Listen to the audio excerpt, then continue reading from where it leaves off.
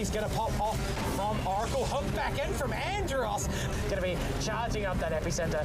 No one's getting out of here. That's 3 going down. Disruptor, he was de-warding. Look at the damage. Oracle buys back.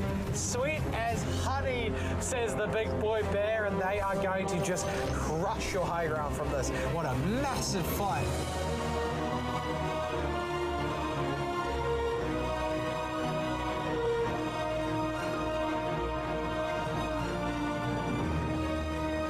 Welcome back everybody to day 4 here at the LPL Pro Dota 2 2022, our first season for the year. But some amazing matches have already come, and surprisingly, somehow, every single one of our series already have been 2-0s, but we have 2 more series to come today that might continue to trend or break it. But bringing the action will be me, GTH, and joined again by the Wandering Barman. Yesterday's action was so good, 2-2-0s, but were you expecting it? I don't know if I was expecting it or not, but, you know, it's always on the cards, and at least we got some great games out of it. Like, even though they were 2-0s, especially the second series, man, that last game of the day was a cracker. It really showed the potential that a lot of these teams had. We were watching some of those teams sort of fight for their tournament life at the bottom of the table. Today, top of the table clashes back-to-back. Hell yeah, this single round Robin stage it keeps on giving. Every single one. These best of 2s have been hot every single time because we know these teams are wanting to make it through to our top 4, so they make it through to our playoffs, our single elimination best of 3s, where the entire tournament's going to be decided by a best of 5 grand final for those big prizes. What the teams are coming to play for. First place is $2,100, second place $1,400, third place $900, and fourth place $650. All still up to grab. Every single one of the teams could make it through to the top 4. Yeah, exactly. And, you know, obviously the teams are playing for the cash. They're also playing for pride, though. Lots of players with a lot of history here. A lot of teams representing their region. Yesterday we saw the Burmese Ghouls. We saw a full Filipino team. It's really become a sort of SEA invitational here at the LPL. And we're going to see some legends of SEA Dota here today. Oh yeah, well, let's see where our teams are hanging out right now, because right now we've got that top 4 nice and even. Team M11 there, sitting at number 1 position, but maybe after today that'll change. Yeah, I mean, M11, they were defending champions, but they have their work cut out for them, I think, against some of these other teams. Gargoyles in particular, they're looking very strong, so we're going to really see the pecking order established here in these series. Oh yeah, and speaking of series, it is a double header for M11 today. They get to face 2 hot contenders really coming up. I'm excited about both these games here. Gargoyle Esports, Ohio's team, coming on in to be the first challenger up in the market, and the second one, the new contender in the ring, is going to be Apes Esports, coming back after their 2-0 defeat yesterday. Yeah, exactly. It's so early in the season, obviously the standings, it's not likely, but they could completely flip with just these games, right? Imagine M4 manage, you know, they just have M11 have a bad game, go 0-4. They could find themselves out of finals contention temporarily. Yeah, potentially, but we'll see what will happen coming up. Our first series as well, Gargoyle Esports, I believe we have a new player in the ring right now for their squad, but Lonely Chucky, Through for Fear, Candy Loon, Yamate now, and Ohio rounding up what is a really strong squad. Yeah, exactly. I mean, these guys are obviously all very competent players. We've seen Fear and Candy Loom dominate in previous seasons of LPL, as well as, man, blast from the past, Yamate and Ohio rocking up players who have veteran experience all the way back to Dota 1. Yamate, one of the original gods at Dota, played at the early TIs. Ohio, obviously, also a lot of TI success. So this is a team with the pedigree to do it all. Speaking of pedigree, Team M11, they have the results to back it up. They still have that championship from last year, our last season, being the winners of it, and they continue that fine form coming into here. Roosman, Rams, Usagi, Hated, Havinci, they didn't even seem like they were sweating their series. No, not at all. I mean, these guys, we talk about team chemistry a lot, and that's what we're always asking of new teams to show us. M11, they have proven their bona fides. Obviously, the winners of last season, but they always look remarkably solid, remarkably consistent. That's what keeps them going up in these, you know, near the top of these standings when other teams fall down.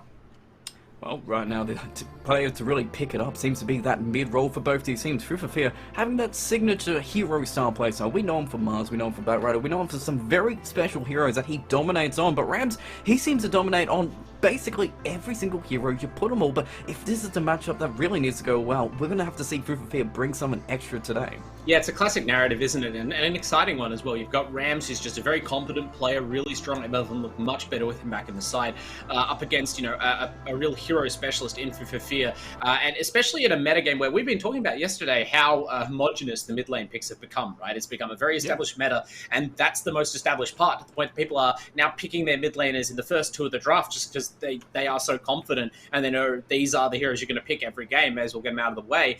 This is the team that's still bucking the trend, right? As you said, the Mars picks out of Fear, the Batrider picks. That's what I'm looking for. Just keep going with that stuff.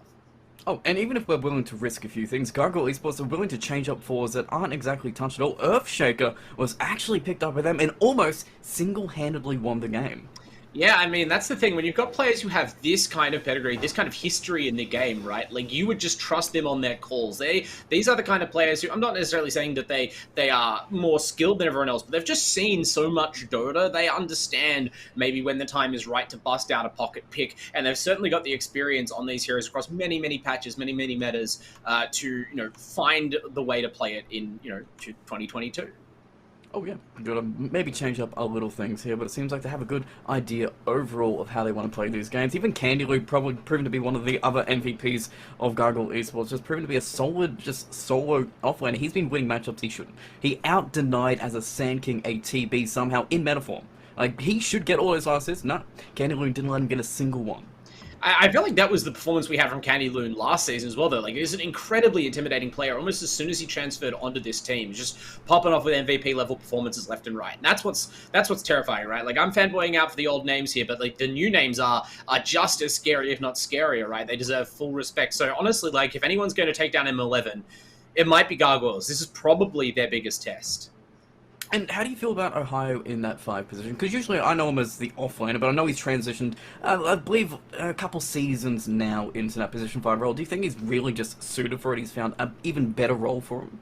Well, as an offlaner, I feel like Ohio had already played a lot of styles of heroes in the offlane. Certainly a player who's been around long enough and had a varied enough experience at Dota to make that transition sort of into the 5, into the captain's role, right? I mean, it's the kind of classic lifestyle of Dota, right? Once upon a time, Kuroki was the hot young carry player of the scene, and then over the years he graduates to become an elder statesman, a 5-position player, and a captain, right?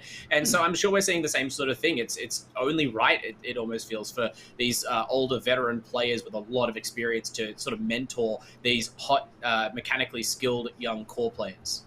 And even on the other side as well, if I'm reading it correctly, Havinci, I believe, is going to be missing for this series. So they're going to miss a very important part on Team M11 because he seems to be kind of a big shot caller. Yeah, I mean, that's actually a huge worry for them, right? Like, he's the rock of the team. We always talk about the support play from Havinci and Hatred as being, like, one of the strengths of M11, not only in their leadership, but just in their play and how they're able to set the pace of the game from very early on. We saw yesterday how important the laning phase is to often getting off to the right start or fully disrupting an enemy draft. And that's what the support duo out of M11 do for them by being just a cut above most of their competition. So to lose Havinci before this series, one of their hardest opponents, that's going to be tough. Yeah, and maybe it's up for the other 4 to really just synergize together. I know Hated and Usagi have one hell of a duo. Their 4-3 seems to be probably one of the tightest of the entire season. Yeah, Usagi has been an interesting offlaner to watch. Not as flashy or like as you were pointing out the sort of individual mechanical heroics of someone like Candyloo, whereas where Usagi has stood out to me the most has been in the team play, in the team fight situations, or even just sort of in the sort of immediate post laning phase, roaming around looking for kills. Like his movements, his abilities to play with the team around objectives have been really, really strong. He's just there when they need him to be, and that is, that's the main thing you can ask of an offlaner. So, by just doing that job, again, it's the consistency that I always think of with M11.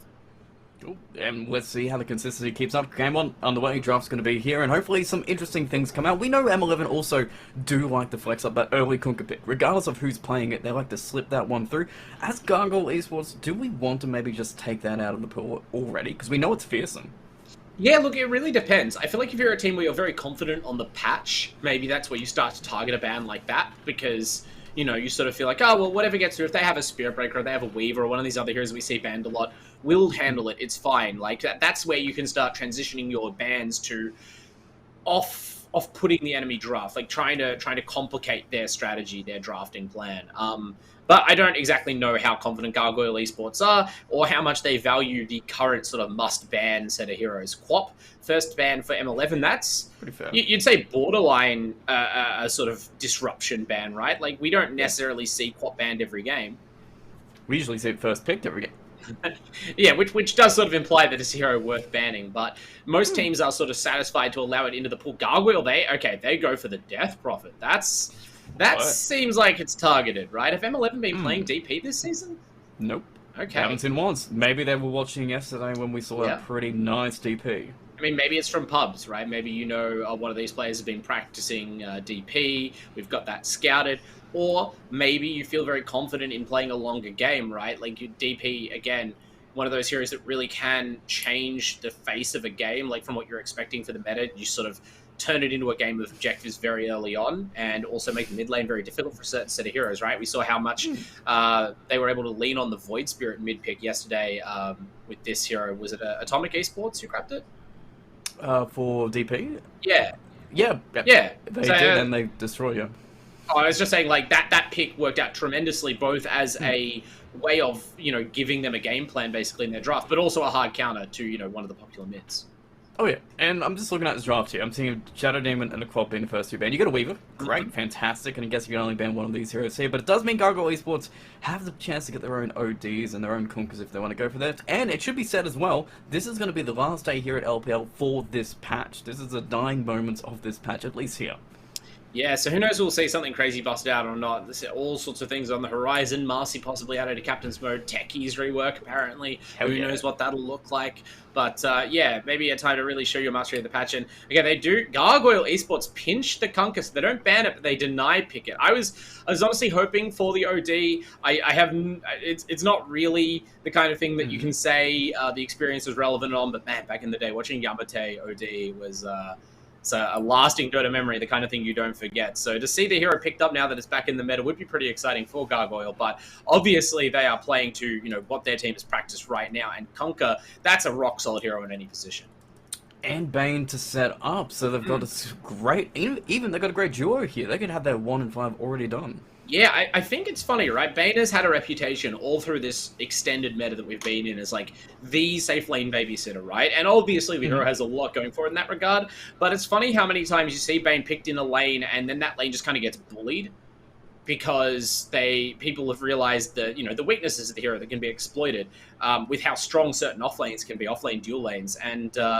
Bane Kunkka, that's not an exploitable combination. That is a hero pairing that actually really utilizes the Bane elemental skills. So I feel like that, it doesn't have to be their 1 and 5, obviously, but I have a strong hunch it might be. And M11, they punch back with the Wraith King, right? You've got two very lockdown-focused heroes. So you go for the stun-proof carry, right? And you've got Weaver, who, regardless of the role, probably picks up an Aghanims at some point, gives you another out to the very strong disable of Kunkka and Bane.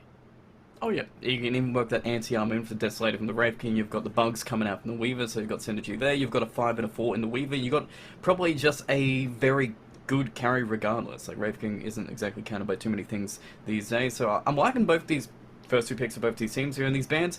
Probably going to be a little bit more targeted, I guess, on M11, but on Gargoyle Esports, what would you want to target here? I think that the Wraith King has been the strongest when it's played the way we saw it played yesterday, where it has just like Armlet Deso, and like that's the timing. Like you are trying to bully down towers basically because the hero is generally pretty bad at catching and killing heroes. I'm not saying Wraith King can't just carry a game traditionally, but that's not its strength, right? Like it's a hero that's kiteable in fights, it's a hero that needs a lot of items to output sort of like the kind of consistent damage it can take over a game. So better to just let him siege down towers, use that minus armor build, like you said, use those skeleton talents, and for that you need pushing heroes. So I'd like to see Gargoyle Esports banning out the kind of heroes that push easily, but also, failing that, just the kind of heroes that have team fight-wide disable, right? The kind of thing that can set a Wraith King up or punish you for piling onto the Wraith King, sort of during his reincarnation period.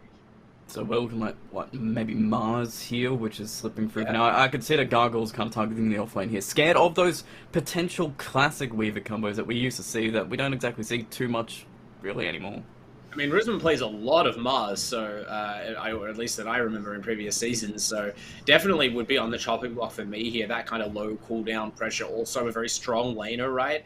Although Bane Kunkka might have the answer to him, right? Mars doesn't generally like getting all in on, depending on who his partner is, just because, like, his initial skill combo, the Spear and Shield Bash is pretty strong, but it's not as strong, maybe, as what Bane and Kunkka are packing. And Mars is actually not the tankiest strength hero, at least for the offlane standard.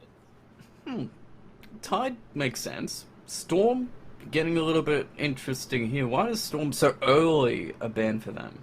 Well, I guess it's just about safeguarding what you've picked already, right? Like, you think about Kunkka and Bane. Like, yes, if you can get a stun chain onto a Storm, that's terrific. But you respect your opponents a little bit more than that. It's really hard to catch him with how Ball Lightning works. And especially if you don't catch him, good luck as Bane trying to get your full duration Fiend's Grip off. Even Kunkka, right, sort of needs a few seconds to combo with skills. The timing is kind of sensitive. Storm Spirit's just a hero that can make a lot of heroes miserable.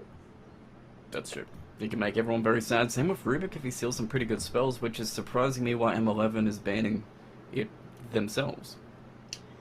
Yeah, I'm not sure. I guess that one might just be sort of a targeted ban. Maybe they fear the Rubik out of Gargoyle, or they just don't want to give the Rubik Shikuchi. I feel like Shikuchi on Rubik's obviously good, but I don't know if that by itself justifies a Rubik ban. However, maybe they're going to go back and grab an Enigma or something, right? Like, who knows what they're protecting with this ban.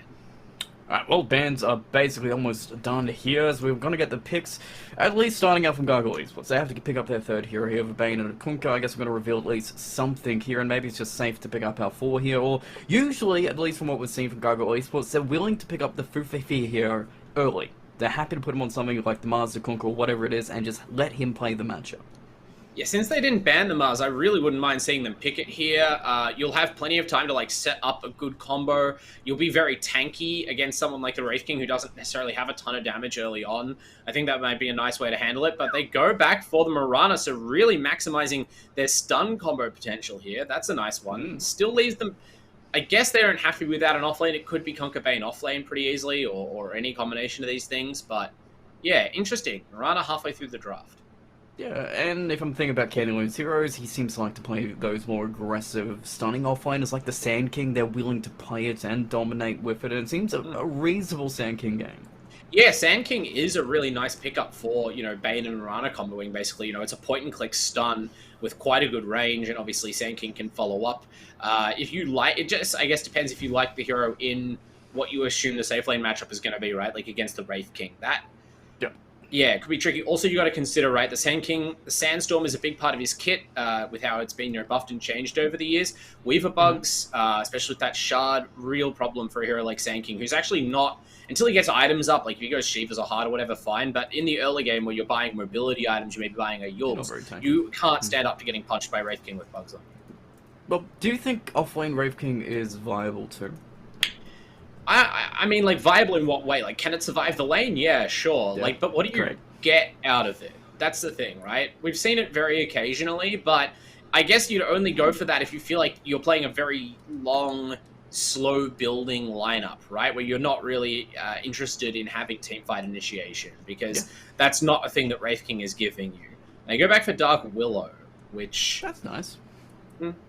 It's a good way to cancel Bane's Fiend's. Yeah, the Terrorize in general is like a great disengage spell. If your enemy has very heavy team fight, it's not like how Naga Sleep used to be used, but Dark Willow is probably just a stronger support on the whole than Naga Siren.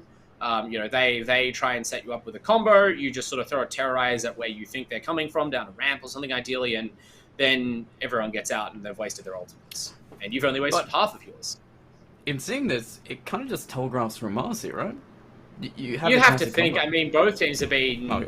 Yeah, both teams were dancing around the pick for a while, but M11 with the 1-2 picks, telegraphing doesn't really hurt them anymore there. They are the ones who pounce. They take the Mars away from Fufifia potentially. I mean, does Fufifia play a Kunkka? I hope he does. I'm pretty sure he does, yeah. He has flexible, like, his Ember is Platinum. I'm sure his Kunkka's Platinum. The guy may be known for his Mars, but I'm guessing he has quite a big hero pool. Yeah, exactly. There's a few different things you go for here. I mean, the problem I see right now is that they're pretty gank-oriented, and one of the natural ways they could take this is by picking up a couple of team-fighting heroes on top of that, but they're up against some very tricky-to-kill heroes, right? Like Willow and Weaver, if these are the supports, that's a very elusive support duo. Wraith King and Mars are both quite tanky. Mars Ultimate is a very strong combo breaker in its own right, and Wraith King is like maybe the carry who can just most confidently wander into a team because, he's got 2 lives. So Gargoyle, they need to make sure that they have heroes who can themselves like get in and out of fights. It's almost unfortunate they've banned these spirit heroes now, because that's what you really want to do. You want to be able to say, take off the Wraith King's life without overcommitting. You want to be able to get onto the backline and get one of the supports cleanly if you can. You need to be able to escape the Mars arena, and right now, I don't know they have that. Well, it seems like the only Spirit hero that's really left that can do that is Void Spirit. Do we just pick him up? Yeah, I think it's an alright Void Spirit game. It might be a little soft on damage here, but at least all the setups that you have, right, that you know, can help with the arrow and the torrent also help landing the Void Remnant. And certainly they would then be able to really explode a hero like Mars or Weaver with magic damage. So also, you know, you got to consider the chance that Weaver is still a core. That's true. You know, that could happen. But it seems very likely that M11 are going to go back and pick a mid laner at this point. I think we're going to see Mars Weaver. Maybe Mars Weaver off lane. I'm not sure, honestly. It doesn't really matter at this point. Both off lane combinations from the four we see here are pretty strong. Gargoyle, they see a lot of strength here as they decide on a Timber Source. So that is one source of sustained damage. I did not even think of that hero. I mean, yeah, no one's been touching it. I mean, I like it against the Mars and Wraith King, but is it the hero? Is he just going to be kited around a bunch by Dark World and Weaver and the final pick really from M11 here?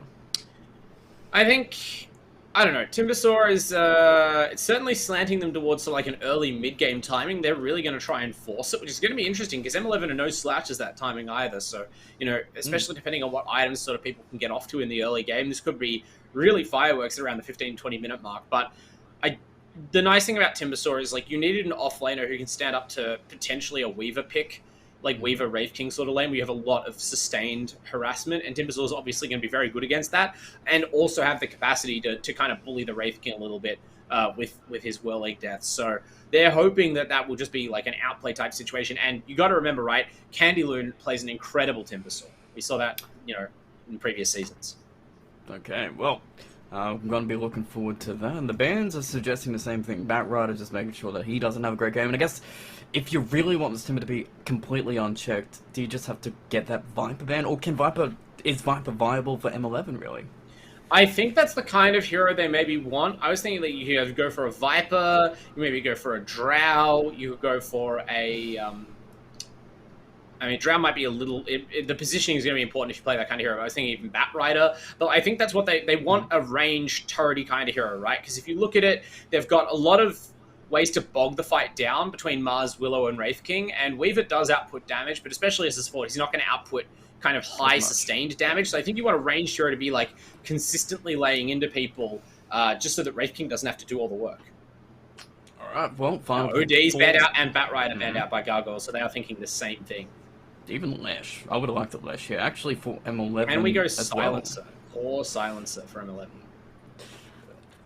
Breaks up the Bane combo, breaks up Conquer, breaks up Timbersaw. Okay, Invoker is nearly as good. Yeah.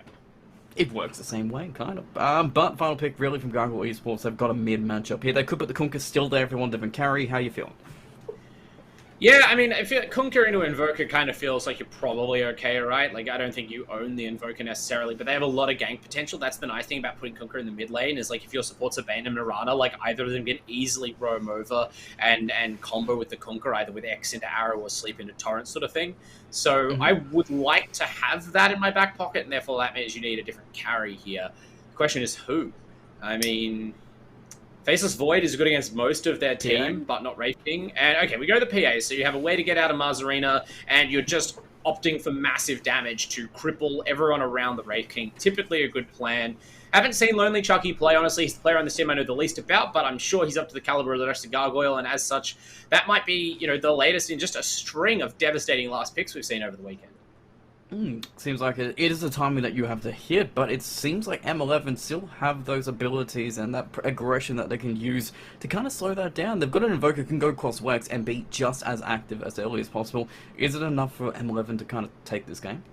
I feel like both teams kind of ended up in like a similar position where they have a lot of heroes that are going to sort of extend the fight and have an amount of control. But Gargoyle finishing with that PA makes me think they might have the edge as long as she gets off to a sort of reasonable set of item timings, right? Whereas M11 going with Rams on the Invoker, like, yeah, Invoker can definitely put out damage, but I feel like they are more execution heavy. There's more of a chance they get into trouble, a random hero gets slept or just burst by PA at the start of a fight, and then they could really struggle for damage. A lot of pressure is going to be on Rusman to see how effective he can actually be as a damage dealer in fights, despite, you know, all the slows and disables coming out, and certainly on how well the early game can go, right? Like, it's going to be, it looks like Havinci Asagi is going to be the Mars Weaver off-lane combo, I think, right?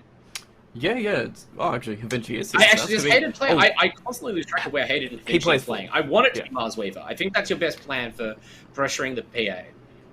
Well, we'll see how it goes. Cause usually for M11 is they're not exactly static laners. It seems like they value the early rotations of the fight. They definitely move around a lot compared to other teams right now. But I think these are lanes where you don't necessarily move. Like Willow and Weaver are not great ganking supports, so I think you're probably staying put and just running these powerful two-person lane combos. Well, let's see how we go as Game 1 underway between Gargoyle Esports and Team M11. I'm going to be excited to actually see how Timbersaw even works in this meta. No teams have been playing, and the games that we've seen Timbersaw come in, he either does dominate the entire thing, or he just feels kind of like a useless hero. I mean, that's always been kind of the way, right? Like, this is a hero, one of the heroes in the game that most emphasizes the early game. Certainly out of maybe any core hero, this is the one with the most pronounced timing, right? And the most pronounced limitations. How many games have you seen where a Timbersaw has, like, 25 kills at 20 minutes and then goes on to, like, not even break the base and his team loses, right? Yeah. You pick it knowing that. So I'm sure Candy Loon is going to go all out to seize that early game advantage, really make the most of this hero while he can. And then if you do get that good start, obviously, the hero can extend its advantage and, you know, you at least have it safe in your mind that you're playing against, like, multiple strength heroes. So you're always going to be a threat to them, no matter what. Well, wards being placed, vision being put down, and we're setting up around these runes as Gargoyle, they've got only 2 heroes actually in this mid lane, so they don't want to contest this if they don't have to. Just bait out the weaker heroes, take 2 runes, and just try to not give first blood. So it seems like they're valuing their blocks, their laning conditions, more than this first blood potential that might happen. I think their first blood is just not that strong, right? Like, it generally disables the matter. As we see a disable coming out right here, Yamate opens up with the arrow. Maze in between everybody, and Usagi actually limped away. One more dagger in a couple seconds. I think we got the first blood, as long as we have vision to do it. Hater getting run upon by 2 supports. Dagger almost there, as Chucky does get it, but can't jump forward. Ohio is coming 1 second for his brain steps, and with the clap on back, they're just sending Usagi all the way back to base, and potentially, he's just gonna miss the first wave.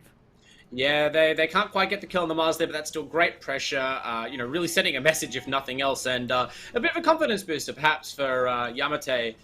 To land that initial arrow, and I'm excited to see some more coming out. Although right now, Havinci is definitely going to let Potom know the weaknesses of her as a support hero, running her down with the superior Weaver level 1. I'll take out of the arrow, though, just in case. Doesn't need to throw it, just needs to know that I've got you. You know, I've got you in my sights, but it's still a pretty hard lane for really this Mirana to get an entrance too. There's no stun setups anymore with the Timbersaw, so he really just needs to be in a great position, and Havinci isn't exactly going to let him enter the lane. Yeah, it's quite awkward. Genuinely, I think the best thing for Yamate, because you can see here, right, Havinci is not going to let him enter the lane. But honestly, like, that's fine for Candy Loon. The only issue is if you bully out the Potom here, the Mirana as Weaver, and then you can collapse and 2v1 the Timbersaw. I don't think that's what they want for Candy Loon, right? He needs to have a good start here, and he needs to just get some nice alone time with this Wraith King. As you can see, the Wraith King kind of looking a little pale. Looking like he's maybe eaten a few whirling deaths plus trees already, so not having the best start to his lane, and that's what they want to maintain. But you can also look at it as a positive, right? The Timbersaw is happy solo laning, so at some point you'll see Yamate get to rotate around and go for some of those sick kills that Potom support is known for. Yeah, potentially in the mid lane, or potentially in that top lane too, as Hayden Usagi man up only Chucky, as we are getting some good last hits. Usagi getting a little bit of pressure here, but Ohio's feeling a little bit free, and, you know, happy to be able to sack some cancer, potentially get a pull off, because PA doesn't exactly feel like he's going to die, but hey, upside, Yamate is hiding in the trees, and Havinci is going to find him in top lane. We're going to put the Breville Maze down, and Ohio's going to survive this one, but the first blood is going to be drawn as Mirana is put down. Yeah, I mean, that's just always a danger, right? Like, Yamate was trying his very best to stay in the trees, the, you know, immortal wisdom of HYHY, but everyone knows what's up with that. They know that he's trying to sort of be near the lane and out of sight, and the Weaver just mercilessly hunts him down. It's almost probably at this point better for Yamate. Like, right now, Kenloon's under tower. He's still hanging around, sort of trying to maybe pressure Rusman a little bit. And look, he's already lost half his hit points. So you wonder whether it's worth it for the Mirana to just try and wander off into the jungle and last hit some creeps with arrows. Does have level 2 now, which is very important. Obviously, Leap will be a real game changer in terms of not getting killed. But you just sort of want to imply you're near the lane, and beyond that, you can't really do that much to help. Eyes on the run. He's looking to steal that bounty rune. Was just trying to contest Hayden, just going to get forgotten about. They're going to give up on him. They're like, okay, we can't kill him fast enough, so he's just going to get a free rune steal off and survive and be able to walk back scot-free and just wasting all this time from F11. I mean, Bane's like Jakiro. He's just one of those surprisingly tanky intelligence heroes, rocking just casually 5 armor right now, 700 health. It got a stick, Fairy Fire. He's just not worth it trying to kill, and he's exploiting the fact that the disable is still very limited, right? Hated does not have Curse Crown, but might still have enough disable for Chucky here. Oh. No, the creep They actually missed the takes the combo. Bramble Maze that he would have walked into, so they can't really get him when he's able to survive again. Yeah, I mean- combination not completely crisp, and bottom lane, no, we're good. But yeah, still, that's kind of rough, because that was your one opportunity when Ohio wasn't there. Yeah, that was. I mean, that should have been a kill, really, right? Like the Bramble Maze was just a little slow. It formed under Chucky's feet, but he got out of the spear stun just fast enough to walk away before the trap would have become active. And I think with that second disable, I mean, it's a long cast time or longish time for the spell, and then obviously has its own delay. But I don't know, just a millisecond faster, that could have been a kill in the carry. Eventually's chasing down his Mirana, stopping some blocks, not stealing some runes though, unfortunately. But the now they're going on in Hated. mid-river, but a little bit of fun going on Hated. He's gonna get gone upon, but it's a shadow round, so you can't cast any spells on him yet. But he will come out and just get pressured a little bit, but he's fine. I'm not sure that really Food for Fear even cares, as he's just farming up fine in his mid lane. Currently having a great time in his matchup, but he's constantly losing his mana. But as a Kunkka, he literally doesn't care. Yeah, it's sort of like we said, right? Like, you're not going to own the Invoker or anything, but Food for Fear is certainly not getting owned himself. I mean, Ohio is chasing Hated a long way here. Just has no reason to really lit up. It's sort of the reverse of what we're seeing in the bottom lane with Havinci, just hounding Yamate all the way back to base now. But yeah, you sort of identified that the opposing support can't scrap with you 1v1, their skill build or the way the hero works. Too long cooldowns, too hard to hit spells, and there's no reason to not stand there and hit them. Might as well, because once PA is still farming up fine. They've got even last hits between two of them. Usagi isn't exactly getting zoned out, but it's all good. It's a TP from Mirana. Might change this entire thing. These are the rotations we've been waiting for. Nightmare on somebody who's not on a creep wave, though. So Ohio needs to wait to get it set up. Usagi might be the target to go, but they're going to go for Dark Willow for now on the arrow. It's set up with a dagger on top, and they've got the kill. Havinci a little bit too late. He read the entire thing, but he could not get there in time. So Ohio's going to be on the tower, but PA is going to be pinned to a tree. Just needs a little bit more damage to get that kill. But just going to dodge with the blur. Just need to jump away, and does get away, but right clicks. Havinci's got it. Germinate is going to blow him up in 20 seconds away from the PA. So the bigger kill really was M11's.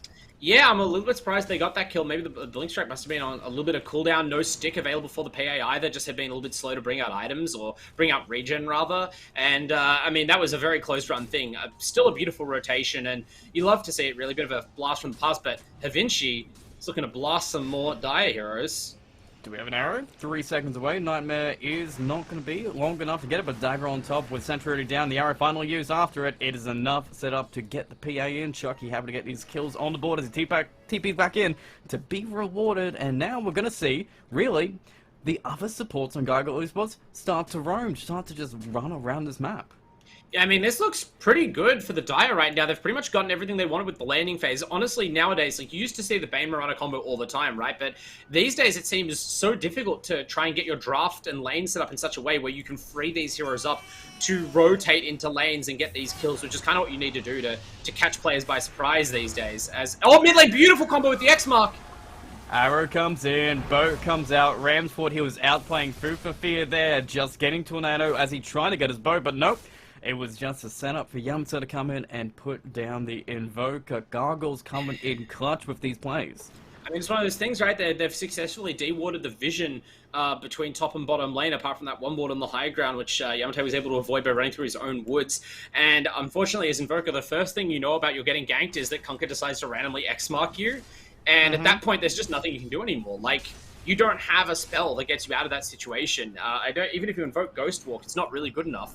So that could just keep happening, and Ram's going to react immediately with an aggressive TP. EMP, Brammay's going to miss again. Hated, not actually able to get on target here, but hopefully they can still get a kill here. Tornado is going to be held long enough until they can finish it off in the end, so High is going to be dead. Or is he? Yes, finally going to be committed on the high ground there, but it's a little bit... It's not as exactly clean and crisp as M11's known to be there.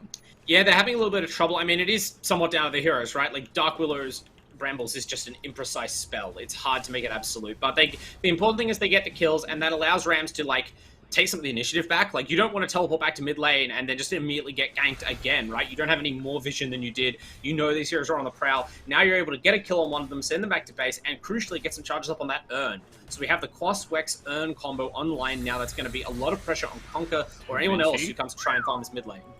Candy Loon, solid by himself, level 7, almost blown up the Weaver under his tower. Oh, High's coming in! The Chakram's good, and even better, as Candy Loon takes him and keeps his pressure on the tower. Man, Ohio, you wasted 80 gold there, man. Didn't need to throw that dust. Like, you doubted Candy Loon's aim? No. But, there'll be no dust bought from the end of this game now. This is the real big win, honestly. Like, regardless of how many kills the Bane Mirana rotation did or did not get there, what you've successfully done is forced all the action away from bottom, and now the Wraith King's in mid, and he's getting ganked by a different set of heroes. He's got a second life, but he's going to armlet toggle his way to safety. We've got Weaver coming on in, trying to get something to turn back, or maybe just force them away, as Roosman can survive, but he is still getting pressured and feeding so many skeletons to food for fear. Yeah, I mean, look, I said that the PA needed to have a good start, but honestly, in this situation, I don't think it's so bad. You know, Lonely Chucky has been shut down a little bit, but you consider the price that's been paid for that by M11. The Conker has been sitting in mid farming the whole game, even as you pointed out, getting a little bit of bonus farm off those skeleton minions, and Candy Loon has had the ideal Timbersaw start, just sitting in the bottom lane, chilling out. His support died a couple of times. Other than that, everything's completely fine by him. He's even fully forced the Wraith King out of the lane early on. Rusman's farm is not great, right? He has that armlet, which is important, but now he's just jungling, and he's going to be keeping up, but certainly not popping off. Oh yeah, no, and you saw on the other side. I mean, he is just, I guess, at this point, rushing a blink, right? Yeah, I mean, that's kind of what he does, right? We praise him for his team fighting capabilities, and a Blink Dagger is certainly what you need to make that work on the Mars. It'll let you catch some of these important heroes like Bane, or maybe even the PA, even the Timbersaw, honestly. If you catch him in the arena, right, destroys all the trees. He can't chain out of it. You can stun him to the wall easily. Like, that is one way to finish that hero off quickly at the start of the fight before his passive kicks in, or he gets to lay in his damage, but... yeah, I mean, the Blink Dagger's still a ways off, and actually he's gone for the Helm, so he might be building Armlet Mars himself. Not a bad idea, honestly. We've sort of pointed out the lack of burst on Gargoyle, especially until PA gets fed, and it looks like they're trying to exploit that with these armlet toggles. But a surprisingly static laning, well, hold on for a moment, Mirana is going to get pumped. Roosman shows up as the gank and Wraith King, and yep, one crit is going to be enough. Timbersaw actually tipping, and no, he cancels it. Now, Food for Fear is awkwardly by himself here. Bo's going to arrive, though, go on the Mars, but the arena's going to keep Food for Fear in place in the higher. He's going to TP into Roosman, waiting and watching for him. They're going to pull back Food for Fear, and hopefully get some more reinforcements. Usagi, an easy run, but a tower shot in the back might just be enough. No, he can just survive. His Hater's going to be trying to dodge all these illusions, dodge the creep, and Al Roosman, he's in an awkward situation himself. We need to bring him some more reinforcements. Like say, maybe the Invoker to run on him with zone spells. Mirana has been able to respawn and TP on into his fight, and Rams is here, but nobody's going far. Oh, beautiful arrow! Enough for the combo, and Roosman tanking the arrows to the face, but nobody is fully committing anymore. The boat's down, so the kills will not come with it. Yeah, even the torrent was on cooldown there, so unfortunately that was just an intimidation arrow, letting you know that I can hit you at any time. Yamate needed to re-establish a bit of presence there after that unfortunate death, but to be fair, that could happen to anyone, right? That's a scary, scary combination of stuns out of M11, and Food for Fear with that X mark, maybe he's the only one who can sort of brave it, but this tier 1's going down, GDH. Oh, yeah. It's going to work. Even the tier 2 as well. I saw Havinci try to pressure out Candy Loon for at least a couple seconds here, but he's this is some Timbersaw. This is a Timbersaw game, right? Like, this is almost a time bomb, right? This is Candy Loon just working hard to pressure the bottom lane because this is his ideal, but at some point it's going to become difficult for him to sort of make efficient headway down here because he can only really tank the tower for the creeps. He's not capable of blowing it up himself, and then we're just going to see him unleash his teamfight potential. Maybe once he has his next item, who knows? Well, we'll see as we go, as we are defending and making space really for Chunky to farm up these camps. There are a few sacks coming up, and that Battle Fury is only about 1,500 gold away, so it is coming. Probably not at the time they need, but it's going to be a fine time. Roosman, I mean, he's made some rotations himself and looking to be a little bit active here, but Rams as well, wanting to get some more earn charges, some more XP in his pocket, hasn't exactly been able to connect up with his teams with the same timings that they actually want. I mean, it's unfortunate, right? Like, he's ready to scrap kind of as the Invoker with just an earn, but his team are not ready to scrap. Roosman obviously got shut down. He feels like he's under pressure to farm a fair bit. He doesn't want to get outscaled by this PA. And he, like, even if he tries to fight right now and the PA is not there, he's fighting into Kunkka and Timbersaw. That's not easy for a no items rating, but This is pre-Spirit Vessel onto Timber. Okay, that's enough magic damage in the end. Don't even need that Spirit Vessel. Just turn them into charges for Invoker to use later as they can pick it up after in mid lane. No, okay, nothing. But Fufir just bought a Shadow Blade, so this is a timing for them. Unfortunate to lose your Timbersaw at this timing. They were about to gank his lane, no doubt, with that invisibility. So M11 may be reading that even and kind of getting in first. Can they get the X combo onto him? Ohio's going to be waiting in the back for anyone who actually joins in him. after. And now X Fiend Script being just used a Fiend Script. They just need to terrorize the Ohio. He's going to be sent back with the boat. It's going to be enough damage as they can finish off rounds before he can do a thing. He's not going to be area, but the arena's already been used for the Timbersaw. So it'll feel a little bit awkward as the Soul Crest is being applied to Fufir. As Ohio's getting run up by Havinci. And now we're just going to be waiting to find out if Long gets headed. He gets cleaved down by Fufir. Usagi tries to pin Fufir to his own tower, but cannot get it done. As we get a TP away from Havinci with no stuns to cancel it. As now Gargoyle Esports are just walking away from their gank and even getting a second kill out of it. I know that we were sort of like confident that Fufir had a Kunkka, but he has a Kunkka. Like his farming patterns, his item choices, and especially that play there, like just sort of very calm in the middle of the fight, knowing his limits, hits a nice X mark into Tidebringer combo to kill the Willow while Miles is sort of trying to pressure him and distract him. And yeah, just understanding his role in the game right now. By far the most farmed hero, very comfortable, and now has the item build to get aggressive on the map, and it'll be doubly scary right now to try and do what they just did, right? If Candylune makes his way back to the bottom lane, the next time you move a bunch of heroes down there, you gotta think, where's Kunkka? You know, because it's such an easy sort of anvil to slam that hammer of the Kunkka down onto. Oh yeah.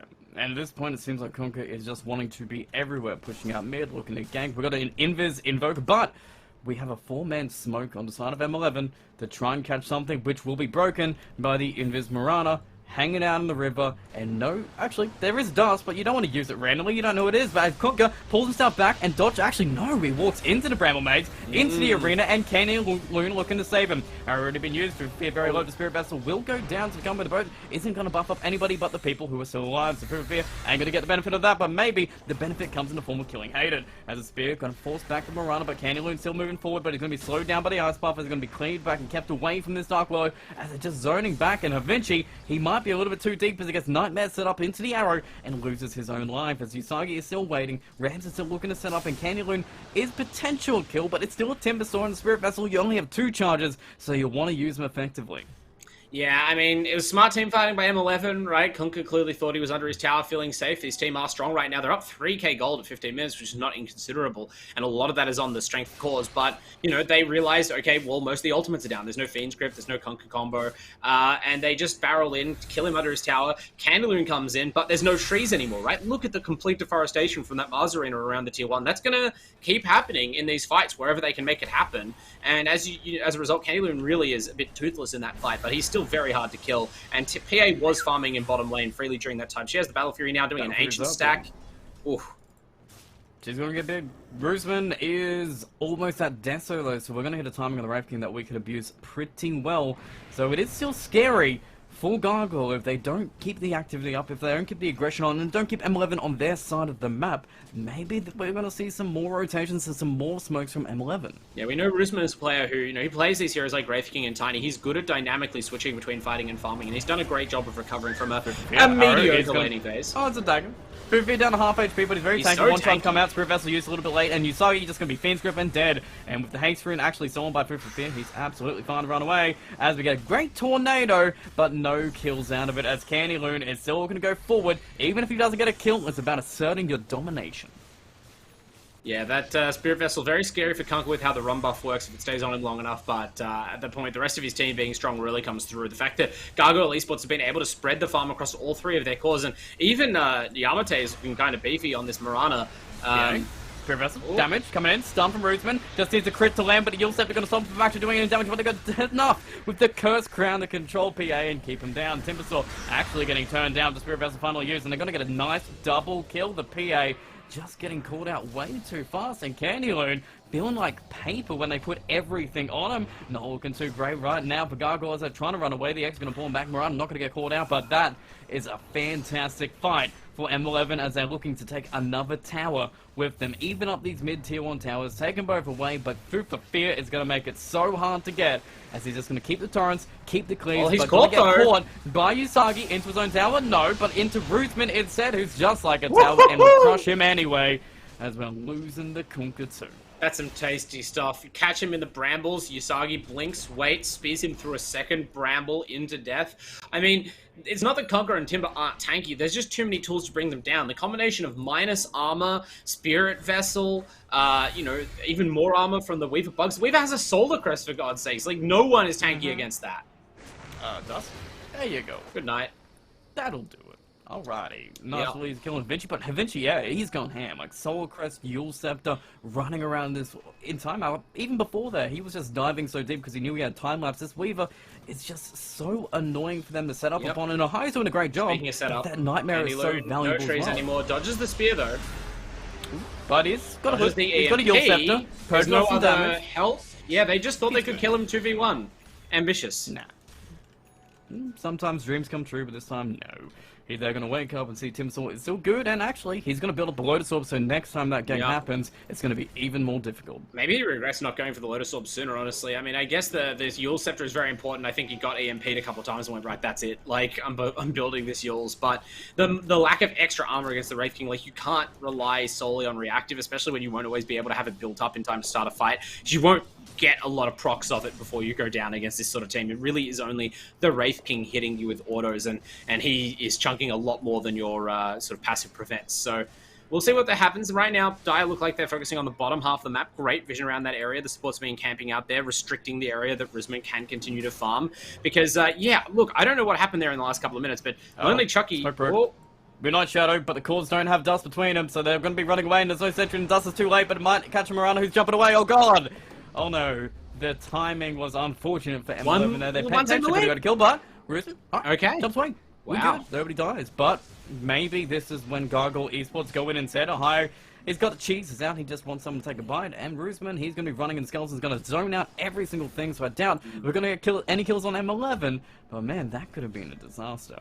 Yeah, it's just a little too obvious. Even with the vision that they have, they really want to keep contesting this area, right? You don't want to, like, give it up and let the Radiant de-ward. They might even go back in, but without the Potom ultimate, it's very difficult to run up onto the high ground when your opponents have, you know, all their heroes there and you know it, so... Force just concede that area that they were previously fighting over. Kunkka with Silver Edge too, so we got a free nice little crit to get these group, but Brave King doesn't feel it, so that's good. But it's going to be really difficult to take any towers from now.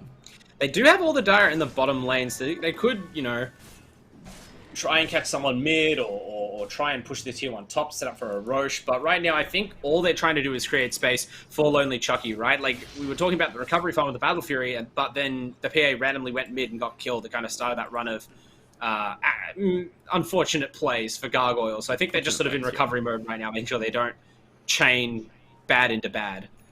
Well, 200 gold away, and then I think we're pretty much good to go, because BKB seems super crucial. For Via, he's got 2 more components before he gets it, and it seems like M11, they want to try and take this tower, but then Via does the X, into the creeps. He's going to keep trying this. Oh. There's no Yules, so there's no way to catch him, but we've got Torrents, we've got Damage, we've got Morano, we've got people waiting on in, as Rusman is very far forward, but he does have Reincarnation. Bramble Maze is keeping back, Rusman going to be armor toggling through, and Skeletons, they're going to be doing the work and forcing out the Glyph. Ohio moving forward, has the Cursed Crown, can't get a Nightmare in a very awkward position if they see him, but no they don't, as the Fiend's Grip will just be used on Hated as his award, catching out everything. Tornado does stop it instantly though. Usagi moving forward, just looking to get an arena, but needs to be more than Ohio. Maybe Candy Loon, I don't know if you want to go for Candy Loon, because he still has an armlet through Plate Mail and damage through the Kunkka, and cleans him on back. M11 going a little bit too far forward as Ruben loses one life, but he needs some revenge in the back. Rams is still waiting there, has a few spells left he can use. Spirit Vessel on the Marana, damage coming out, but Rusman getting very low as Timbersaw is doing his thing and trying to cut him down to death, but the Shadow Blade might be enough to get away. Chain's gonna miss, Dust's gonna come out, they just need to commit a little bit further as it Rams, he's gonna get caught by the Kunkka and the Marana. Oh. Well, you don't even need Marana arrow when you've got the goddamn Timbersaw to cut him down to size. That's a rough fight for M11. Usagi, I kind of feel like a lot of the blame rests on him there. He was arriving at the fight late already, but with Mars Blink Arena, that's going to be the fight changer. And he held it.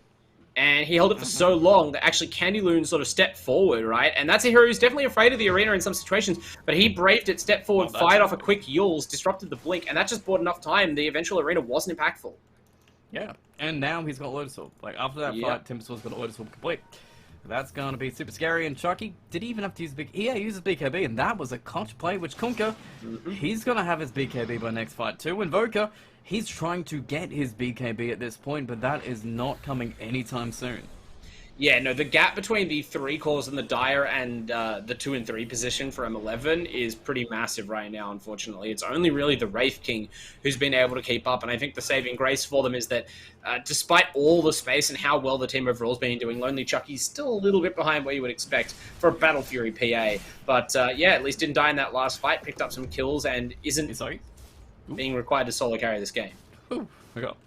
Well, Hated as well, just playing defensively. Has a heal scepter, so he can set up some kills if we need to. But I think, yeah, we're just going to smoke. Really, why not? Gargoyle Esports have so much aggression. Candy Loon isn't whipping. They feel strong enough to do it, and yeah, can they do it? But there's an illusion in there. I mean, they may not immediately be going into the... They may not be smoking into the Roche pit necessarily, but this is a play for the Roshan. Make no mistake. That's the next goal. If they get that up on the PA, then their team fight is so hard to crack. Did they notice a Nightmare? I think they did. Maybe. But Sunstrike in, not going to see much. Kunkka is walk for the river, and nobody is dying because everyone's playing safe except for Roosman, who just Shadow Blades away instantly as soon as he sees a glimpse of Morana. Yeah, interesting item pickup, but of course it will build into the Silver Edge, and for now it's sort of serving the role that the Blink Dagger normally would, right? Like helping him get around the map, helping him take that farm. Wraith King, one of the benefits obviously of being kind of a tough kill is that you can take the more dangerous lane farm, even in the one position role. So Roosman really living that life right now, making sure that he's shoving all the lanes out, keeping vision by proxy, through map control, and allowing heroes like Invoker to scale. You can even see how M11 are playing this game. Havinci originally, he was just picking up Yule Scepter because he felt so comfortable. Now he's rushing into that Ag Scepter. Yeah, I mean, right now, it looks like Gargoyle have decided they need to play a slow game because their PA didn't have a great start, and it's very awkward because they really felt like they could have maybe popped off with the Conqueror and the Timber and just really played an aggressive game. But they, realized after that first fight where PA died that it was just too much of a liability and they needed to wait for her timings. And so now that they've been given some space, M11 are frantically rehabilitating heroes like Mars and Weaver and going for those high impact items so that they're ready when the fight comes. Constant Sunstrikes into the Roche pit, making sure no one's sneaking it. Maybe scouting, but maybe getting caught. There's a sentry there. They can still see him. He'll Scepter into Arrow. Just needs to set on up. And with the Torrent after it, I think we've got a dead Weaver. As Candy Loon will just come in to say hey and actually somehow get the kill out of it. Yeah. I mean, Candy Loon's just that good. Things. He might have got away. You never know. Yeah, exactly. And the Timbersaw, not afraid to put the gold on him in this case. He still has some room to grow. Like, we talk about Timbersaw capping out, but honestly, Candy Loon, this is what it means to be ahead on the Timber, right? Like, your window of relevance is greatly extended. And as he continues to itemize, it'll be interesting to see what he goes for. Building that same Jankaya, so just pure damage right now. Obviously, doesn't necessarily phase the Wraith King, but it's going to really help just continue to keep basically the supports and even the Invoker out of position, because they have to fear the Timbersaw combo so much. Even PA is building an Ag Scepter as well this game, so there is a really defined fighting point here. Yeah, I mean, that's interesting. I guess that you really are just saying, like, no, my Conqueror and my Timber are going to help me carry. It's fine. Like, because that's a pretty strictly defensive item on the PA. And I would have thought this was, maybe not that game, but they're going to just have this approach where they win this long fight and none of their heroes are killable. Torrent on to Hated. Tornado going to keep him back. Hated going to survive long enough to put Gremlin Maze down, and he's finally dead. But can they get Candy Loon? Do they want to get Candy Loon, or do they let him go? No, the Arena actually going to catch 3 in the back. As Candy Loon getting very low to Lotus World doesn't do much. And BKB has been popped on everybody, but who's going to die out of it? Ahi's already dead. No, he's like going to run, but he's done his job and put the Arena down. He's going to be hoping that Roosman has enough damage inbuilt to go. Chucky just TPing out, knows that it can be cancelled because BKB went too long. This is a disaster for Gargoyles. That's now food for fear with no BKB himself walking into the Gremlin Maze from Hated, buying back, and just going to be losing his life to full dead. As Roche is now going to be given up to M11. Man, Gargoyles, they do some things in this game very well, right? Their individual play, their laning and farming was great, but their team fighting so far, not tremendous. I don't know. That was some weird decision-making. Like, as you identified, the Timbersaw, like, I don't think he was wrong to be where he was, but once that arena goes down, like, it was a great arena, caught several heroes, forced the BKBs. They needed to realize that they weren't getting a fight off those BKBs. Like, M11 are too good to just give that to them. And they instead chased all the way after that Mars, and it was very predictable to me that they just waited till the BKBs run out and then kill those cores, so you lose all your carries. Dust ready to go, I hope. Sentry's coming.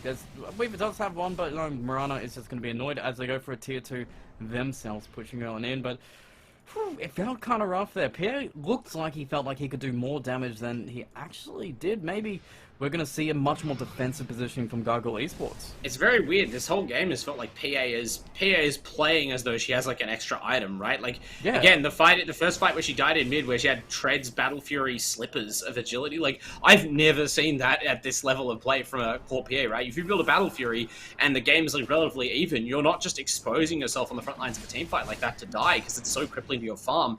And we keep seeing those kinds of weird moments. Now, yeah, of course, Chucky is still second on net worth overall, but with how well the team's been doing, you really should be balling out of control here, and instead you're kind of getting out carried by Rusman, who's just diligently whacking away on the creeps, and now has that Silver Edge completed, so the PA counter is ready. Also great at shutting down Timbersaw. The damage out of this Wraith King, like, it's reached that stage where he is a huge threat to all these heroes now, and I worry that Gargoyle Esports, they're still in the lead, but it doesn't look great for them in fights. 4k gold lead between 14 and 16. What does DOTA say about it? It says Gargoyles still have the win percentage, but it's 54 to 46, so it is slowly slipping back. It seems like they either need to do something about it or just rest on the items, but even if I look at Kunkka, his next item's going to be an AC, and I'm not sure even if that's enough. Yeah, look, 54 to whatever, that's a nice edge game, right? That's barely an advantage at all. And, it's true that Gargoyles can certainly still win this. I'm not trying to pronounce the game over in the least. Their late game timing, like their real late game timing is quite powerful still. But, I mean, these heroes are only going to continue to come online, right? Like, Rams is farming away on this Invoker, actually going for a BKB into a Shiva's, it looks like. So that's an interesting pickup. But, yeah, I just worry that we're not going to see that easy win that you were hoping for with the PA last pick, right? There was a window where she could have ruined this game, but unfortunately now you have to tough it out. Arrow. We're going to be fighting actually in two spots here. Ohio's going to be caught, but really it's in the mid where we're fighting and trying to kill Vinci. We've got Vinci, we've got Hated, and now Rusman is looking to crit somebody mid. There's Sentry still down, maybe going to catch out the Kunkka, but the Moonlight Shadow's going to allow him to escape for now, and Candyloon might be the one who actually gets caught up first. Break comes out, Sun comes on, Rusman's going to be trying to kill him, but the daggers and the damage maybe from the Kunkka's going to be enough, but it's the Arena that makes him think twice about it. Rams even tanking the arrow to make sure they can just get that kill done. And now let's get a tornado set up on Kunkka, trying to bounce BKB, which they get. And what more can they do? They've got the items, they've got almost all the abilities and the arrows. They're going to be zoned on into Chucky. Maybe get a return kill as Chucky goes on in. It hasn't got himself a BKB. Just disarmed and destroyed by Rusman, who's happy to hit him a whole bunch because he doesn't care about you because you don't have magic immunity. He's just going to get all that damage, all the anti-armor, and all those crits and crush you. I mean, he was back. Rusman in the arrow. Mana is running out. Do we have Fiend's Grip? Yes, we do, but he's going to come back, and Rams is going to be trying to cancel it instantly. So they need to keep the Invoker back for the Torrent.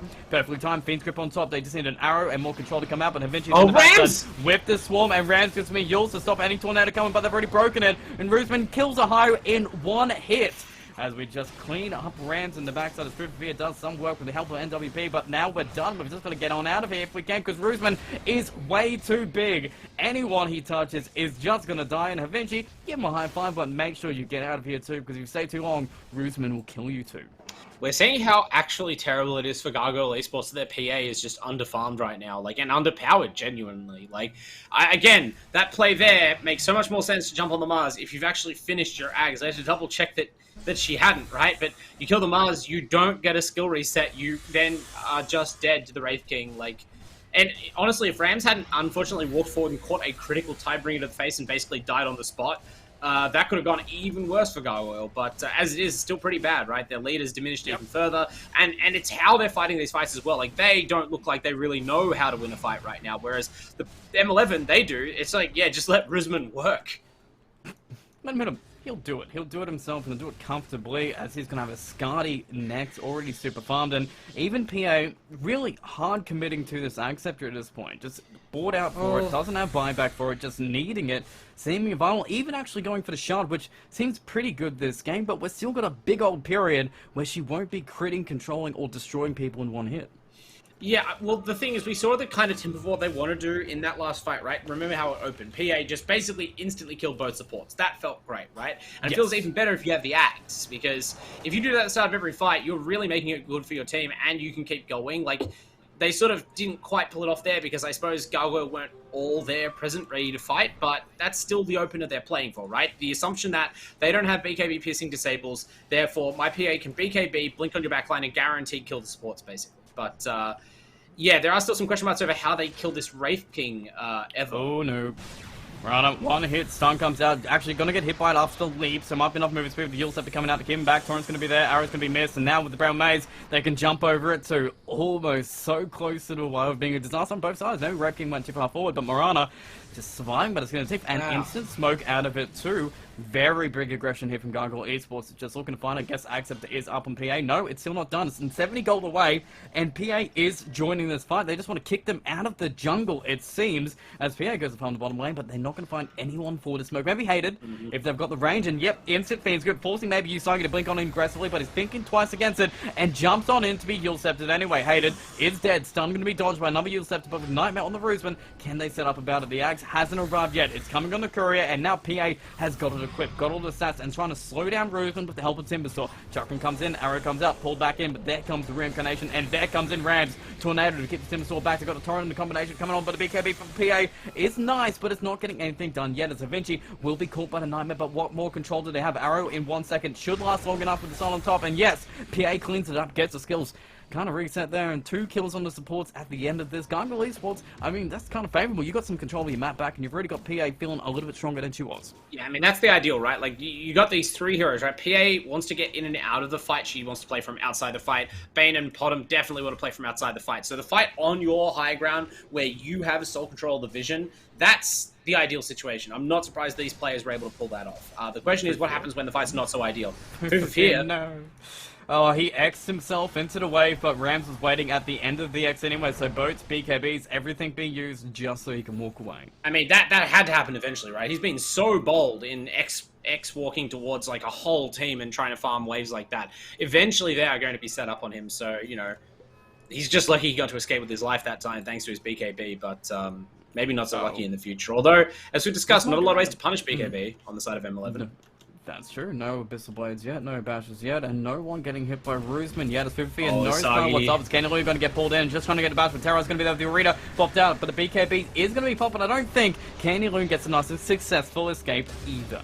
Yule Scepter is only going to survive a couple more seconds as a higher in the area is going to get the brains up the damage, and Torrent's going to be there, but Roosman going to be delayed for now. Dagger's not enough damage to kill the Invoker yet. Roosman just charging him forward, trying to isolate them back and force them away from the Invoker. Usagi going to get caught, broken up instantly. Candy Loon buys back. High's going to be dead, doesn't have buyback himself. 48 seconds. The Timbersaw comes in and just chaining down Roosman, who is too far forward with the little break comes out, but it's a time lapse from Vinci that keeps him back to full HP. Ram's going to be controlled by Chucky, who jumps on and gets the break onto this Brave King, and maybe this is enough control. He will come back, but his team is already dead around him, and that's a BKB TP out as Vinci is going to be running away himself, and NWB, he won't be able to catch him, but that is an even better fight for Gargoyle. It cost him the buyback on Timbersaw.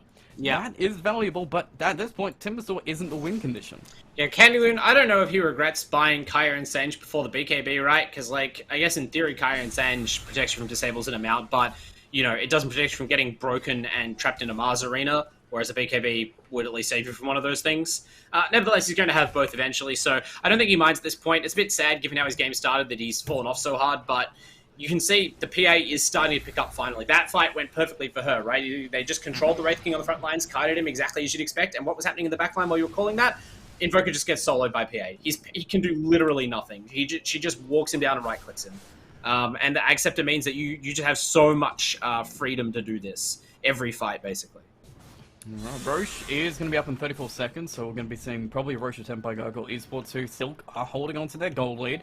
Arrows being sent through the river to catch up with Vinci, and potentially the Roche is, and everyone on M11, they're going to be on this high ground together while Usagi pushes out bottom. Usagi, he's going to be found by the bugs though, so I don't know if he's going to die here, but a Curse Ground Nightmare, maybe a little bit of bait to save as he can, but PA is still not coming over here. As PA is slowly walking, yeah. A little bit of farming creeps, but hey, they don't care. It's just a high. He's just a creep. 40 seconds away. What's going to happen? Are they going to sneak in and do Roche in that time? I mean, potentially. Whoops.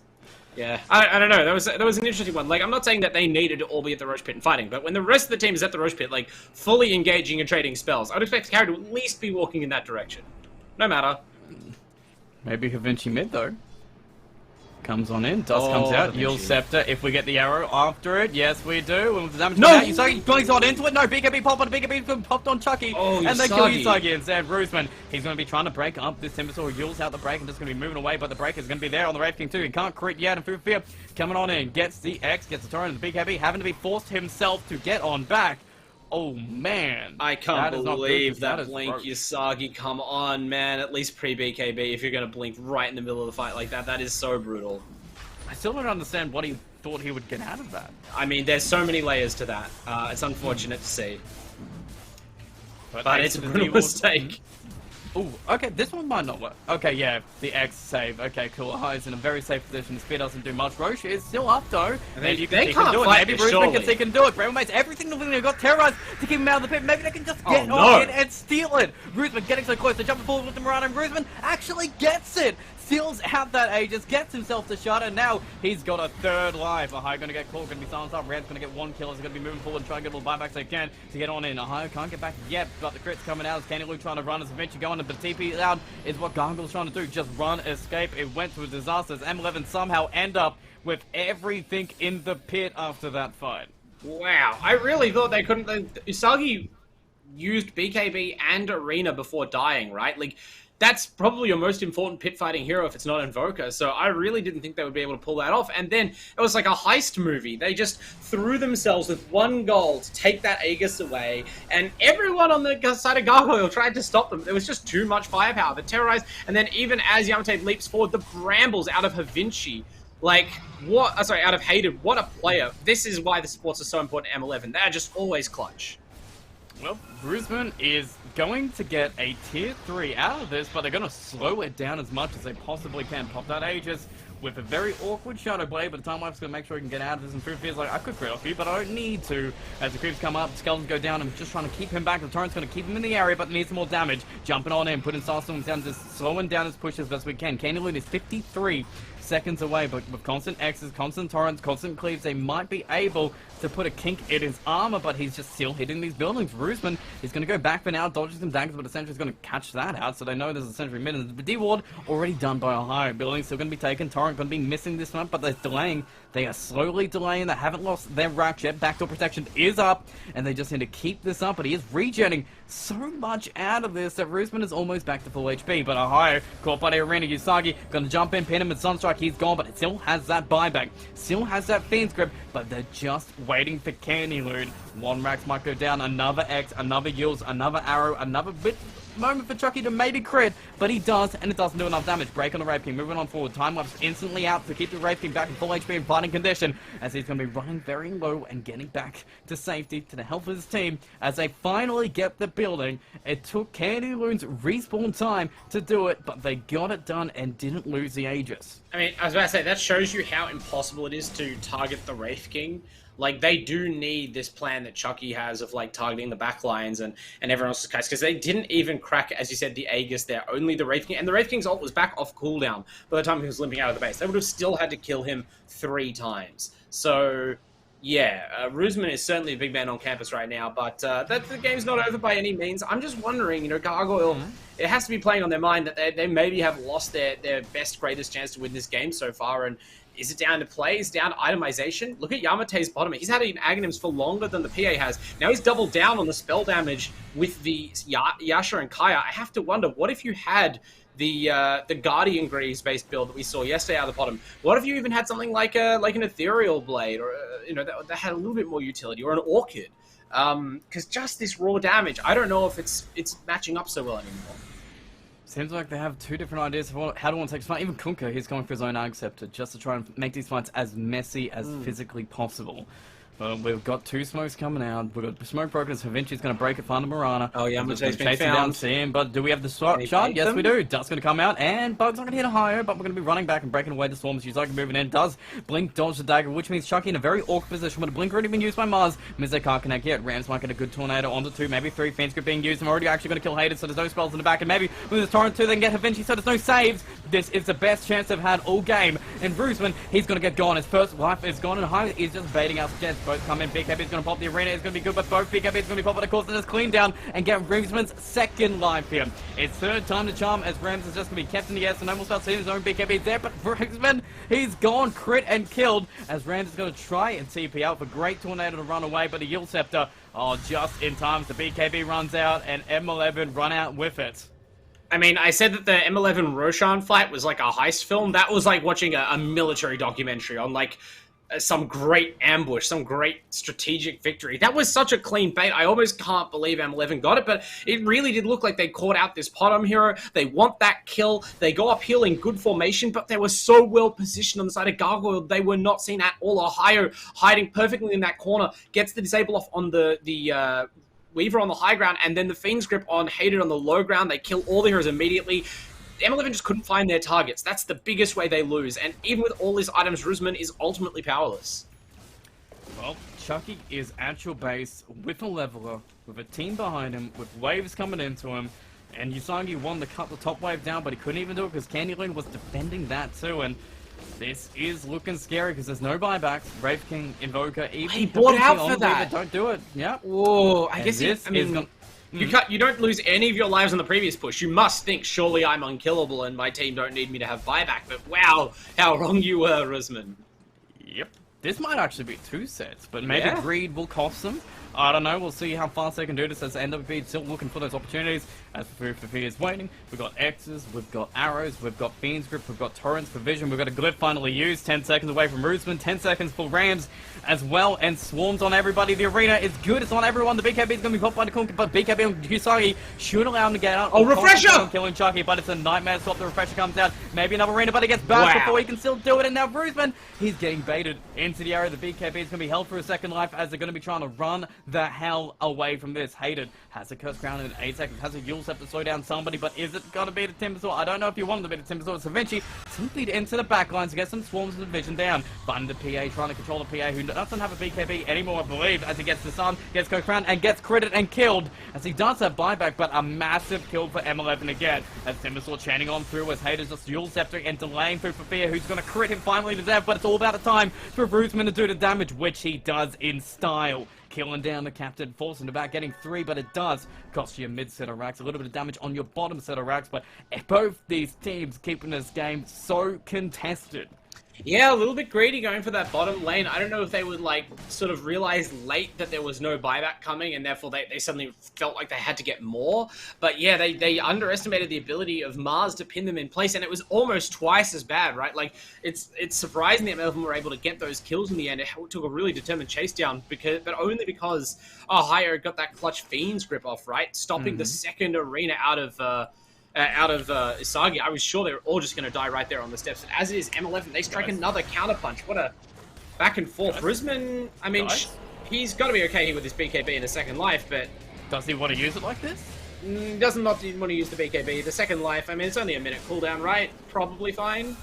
30 seconds on PA, though. 40 seconds on Kunka. Those they have don't buyback. Add up if he dies twice. They do.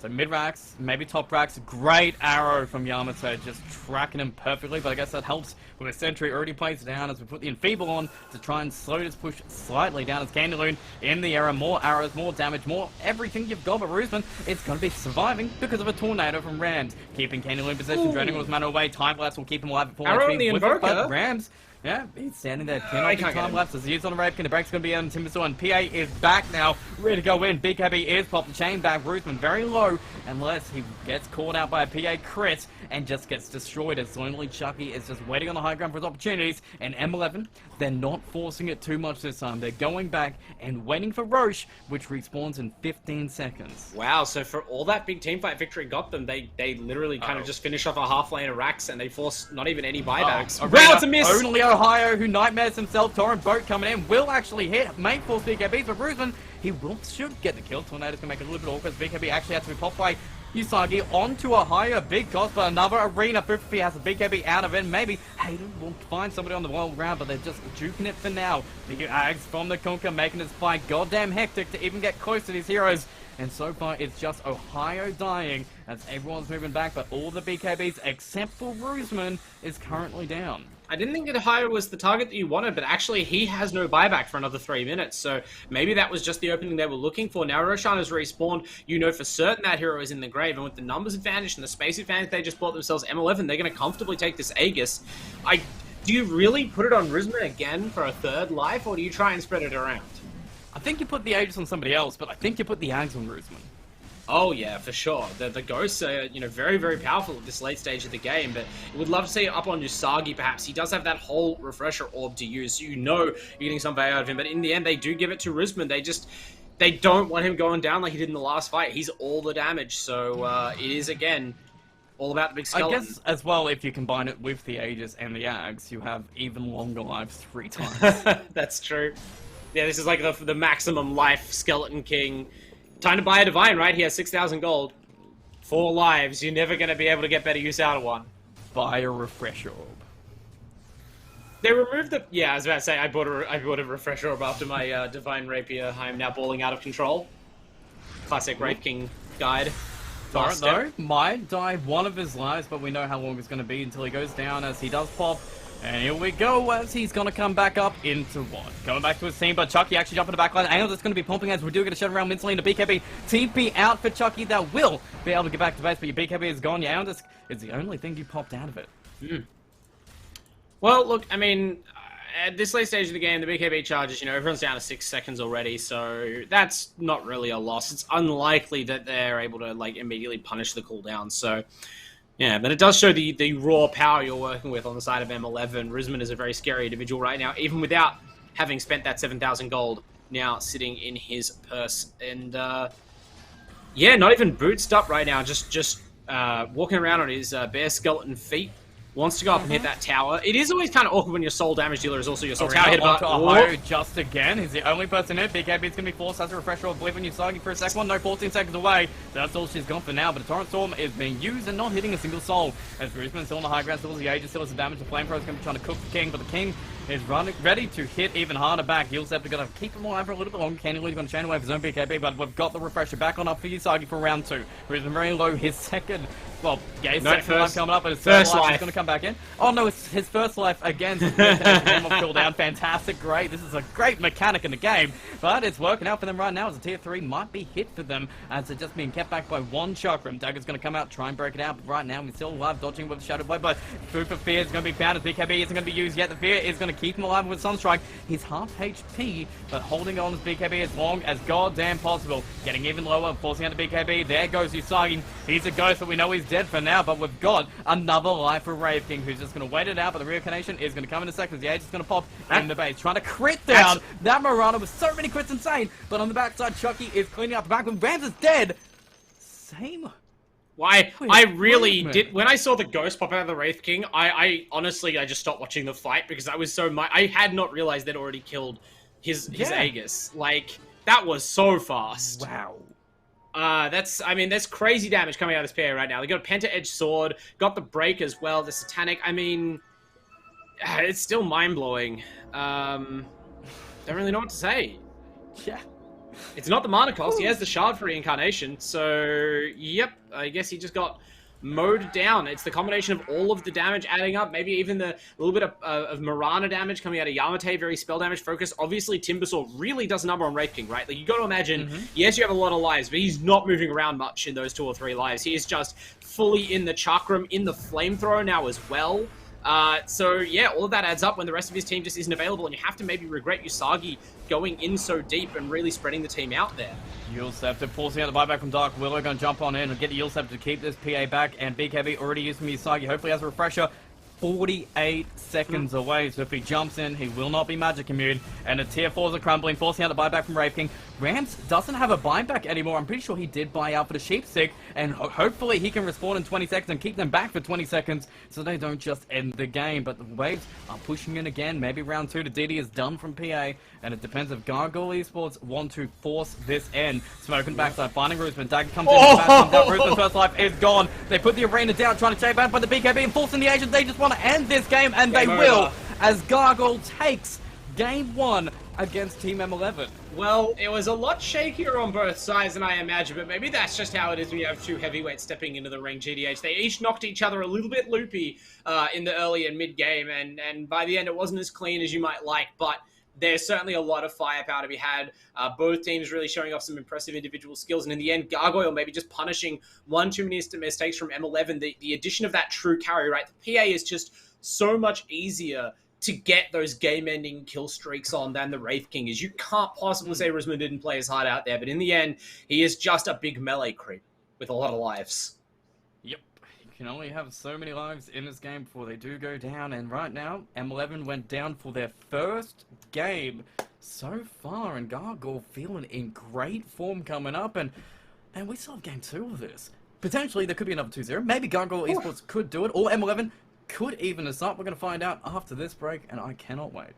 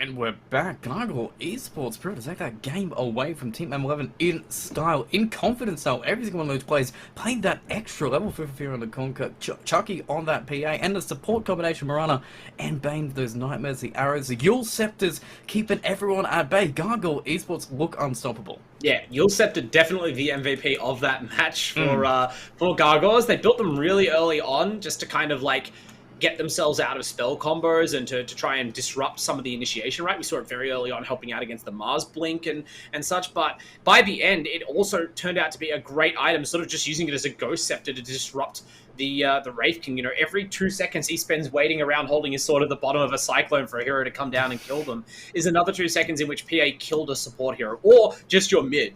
You know, just murdered the Invoker by the end of the game. And I do think Chucky deserves props for bouncing back. Like, had a really slow start to that game and had a pretty tough assignment with sort of the support that he had or didn't have. But in the end, found the right combination of items. That Ag Scepter really paid off against all the break and in terms of getting those resets mid-fight. I was an unbeliever. I didn't believe in the Ag Scepter for a bit. I was like, how is he going to do damage? It turns out he does the damage precisely, knowing exactly where to put the damage in, just find the backlines, and even on like the higher meta level of the game, you could see that Gargle Esports knew exactly how to counteract what M11 were doing. They knew they had a Fiend Script combination on the Wraith King. They were holding him down. They're like, Rams is coming, let's just use him a bunch, keep all the spells away from him, keep all the saves away from him. Usagi twice, I'm pretty sure, blinked in, got the arena down, and was used up in the middle of it so he couldn't spear anyone around. It's just the next level players coming out from Gargoyle. That's truly it, right? The individual mechanical skill of Gargoyle. I think they made a few missteps as a team in terms of their timings or what they were doing, some of the fights they called, right? We saw them get really punished a couple of times, and M11, they certainly had it in them to crush that team when they had the opportunity, but some of the time, like M11, they would just, blink in here and get immediately Yules. Like, they were so quick to break things up and so daring, like willing to make those plays. It's easy to chain a bunch of AoE stuff, relatively easy, to chain a bunch of AoE stuns together and win a team fight, but it takes a lot of confidence and just some real experience in the game of Dota 2 to be there, live fire, surrounded by heroes, and just, I'll throw out a sleep here, Yules that guy, sleep this guy, and I think it's a real pet to the whole team, but especially Ohio, how effective he was able to be on that Bane, right? That was like first pick Bane. We talked about how hard it would be to get those spells off in the fights. He got so many Fiend Scripts. Oh yeah, even bait Fiend Script. He got a Fiend Script onto a Dark Lord that forced the entire attention away of M11 onto him. It's like, stop this Bane, but then everyone died around it. It's just so insane. But on the other side as well, credit for Roosman. He kept that carry roll on a Wraith King. He had great farming patterns, and from a lane that was, it was Timbersaw. He got kicked out of that lane. He was beating the PA in farm. Yeah, that was actually unbelievable. With the time where the PA had the finished Battle Fury and the Dire had like the run of the whole map, and Roosman was on like 50 creeps already in the jungle, having been completely shoved out of lane by some really great early game strategic moves that kind of pulled his supports away, and then obviously can't 1v1 the Timbersaw, or it's just not profitable to. He knows to go to the jungle, and at that point I'm like, there's no way that he can hang in there, and he just almost immediately took over the farm lead and never looked back. Like, Chucky unfortunately had a couple of missteps where maybe he gave that lead up, didn't immediately utilize the farming power of the Battle Fury the way you'd expect. But Roosman absolutely made that far more of a game than I expected. Right to the end, it looked like they could have stolen it back. Maybe if a few more heroes had saved buyback at critical moments, they could have pulled it back in. But it's so hard to say. Like, in that late game scenario, maybe Invoker buys out for a Hex, but if he gets the Hex on the PA and they win, he looks like a genius. So, It's great, but it's that fine line. They need, I think, 5 more seconds to do it, and even on maybe not as explosive. Fufufi on that Kunka, just consistent. His farming pattern was amazing, and even if you're having a rough game with the PA, he made that space so the PA could survive as well. Like, it was just so good on the end, just fun-wise. Everyone playing their roles. Maybe not, he's just critting everyone in the backlines, but those boats were creamed. The X's every single time. Hated, caught, couldn't run away, tried to shut around, always pulled back into a torrent, and it was always an easy kill. Yeah, almost every hero in that game was tremendous. Like, fully, it was definitely not this team underperformed and lost, right? That was a real scrap between two very good teams. I'd be very confident both of these teams will beat most of the other teams in this LPL season, right? Like, this could easily be a grand final preview, and if so, we are in for a treat, and luckily we get to see more of it today, right? But as you said, even though the game went long enough that the Conqueror and the Timbersaw weren't sort of like dominating fights by the end, you cannot underrate any of the plays made by Candy Loon and Fufafia on that Conqueror, right? They really squeezed the most out of those heroes for the whole duration of the game. And the supports on the other side, Hated eventually to give credit as well, because they were always there in clutch saves. Those time-lapse were pretty good. Hated with the saves with Bramble Maze. Terrorizers, always useful, but they just weren't enough when those BKBs and that stretch in the 50-minute mark where you're by yourself. Like, only Dark Warrior can do so much to keep the entire team running at your base away from it. Yeah, ultimately, I think the biggest factor in that game was the draft, right? Because the draft, it dictated a lot about how both teams had to play the game, and the lack... I think what revealed itself was, as we were talking about in the last pick for M11, when they didn't go back and get a real second damage dealer, like we said, they went and got Invoker, and Gargoyle went and got, PA, right? And the Invoker by the end of the game obviously was getting chased around by the PA, but you could see in the mid game the sort of tempo of the game change when they realized that they weren't going to be able to keep taking fights much longer, and they got a bit desperate. That's when they started to, chase the bottom uphill into a really bad fight, or have to take some kind of desperate initiations where Usagi just blinks in and unfortunately gets caught immediately because they just have to go and try and catch a hero on the jump. I think this time M11 will try and set themselves up with a more balanced draft so that they don't get put in that situation where they're making awkward plays. Yeah, Gargoyle Esports, they're banning the DP again, though. Well, Game 2 is on the way, and Kunka is actually a surprising second ban from them, and Spirit Breaker Weaver are going to be theirs, but I'm feeling like Gargoyle Esports, they're looking at this game, and they're not going to be changing too much. I'm expecting to see a Bane straight up again. Yeah, I mean, they utilize the Bane tremendously well, and you get the sense that Yamate maybe is just, leaning on that Marana as a comfort hero. I don't know about that item build. That might be the item build I have the most doubt for in the game, although, I did say that they needed burst damage. It's not quite how I envisaged it. You can't say that it cost them the game, but regardless, it does seem like a hero that he's very comfortable with, and certainly if you're going to think about picking a Marana, starting with a Bane is not a bad idea. Well, first pick is going to be theirs. We're not going to be seeing Spirit Breaker. We're not going to be seeing Weaver, but we're going to see Marana. There you go. It's going to be another Yamate Marana, but this time, opening straight up with the Ember. Grim. Huh. Wow, okay. That's a different opening. That's not a combo we're used to seeing, especially first two. And actually, okay. I don't know. I'm happy to see an OD again, but, it's still OD. He's still going to build that media hammer. He's still going to get Absolute Imprisonment, and also another setup for the arrow, so that's kind of nice to work on into it. How are you feeling about an OD, especially since the Grimstroke and Ember? There's ways to dodge and ways to get on top of him. Yeah, feeling pretty good about it, honestly. It's one of those things where I was almost surprised that OD went so late in the previous draft, eventually got banned, I think, in the last set of bans. I do also like opening with Marana, because, Marana can combo with a lot of things, and also, if your opponent tries to deny pick Bane from you, Marana, I think, does better out of that matchup, right? Arrow is quite good against Bane Elemental, so they sort of maybe even secure now that Bane pick for them later in the draft, whereas normally it's highly competitive. And M11, I mean, they're not without tools, right? But, yeah, you think that Ember and Grimstroke are a little bit disadvantaged against OD, although at least it means that your Ember is not going to get counterpicked by Grimstroke.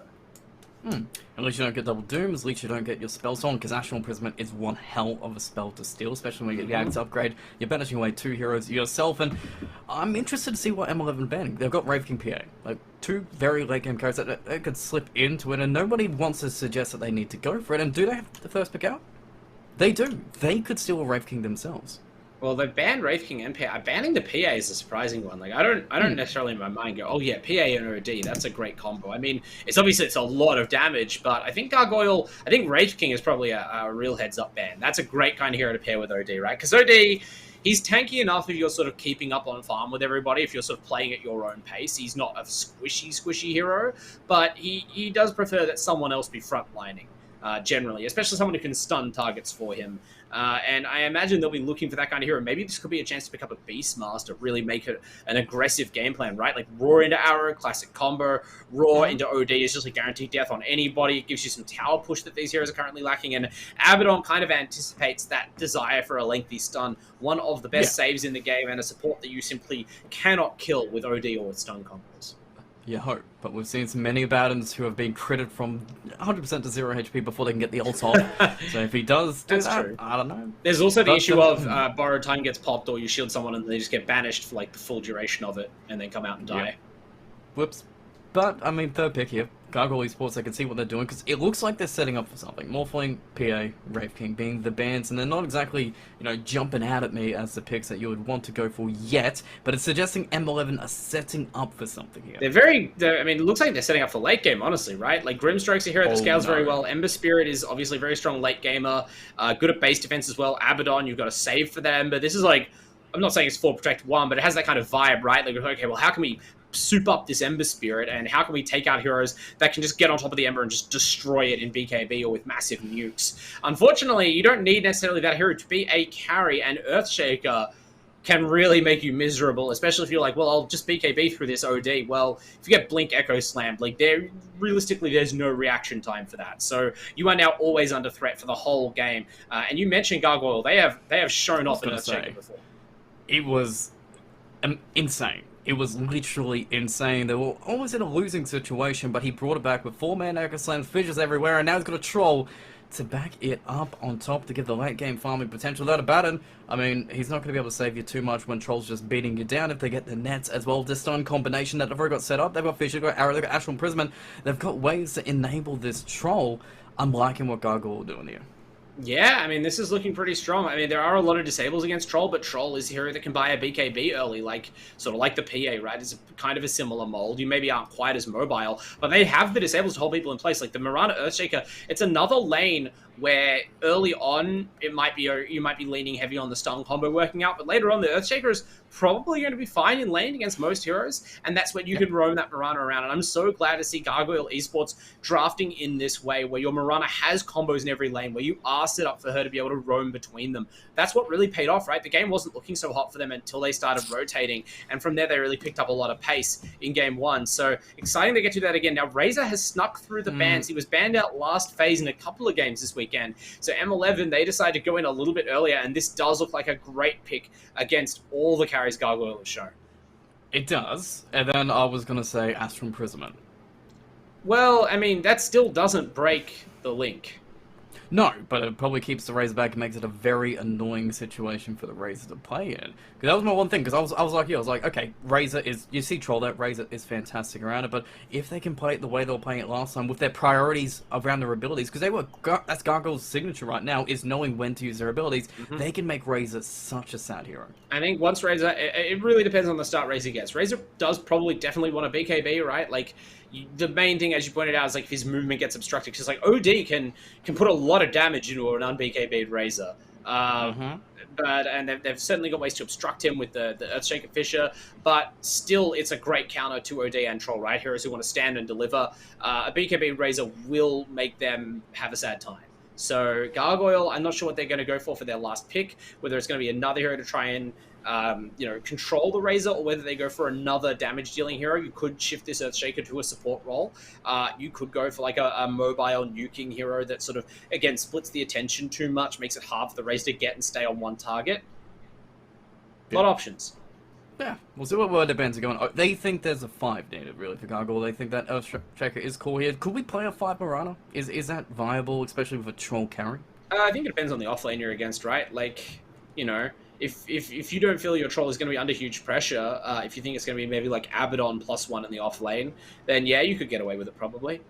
Troll doesn't need that much help, I feel, in most situations. It's like just kind of similar to game 1. It seems both these teams have a stable carries that should be able to solo up and free their supports up to make a little bit of space here. And even Gargoyle, they're going to make sure that offlane is a little bit tight. Could Baton actually be played in the position 3 role here, or do you need him paired up with that Razor? I think you could play Abaddon in position 3. That might work if you're going for a late game play, but I do feel like they picked it to be a support, right? Like, he can do most of the job you want him to do with little resources. I don't know if Curse of Avernus is strong enough to like say, oh, we definitely want this Abaddon running around as a core in the late game. I think you'd probably prefer to have some sort of instant initiation that can give you the chance to get on a hero like OD and Troll and blow them up. Or even the Earthshaker, God forbid, if you can catch him, is the ideal target. M11 here, I don't know that they should be banning supports, but I do think Gargoyle Esports are being correct in banning, 3 offlane initiators in a row. I think that's more the speed. Cool. Thinking Mars still there for Usagi? Yeah, true. Yeah? No?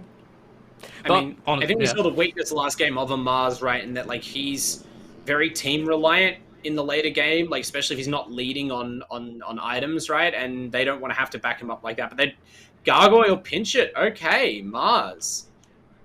That's one way to break the static link, I will say. Spirit Way. That does mean, hey, it's an actual OD in the mid lane. We haven't seen that for ages. And CK.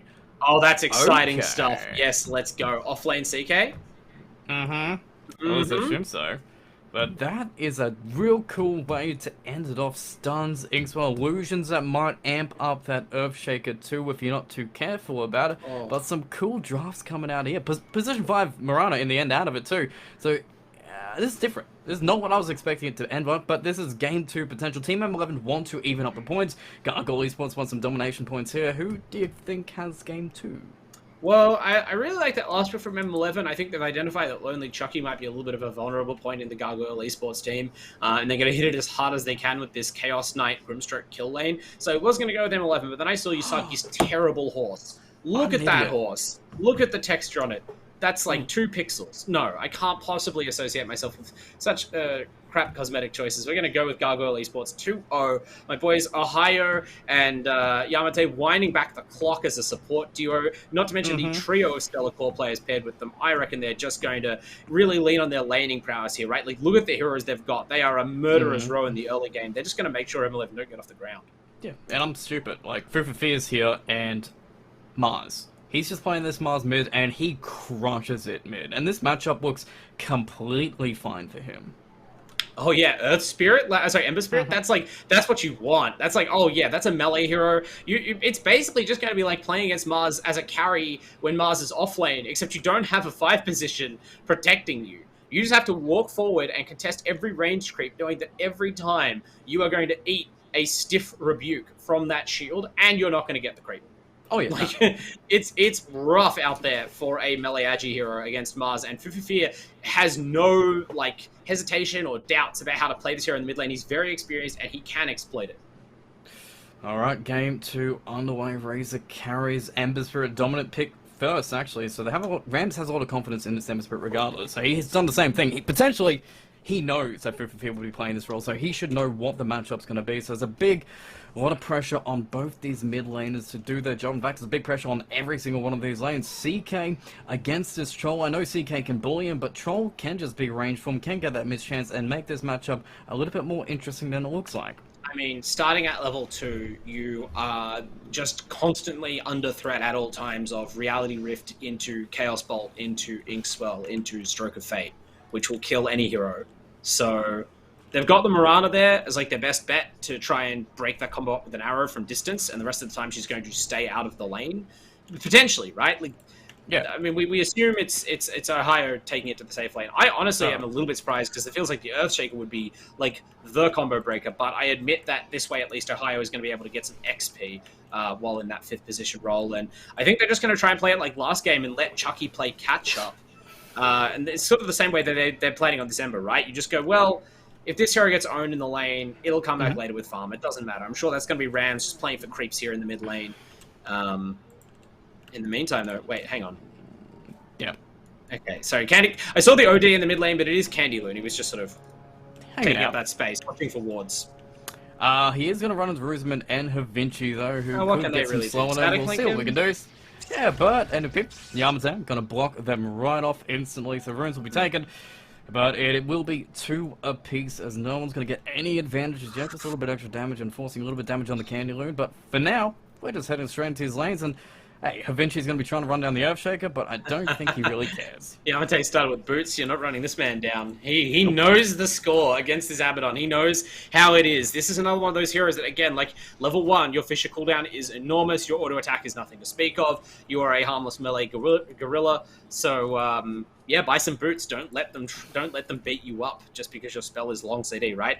He like this pot. This is like a classic style of support. They're just gonna be outside the lane, hovering around, trying to just be in position for when the stun is required. And I'm honestly excited to see, depending on how this, I mean, the OD probably wants the consistent support, but I'd love to see Yamate wind back the clock with his boots shaker, just roaming back and forth between mid and top, right? Because both lanes seem about one Fisher away from possibly a big kill. Shield already pumped by Vinci. Rosamund wants to drain some damage away from Candy Loon, but yeah, with the pressure of the Earthshaker just being there to break up any attempt to drain any damage, I doubt we're going to get some kills, just some nice blocks on the camps, and Earthshaker, he's just going to pull the wave, maybe take a little bit of damage out of it, but he'll make sure Havinci is not even getting close to Candy Loon at all. Are you surprised that they have left the Ember in mid against the Mars and put the Razor top? A little. but I guess it depends on how useful you're on matchup. Because Rams, he doesn't seem like a player to me that is scared of playing most lanes. That's true, yeah. As we identified, like, he's very experienced and very skilled in mid. He's probably just going to happily play that recovery lane. And look, OD's not a super fun hero to lane into either. It's just one of those things where it's like, damn, well, out of all the heroes that could sit there and get static linked in the lane, Candyloon at least has the tools to, have a laning phase in spite of that, right? He's got a lot of damage from the Arcane Orb for last hitting, and obviously Astral Imprisonment is a crucial tool against that. Bottom lane as well, CK does get the stun on the troll, but mischance instantly from Chucky and Hated. Actually, first blood is drawn. The level 2 Mirana has the leaps and can chase you down. And now she's on the board with some free gold to kick her off. Very greedy 5 has just got paid. And one of the minutiae of Dota, man, like that kill happens, right? We were anticipating the kill the other way from the Grimstroke CK combo, but they're level 1 and their opponents are level 2. I wasn't watching, but I'm gonna say almost with a certainty that Mirana arrowed the range creep to make sure that you kill their creep wave faster, and then suddenly, by surprising the enemy with that, you have level 2 faster than they do, and 2 spells to 1 is a no contest. Oh yeah, it's way more damage than you can handle, and, well, okay, stun comes out, leap keeps back, and Usagi is gonna pull back in a high for a little bit of revenge, and kill Hayden. Revenge comes out, Chucky gonna go in and try and keep punishing Usagi a little bit, but exactly as you said, that's what happens. You can try and leap away, but he'll pull you in every time.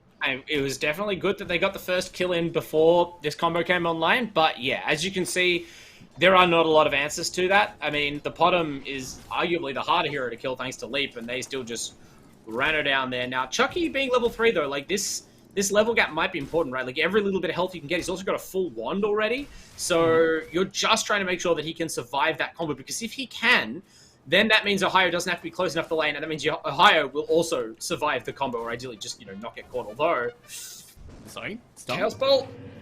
Leap.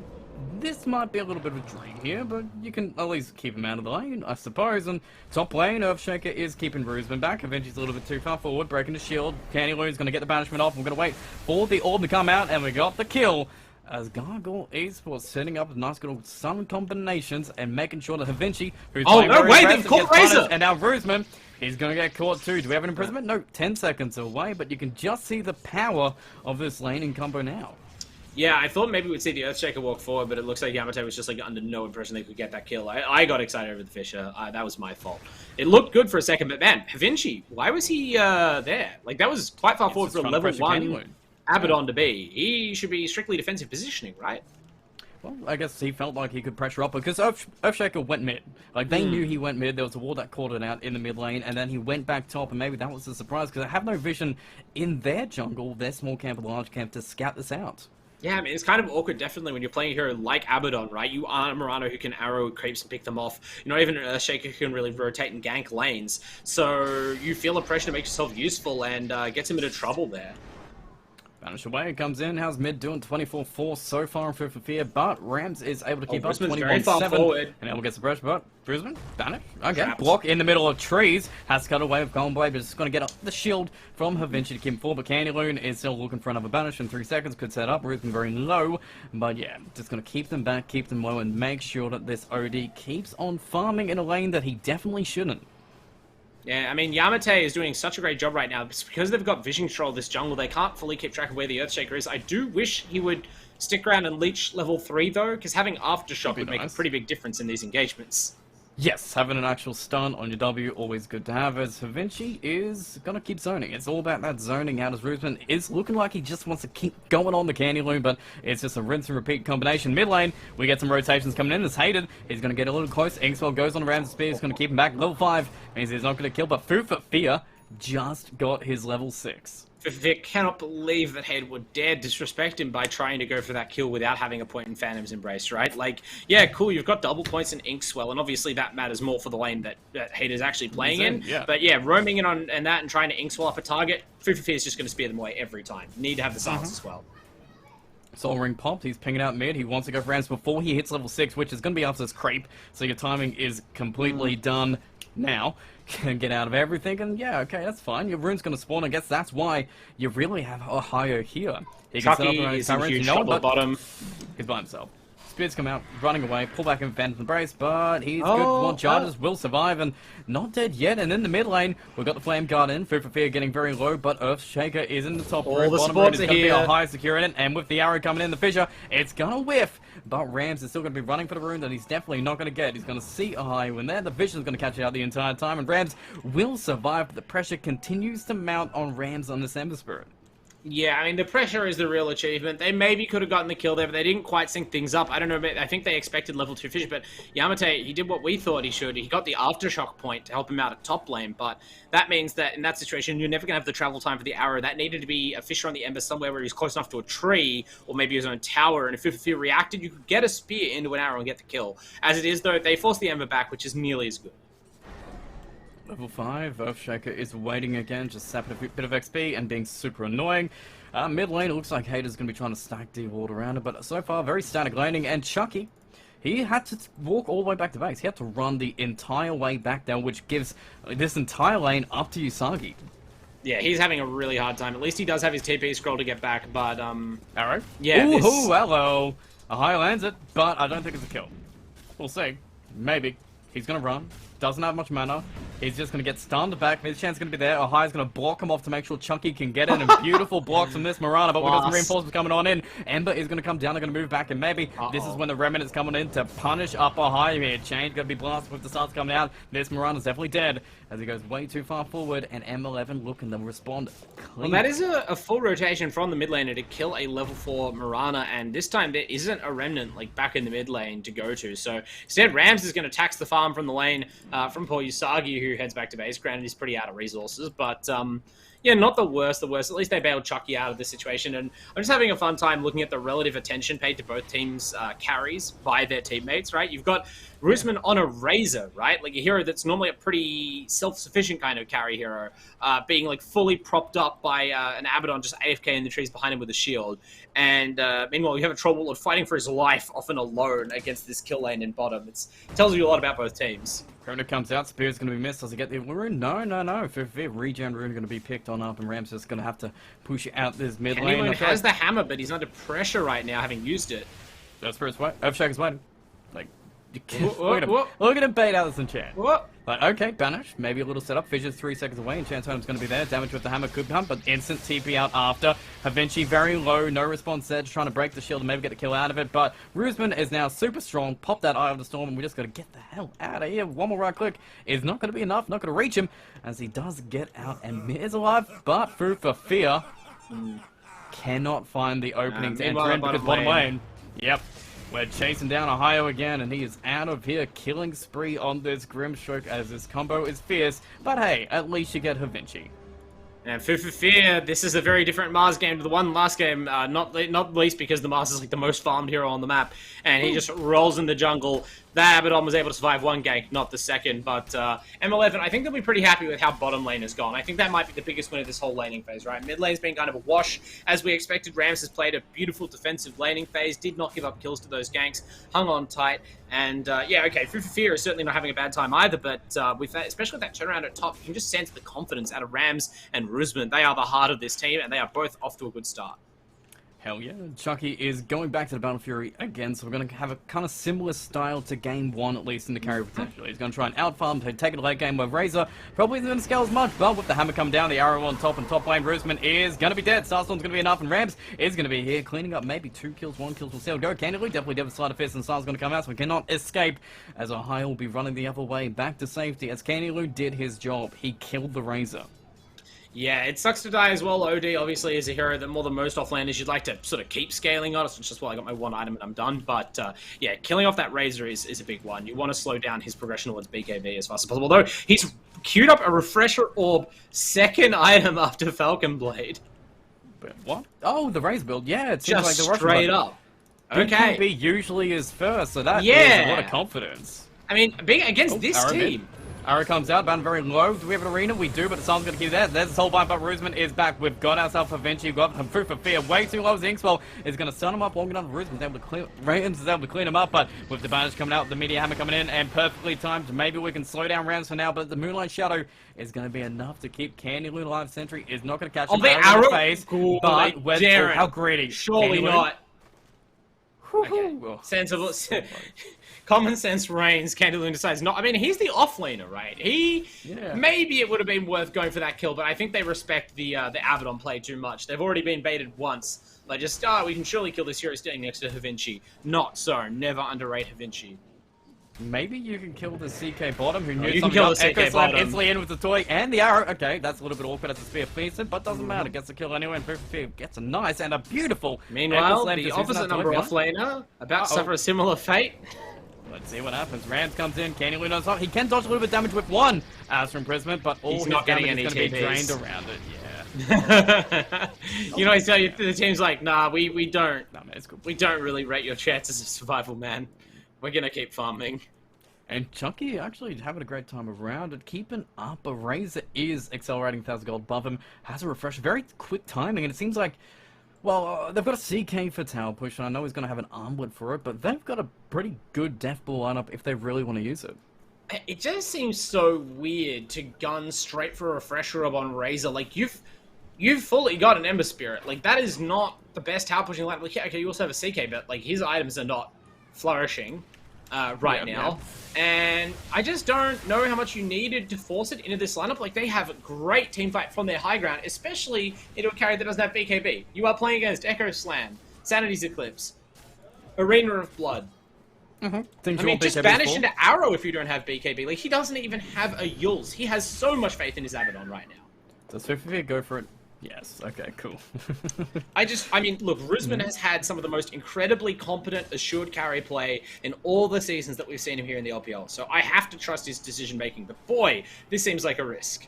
It seems like we'll see how well it goes when it comes out. Maybe it's the most amazing purchase and they never get any spells on him because he has great positioning, or maybe he picks it up, refreshes, and dies and never uses any of his spells.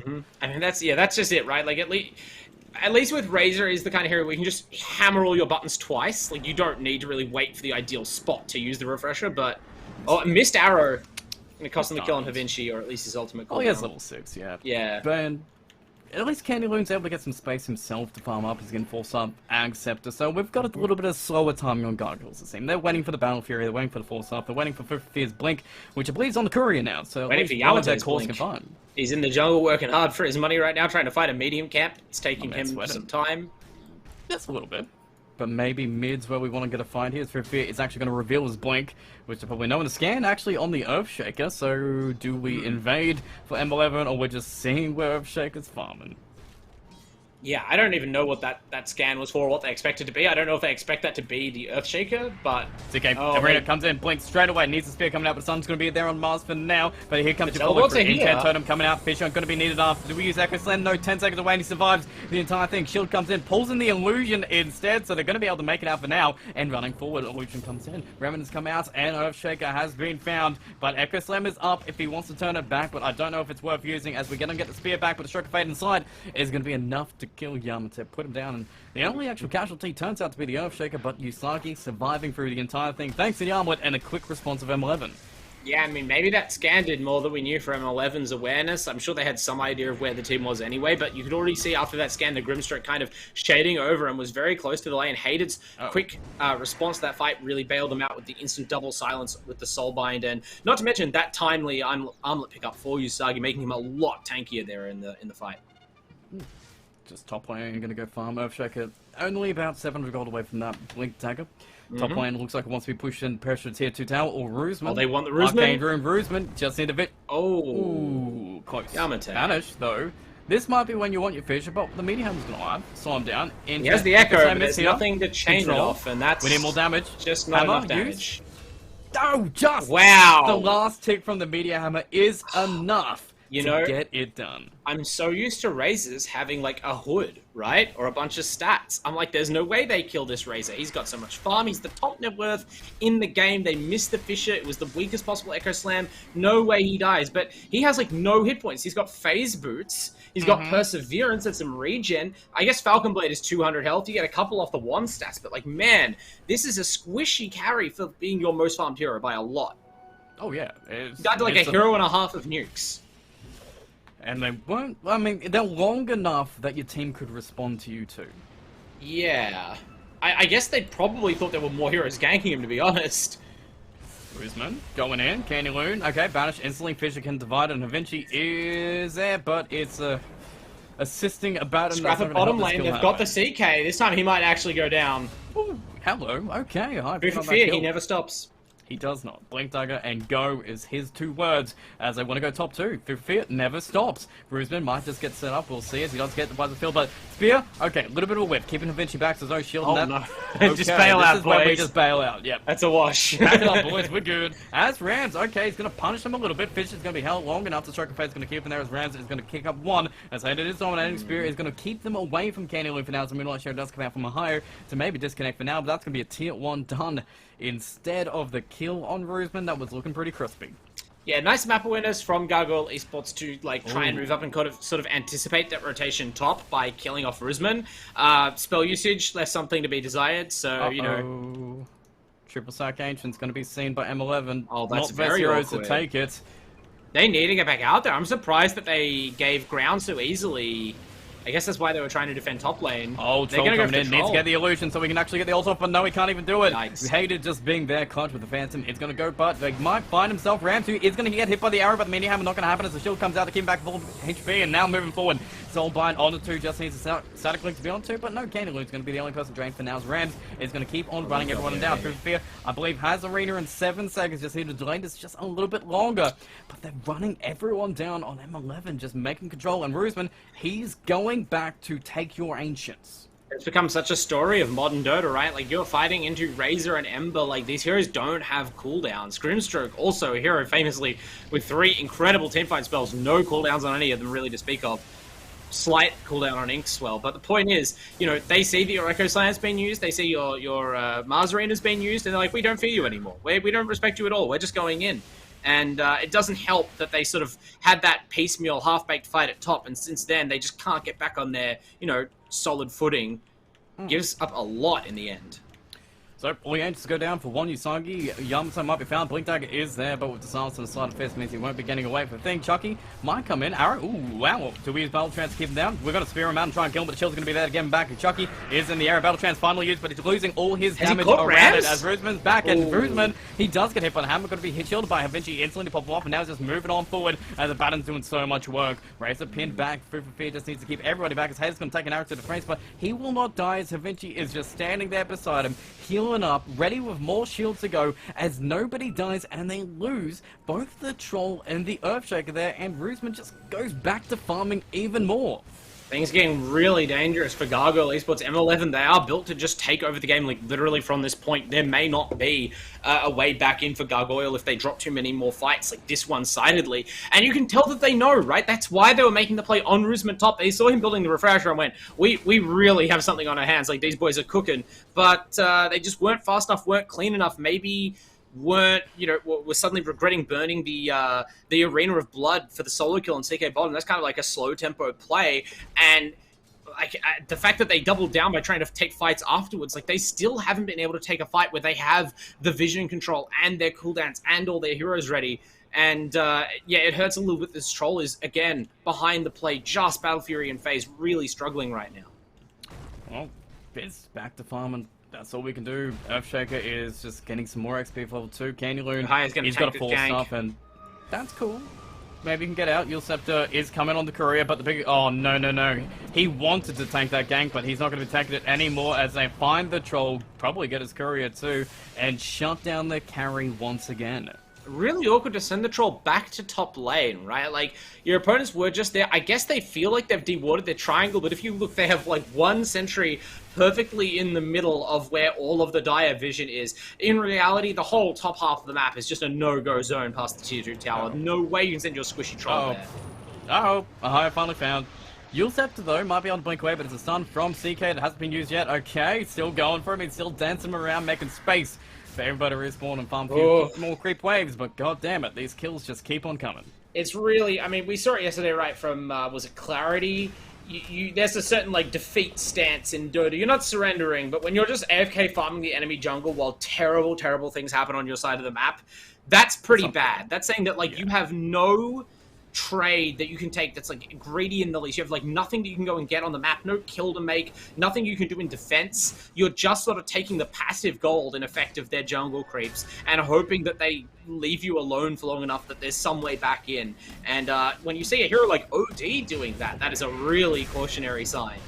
Well, this passiveness is going to give up Roche pretty quickly and easily. Just, there's no way to... This would be a great Echo Slam, though, if they knew about it. You're right. You know, I wasn't thinking that at all, but yeah, that would be that'd be a great Echo Slam. If the Earthshaker was there and had it up, and maybe if he had, like, level 2 Echo instead of level 1 Echo, which is really not doing that much 20 minutes into the game, and if his team was also there, we're a long way away from that team fight.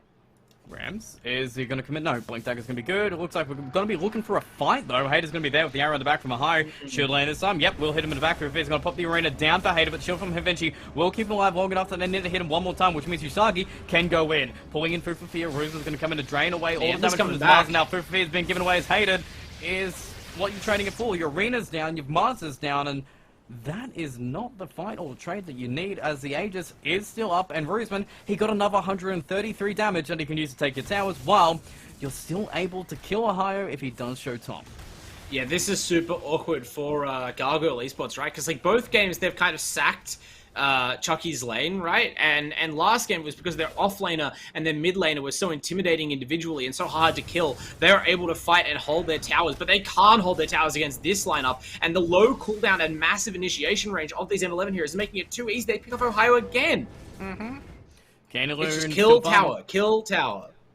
Canaloon hasn't left his triangle for ages. Nope. And they've scanned it out. They know exactly where these two cores are. They're going to take a tier 2, probably go back to push it. And this M11 squad is feeling much quicker, stronger, and cleaner than game 1. Yeah, you don't need enough of that. There's 2 enemy carries sharing your single triangle while you, like, just dominate the map. It's really, like, that's fine. They can have this little handkerchief of territory if they want. They're not going to fight us for anything else.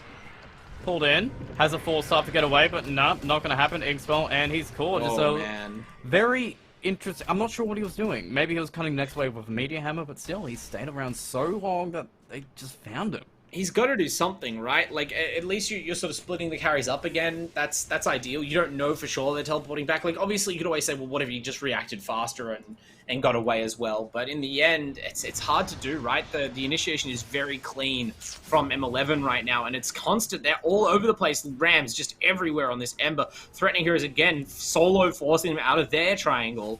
So there's just no farm, and it's a team that needs farm. Like, you can see Yamate is still out here trying to get some creeps. Ram's going in. Spear comes in. Doesn't pin. Okay, so Dang. close. Okay. Get so far. Yamate does have the shard now on Earthshaker, which is really important when you're this far behind. It's such a good recovery item for the ES. Makes him way more impactful in fights where he can't safely blink in to the enemy team. But yeah, I don't know if anything is enough here. Like, I'm racking my brains. There's any BKBs on everybody, but it's so far off. Even for Fufafir, he's just got his. But like, man, he's the only one. That's not quite enough. Ooh, nice blink away. Yamato will survive, but your tower is slowly getting taken down. It is not going to be defended, as Chucky is, trying to rush that BKB. Times are coming. Ohio is, I don't know, farming jungle camps at this point, trying to get a 4-star to save his cause, but this is looking kind of rough. Even if we get it to, like, ultra late game, can they even win this game at this point? It seems like they don't exactly have the map control to even get the farm spread across all their heroes. I give them a chance, but ultra late game, you do have to worry a little bit about their scaling. Like, in theory, all their heroes do scale, but I don't know that this Earthshaker and this Marana are on track to really, like, become dominant late game forces, and you will see, you know, CK become very scary in his own right late game. You will see, obviously, Razor and Emperor continue, as they both have their BKBs ready. Oh, boy. BKB, refresher, and we're talking about the, you know, the priority here, the refresher before the BKB. Full duration BKB and refresher is something you do not see a lot on any hero. This is very scary. Well, I think, honestly, we could just go high ground. That's the plan. They are ending the game now. Yep. Well, tier 2's gone. Looks like Gargoyle Esports are interested in defending right now because they're going to smoke on up, and no, M11 instead, they want to go hunting. Gargoyle Esports is like a broken team for the last 15 minutes, man. Like, it's rare that I've seen a team do this much, like, complete play dead fight avoidance. Chucky gonna try and slow him down, but we've got a damage drain to try and TP out instantly around, but Inkswell is gonna not matter because you've got the Chaos Bolt in the back, pull him back in, double stun comes out, and Chucky is dead. Gone, 50 seconds away. Board out for the recipe for his BKB, that's how desperately he needs it. Yeah, I mean, like, again, I have to see more of Gargoyle. This is the first series I've seen of them. They certainly don't look like a slouch of a team, but I think the way that they've sacked Chucky so hard both games, right? It's been too easy for M11 to pick off. You could tell in the draft they were making an example of him, and like this game, they just haven't left as much else on the table for Gargoyle. They saw how they lost in game 1, and they have corrected it. So, I mean, unfortunately, maybe a little bit late to course correct in this game, but I'll be interested if these two do meet again in the finals. And obviously just in Gargoyle's future games, whether they continue to adapt their drafting and playstyle. It seems like we've got high ground defense. Oh, I say that. Smoke. Look at Brisbane's positioning. Oh, yeah. He's just fully behind your tier 2, like, Timbersaw position on this Razor. He fears nothing. I honestly doubt they could kill him. He's got a blink to run around. What are you going to do? Nothing. Exactly. Nothing. He's not wrong. He's in the right spot. It's just funny that that's correct. And Havinci, Shadow Amulet next to him. Beautiful. That's what he needs to do. Yamate's just in the trees. No, he's not. Now he's realizing the trees are not safe. You'll get scouted by Razor and die. But I mean, at least they're spreading out and farming still. Like that is one thing Gargoyle Esports are doing by taking these. I'm making a lot of negative comments about the way that they're farming the jungle all the time. That's still better than sitting in your base doing literal nothing and getting no farm. They are increasing the gold share on all their heroes. They're only 5,000 behind, but it's where that net worth is and who it's on, and what those heroes do with the specific items that has me worried. Well, we're going to TP back. We know that somebody has to be pushing this bottom lane in. It's been pushed in constantly by Chucky, and even, Candyloon's waiting around his defense, but we are splitting up our team, though. This could be opportunity. Roosman, Havinci, by himself top, and everybody else is bottom, and so far, so is Gargoyle Esports. Yamata, Ohio, Candyloon, Chucky. Only Food for Fear isn't with the team, just showing in the top lane, making sure that they think they're waiting in the high ground. Yeah, I mean, this is sort of what they did last game, remember, Gargoyle. They slowed it down a lot when they realized fights weren't going well for them. They're just like, alright boys, fight avoidance mode, you all know what to do. And they were able to kind of, like, play their way back into a position where, Chucky in particular had a few more items, was able to like really become a force in the fights like they needed him to be. This time, though, I don't know that it's so clear-cut because they don't have the draft advantage that they did that forced M11 into that uncomfortable position that made their team fight so hard, right? In fact, it's M11 who are making the fights hard for Gargoyle right now. Like, they have so little vision. Look at the wards on the map, and without that vision, right, like you need the initiation out of Food Fear, if not Yamate, to really take a good fight. Oh, Chucky. Sorry, gonna pop his ult. Chucky just gonna TP out, not even gonna try it. So that's smart. Don't test that, man. Last time. Oh, okay. This game has slowed down. 10-19, 7 kill lead. We've got the Aegis, and we haven't seen a high ground push. Look at Yamate's positioning. They are so committed to this creep cutting plan, but they're doing it well. This works. Yeah. This is also a part of Dota 2. Keep yourself alive until you have a chance to win, and as long as, these waves are pushed out, you can never lose a game. If they never add your Ancient, they can't attack it. I will say, though, like, out of all of the teams that, like, man, this team really struggles to push high ground, whatever, right? There's only so much you can do against Refresher, Razor, and CK. Like, these are two of the best, like, point focus, brute force building killers in the game, right? If you have double Eye of the Storm, if you have Phantasm running, like, you only need the backdoor activation, backdoor protection to go down, like, momentarily, and you disintegrate Elena Rax. Like, it almost doesn't matter if there's heroes there, they die so fast. Oh, do we lose Ohio here? He's been playing a little bit greedy, farming this jungle up, and yes! We finally got the kill. M11 have been hunting so long. Rams plucks his life out of the air. And TPing up to the bottom lane, knowing that if you're top and you see the entire team there, maybe you catch somebody farming the bottom jungle, but nope. Again, very defensive play from Gargoyle. Not going to get anyone called out but Ohio, who seems to be risking his life to get this Lotus Orb.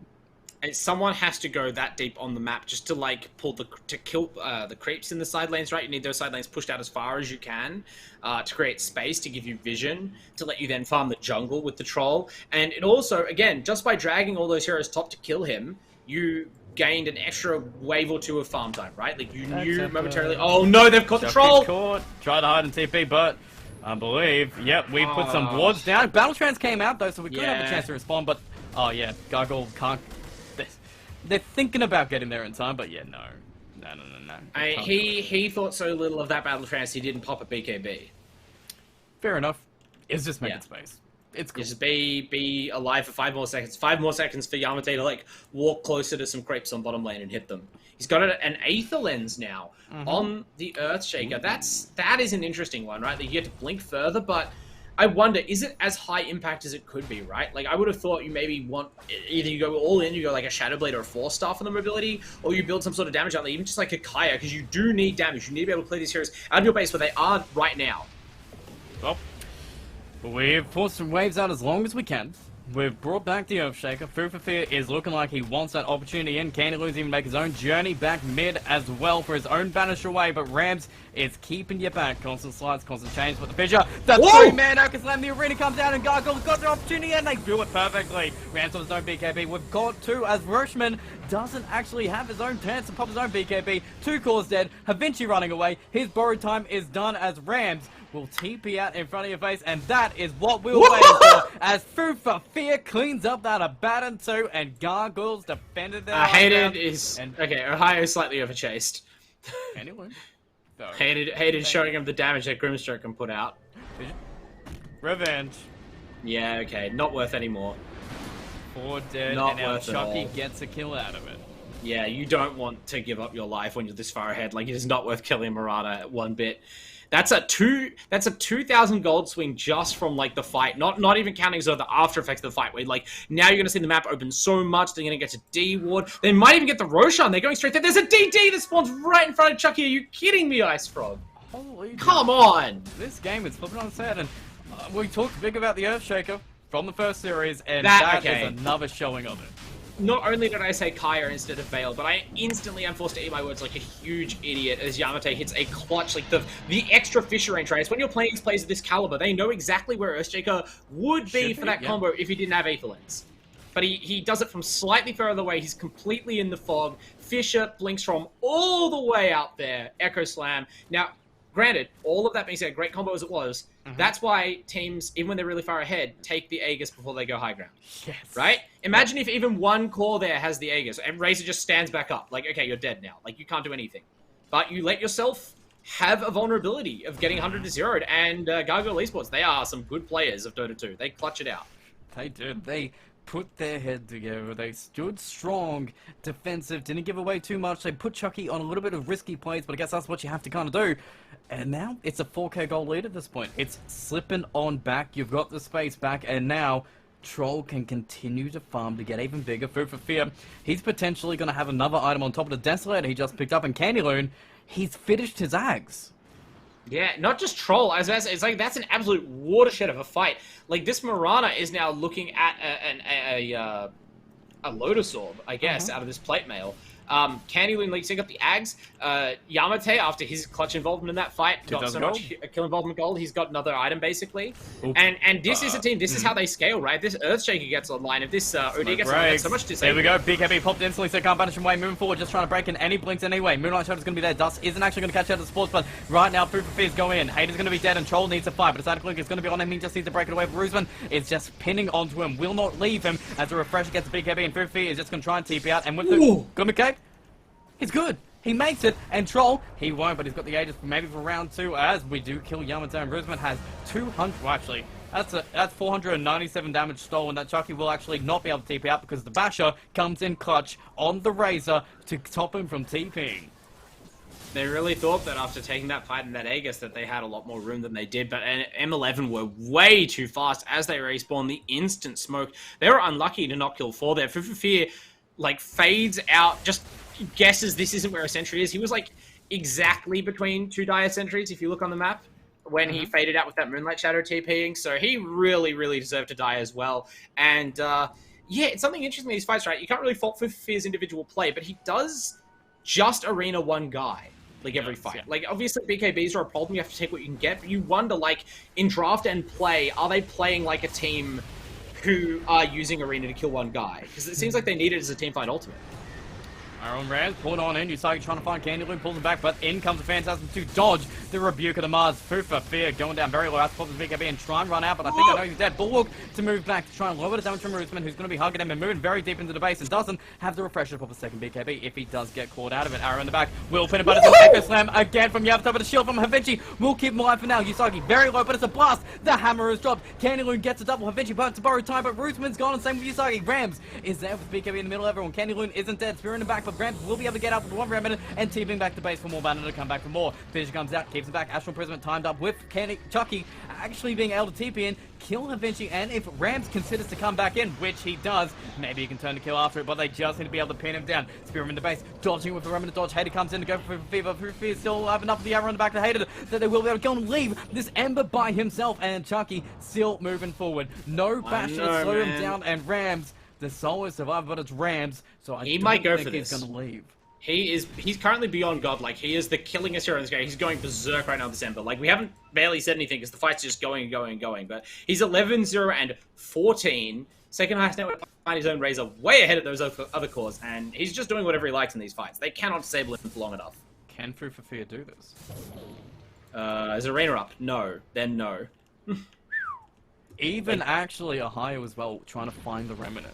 Like, so much. Yeah, look, they know what they have to do, right? They know they have to be able to kill this Ember. There's not going to be a better time than when his whole team's dead, but he is such a slippery fish. And regardless of that, Gargoyle, that was a good defense. Yep.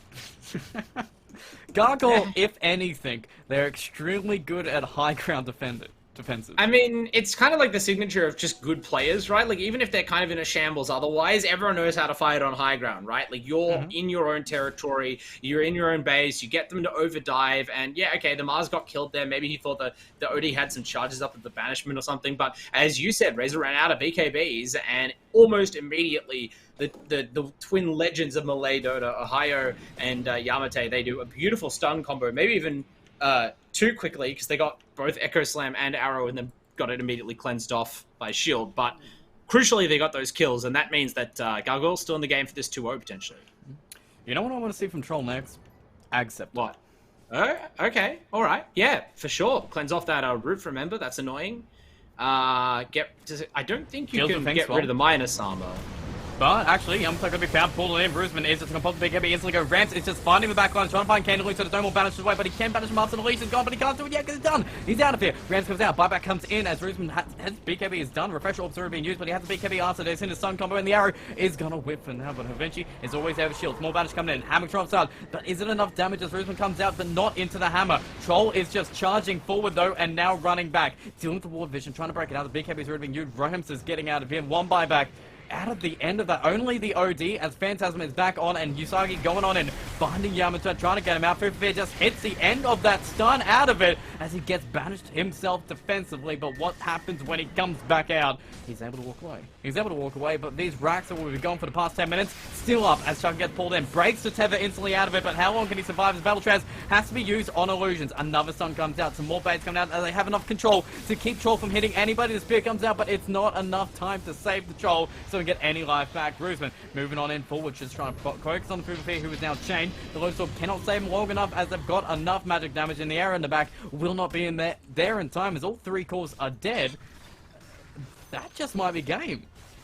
And has to come down sometime. They are still 15,000 gold behind. There is a literally unkilled Ember Spirit running amok, who's not even the most farmed hero on his team, right? Like, it's surprising that we're talking about this like a game that's still really tense and hanging in the balance, because Gargoyle have been on their last legs for a while now. They've just been, you know, flexing those legs and making sure that everyone knows that they were here and they were in a fight, but you know, it's a fight that they're going to lose, it looks like. M11, that consistency comes to play. They show up in Game 2, correcting their mistakes from earlier. And Roosman, this is like the most impressive carry series I think I've ever seen in LPL. He is insane right now.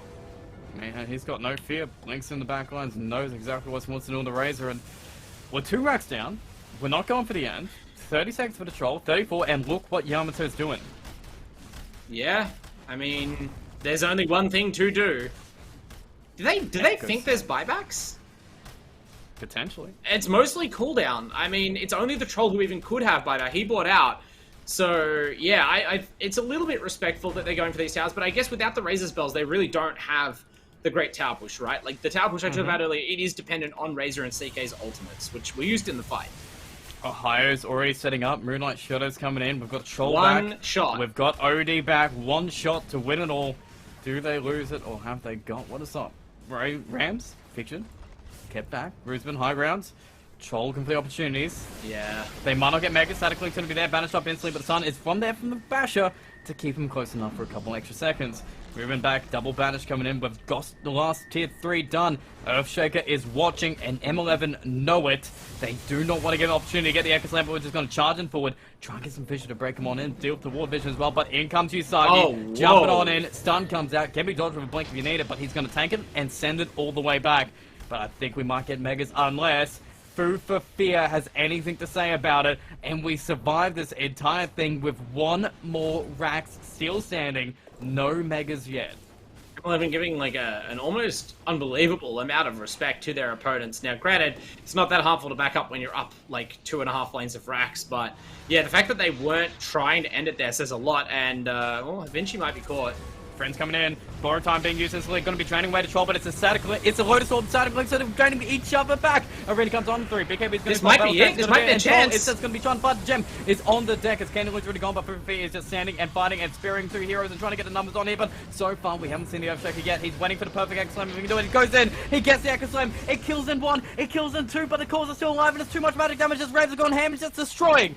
Gargoyles GG is called, and it's a 1-1 even series as M11 take game 2. Yeah, if you can't win that fight, you can't win any fight. The Razor, he didn't have the Aegis, he didn't have much backup, he blinked into the Troll. They did get that crucial Lotus Orb off on the static link, but even then, there's just too many tools. Like, Refresher, Overwhelming, Blink, BKB, Shivers, like, the Razor just walks through the Mars Arena, walks out of there, and they just can't control them in the end. Roosman, he scaled past the ability of the OD to keep him down. He bought the BKB that's so crucial against the Mars and OD heroes, and that Troll just couldn't keep up all game. There was no bounce back this time for Chucky. That early game ended up hurting them a lot more than did the Razor, no matter what happened in the relative side lanes. But a 41-minute game, a Gargoyle clutch to stay into it. Echo Slams on top of it. A fantastic series overall, but M11 still getting the points in, and M11 aren't even done. They've got to keep their hands going for 2 more games after this. Yeah, look, if I'm the Apes, I'm a little bit intimidated by what I just saw, but at least you know that M11, they'll be a little bit tired. They're going to have to really recharge, drink some Gatorades or whatever, replenish their electrolytes in this break, because they were just in a real battle. I would expect fully to see this, matchup reoccur somewhere in our final series. For now, the Gargoyles, they've given themselves something to go back and look on in this game, but also they have that winning game 1. They at least know that they can put it over on M11 when it has to. Well, let's find out if we can do it, as we're going to cut to a quick, short break, and we'll be right back for our second series, Apes Esports versus Team M11.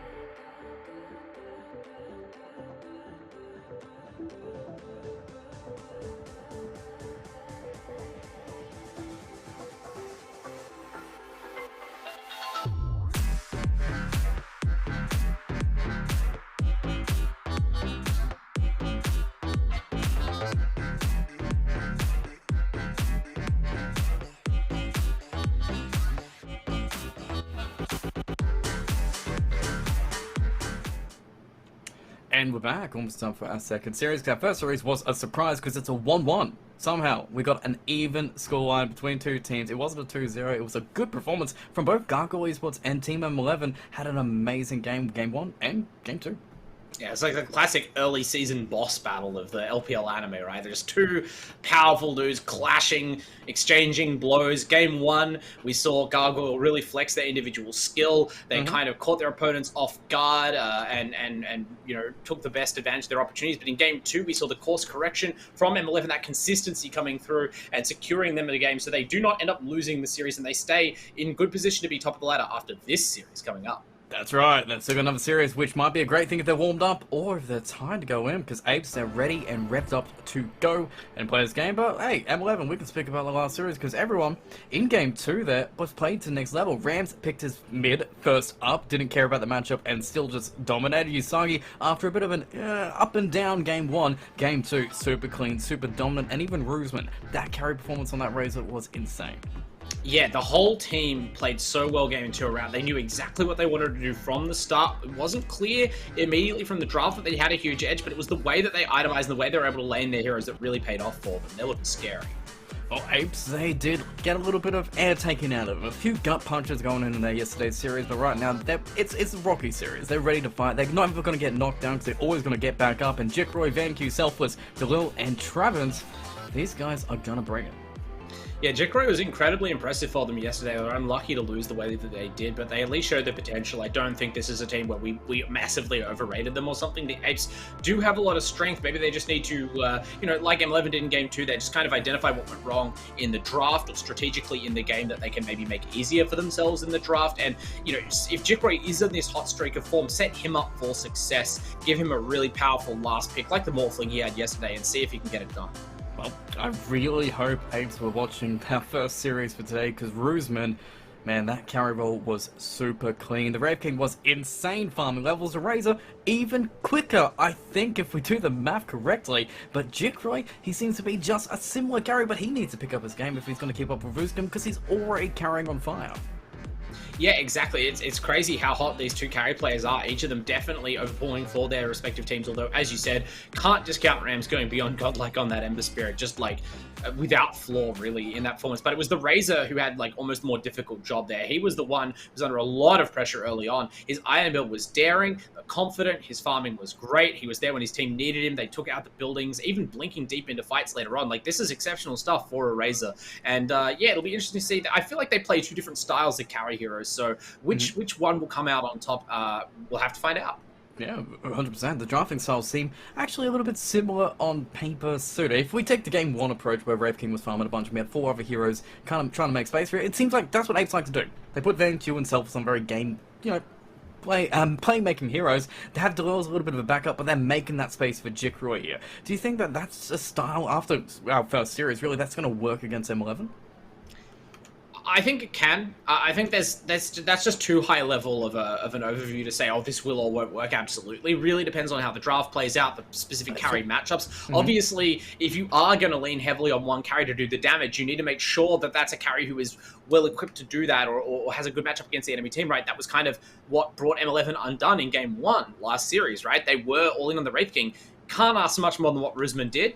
But he just had too much to fight into, like struggling against the Timbersaw early game, and then late game sort of just getting kited around by a little Yulsept as well. His team gets worked over by a more mobile, explosive carry in the Phantom Assassin. You can see when the Apes are leaning on, you know, their carry to do the job, they give him a Morphling, right? They give him a hero or something that can get more done 1v5 if it has to be the sole damage dealer. Now, granted, we saw already in Game 2, M11 immediately corrected that slight shortcoming in their draft. I don't think they'll make the same mistake again. And even Apes Esports, they seem to put so much value on IO, a hero that we haven't exactly seen any other team kind of touch. Sometimes it is banned, but most of the teams aren't even drafting it, but these guys like that global and that health regen sustain. Yeah, and look, it looked really impressive for them last series. It was unfortunate that in the draft that they did that, they kind of had 3 different heroes that were quite healing reliant, and they let last pick AA through. Really kind of made their draft a lot weaker. I don't want to be too simplistic, but it does seem like you could just try that draft again and maybe ban the AA. And if you can get even some of those heroes, I do think the Wisp is still quite potent. Now, will they go back to that, or was last night's defense like defeat too much for them? Are they kind of put off the strat now? I don't know. But we're about to find out. I guess, yeah, draft is about to be on the way. We'll see exactly how it approaches, and I am actually surprised about the first 4 bans. We've been seeing more versatility. DP has been banned quite a bit more, and actually picked quite a bit more than I used to think. A few times last season we saw a position 5 DP, but we haven't even seen it this year yet.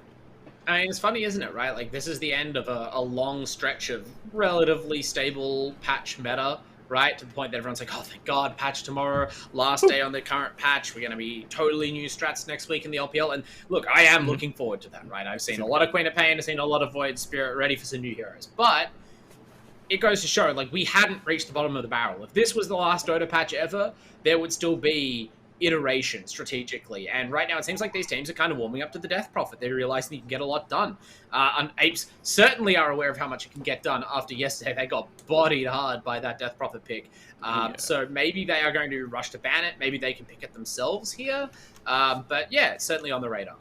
Well, Kunkka, first ban. Cool, fair enough. Instant Weaver ban. I guess we might see a little bit of spread here, but Spirit Breaker is just a really fearsome Usagi hero, so I doubt that Apes can even let that one through. And that has been, like, it's almost funny to say, right, after so many years, but it really has been the must-ban hero, right? I think every single game it gets taken out, and, I mean, we're close here. One more ban. Will the Apes remove it? They don't have first pick, so ideally they should ban out the Spirit Breaker, but, I mean, Spirit Breaker, it's very strong right now. The numbers are just great for it. The style of play we saw, what a fast-paced disabling offlane, because you got to think, like, CK is almost like Spirit Breaker light, right, in the offlane role, so we sort of saw what that kind of low cooldown, initiating, powerful offlaner can do for you, but it's not without counters, surely. Surely. Well, it's in the pool. DP is going to pick. IO is going to be banned as well to keep it away from Apes, so we're going to see a little bit more versatility. Whew, what do we first pick here? Because if you're not going to pick Bane, Travens, I do not want to give Bane away to him. I reckon if you pick Spirit Breaker, you might feel better about giving up the Bane, since that hero does line up pretty well, but they go for the Grimstroke, also a decent hero against, like, one of many heroes, right? We say hero is decent against Spirit Breaker, the requirements are pretty low, just like have some sort of instant stun or root so that you can catch that charge out. Obviously that's not the be-all end-all, but it's the first step to shutting down the constant stuns out of that hero. And now it's up to the Apes. Do they want to go with the Space Cow that's been left on the table? Yes, they do. Yes, they do. Jarred it on there, doing whatever it is. We saw the mid Spirit Breaker from a different team, but the offlane Spirit Breaker just as good, and I'm happy to see. I want to see what we're going to pair up with. It can't be IO, it can't be Grimstroke, and I guess that's kind of a little secret still, but it will be. Oh, I like this combo. Sapphire. Oh, it's M11 again though. The instant Ember pick. Yeah, I mean that's the thing, right? You saw last game what happened. I mean, we saw them pick this Ember Spirit into, like, pretty strong disable, I want to say. But you need very specific tools to shut down the Ember, and it seems like I always go to Grimstroke as the Ember counter. Like, all the spirits, but especially Ember, who is so slippery, right? That sticky silence is a real problem for him. But if you take that off the table as the easy to, you know, sort of versatile support pick who also manages that, your options really shrink down for countering Ember. You almost say, oh, can we get a Kunkka back in the draft? Oh, that's banned. Can we get an Invoker? Oh, that's banned. Now it's like, okay, well, what are you going to do about him? What are you going to use to shut down the Ember? Can you rely on a Bane, who's relatively easy to cancel out? You can't really rely on Spirit Breaker. Well, we're making it an easier game overall for them. Already banned out Puck, Invoker, even more fling on top if you want to seal that. No Flame Guard for you. And the other side, it's TA, it's Wraith King, it's carries. It seems like Rams is going to have a pretty easy game so far, as long as he's watching the map. And we know after our first series, he's clean on Ember. But Apes, they've got to kind of figure out a better way to shut it down that isn't going to be that Puck to hold him down, that you don't have the Grimstroke anymore. Is there any heroes that are still left that you could use to kind of pin him down? Well, the one thing about Ember Spirit is, like, Rams play does it very well, obviously, but he works best. Like, last game, he was able to do what he did because the Razor was up front dominating, because they were controlling the pace, and because of the enemy carry, right? It was a Troll Warlord, and it was a Troll Warlord who was pretty underfarmed. If you have a mobile hero with a BKB who does a lot of burst, especially physical burst, that Ember can't BKB through, right? Like, he is not going to have survivability tools. If you have a PA, right? We saw in game 1, right? It's sort of like that Invoker. Like, if Ember Spirit has to stand still to do damage, especially to a BKB type, like past his initial flurry of remnants, and all it takes is him standing still for 1 second, he gets crit and dies. So I'm not saying like that exaggerates the danger, But that is one option for them. It almost makes me surprised that Apes have banned out TA and Wraith King, but I guess they are scared of those potential frontliners, right? Wraith King and Razor, perfect combinations with the Ember in the one position. So get rid of those, make M11 do something else. Just watch last series, know what they want to comfortably play around it, and so far the draft has been similar. Hater can play the Grimstroke again, we got Rams there, we could get an almost exact flow if we want here, but Oracle, that's one way of purging off the Flame Gods, saving the heroes that get gone upon, but Oracle's a hero that we were talking about before, feels a little bit weak in this patch. It does, but I feel like that's more because of the nature of the heroes that have been getting picked, right? Like, Oracle is the definition, basically, of a backline saving hero. He does have a pretty impressive damage output in smaller fights, but realistically, you're picking him for the save. And people just keep picking these backline diving mids. Now, seeing the Ember out of M11, you can be fairly confident that he's not as big a threat to your Oracle. Like, Oracle's W, even, the Fate's Edict is pretty good at stopping Ember from dealing damage. Not to mention, as you said, you can purge the Flame Guard. It's also a root. Stop the Ember jumping around. It's a root that you can, like, pre-cast and do all sorts of tricky things with. The Chaos Knight and the Clockwork, though, they immediately sort of, like, bring out they spring the mousetrap on that Oracle. Like, here are two more heroes you have to be way more worried about. Not to mention, Grimstroke just has Pesky Silence. Leshrac coming out. So we're diversifying the targets. Leshrac is an interesting pickup, right? Because he strikes me as another hero that's sort of like, you can only be so survivable. It's like Drow or Sniper. Like, at some point, Leshrac just has to be in a fight to deal damage. And if he's in a fight, you're going to point and click him with Chaos Knight and he's going to die. You know? Yeah. Well, Apes are like, this is a kind of tried and true draft for Apes. They love this Jikroy Leshrac. Usually pan up an IO to keep him alive there, but this time they're substituting it with an Oracle. I don't think that works quite the same way. Dang. Oh, man.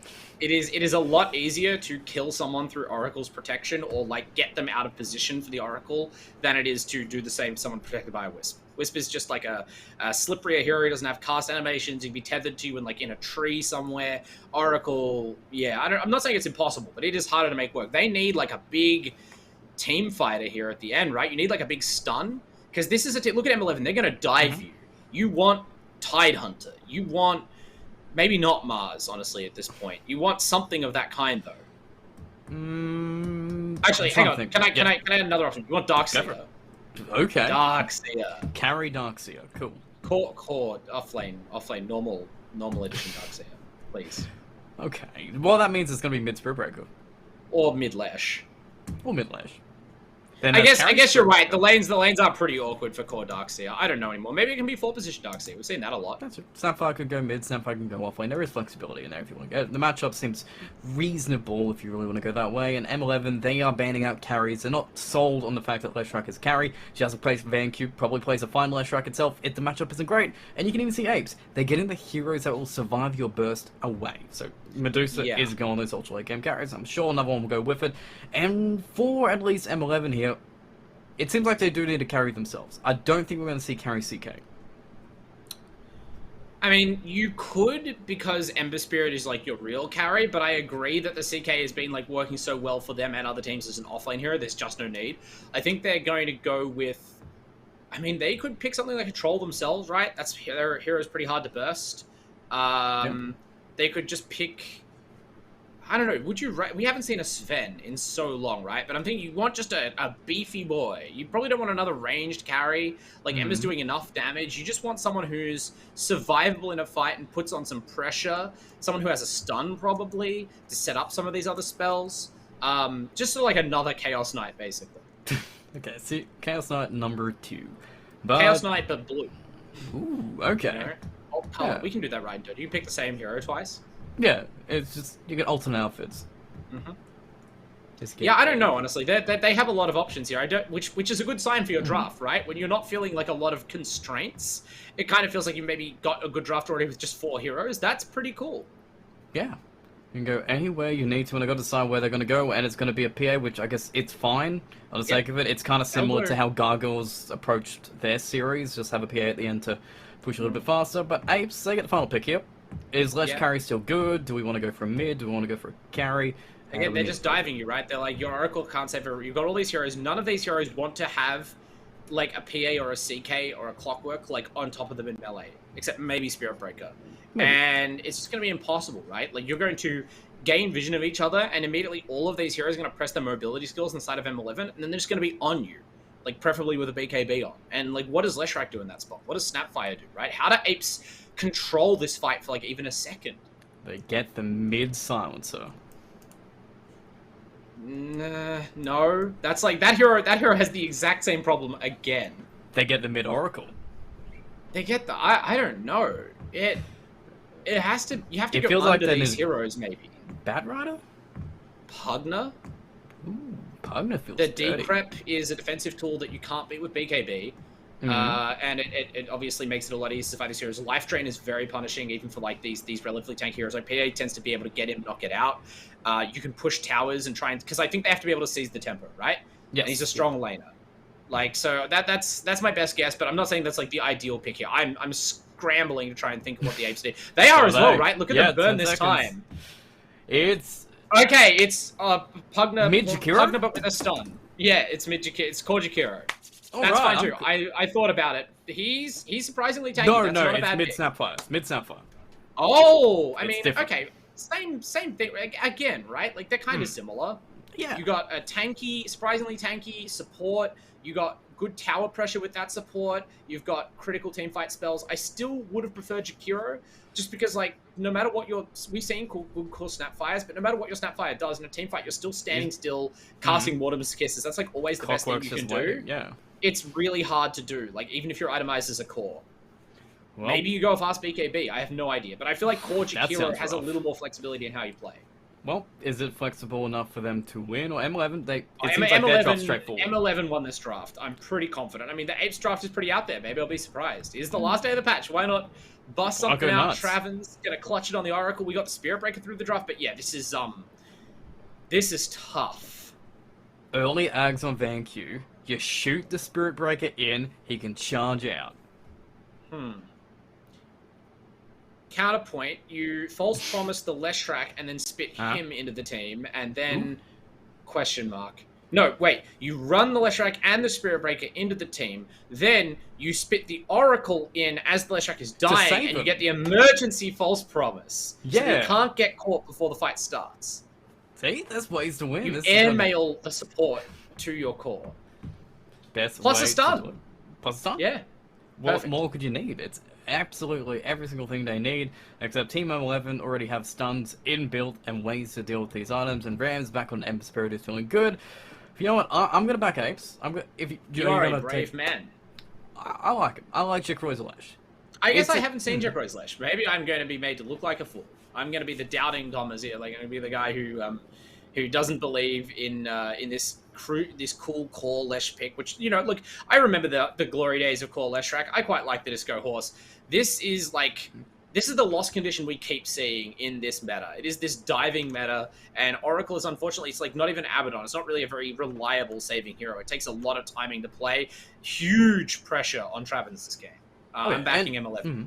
I'm even thinking about as well for Lesh, for just build-wise, is his Ag Scepter is kind of untouched, and it's like your own E-Blade. Like, there's His ways you can I've seen it a itemize. few times. It's really good, honestly. I think it's just because the hero needs, like, the hero wouldn't buy that until, like, 3rd item, 4th item, right? And by that time, if you're doing well on Lesh, like, you arguably have won the game. I think that's the main reason we don't see it. Okay, fair enough, yeah. But in that situation, yeah, no, that it's huge this game. He'll definitely go the Axe, for sure, right? I hope so. Counters most of their team, but you have to get there.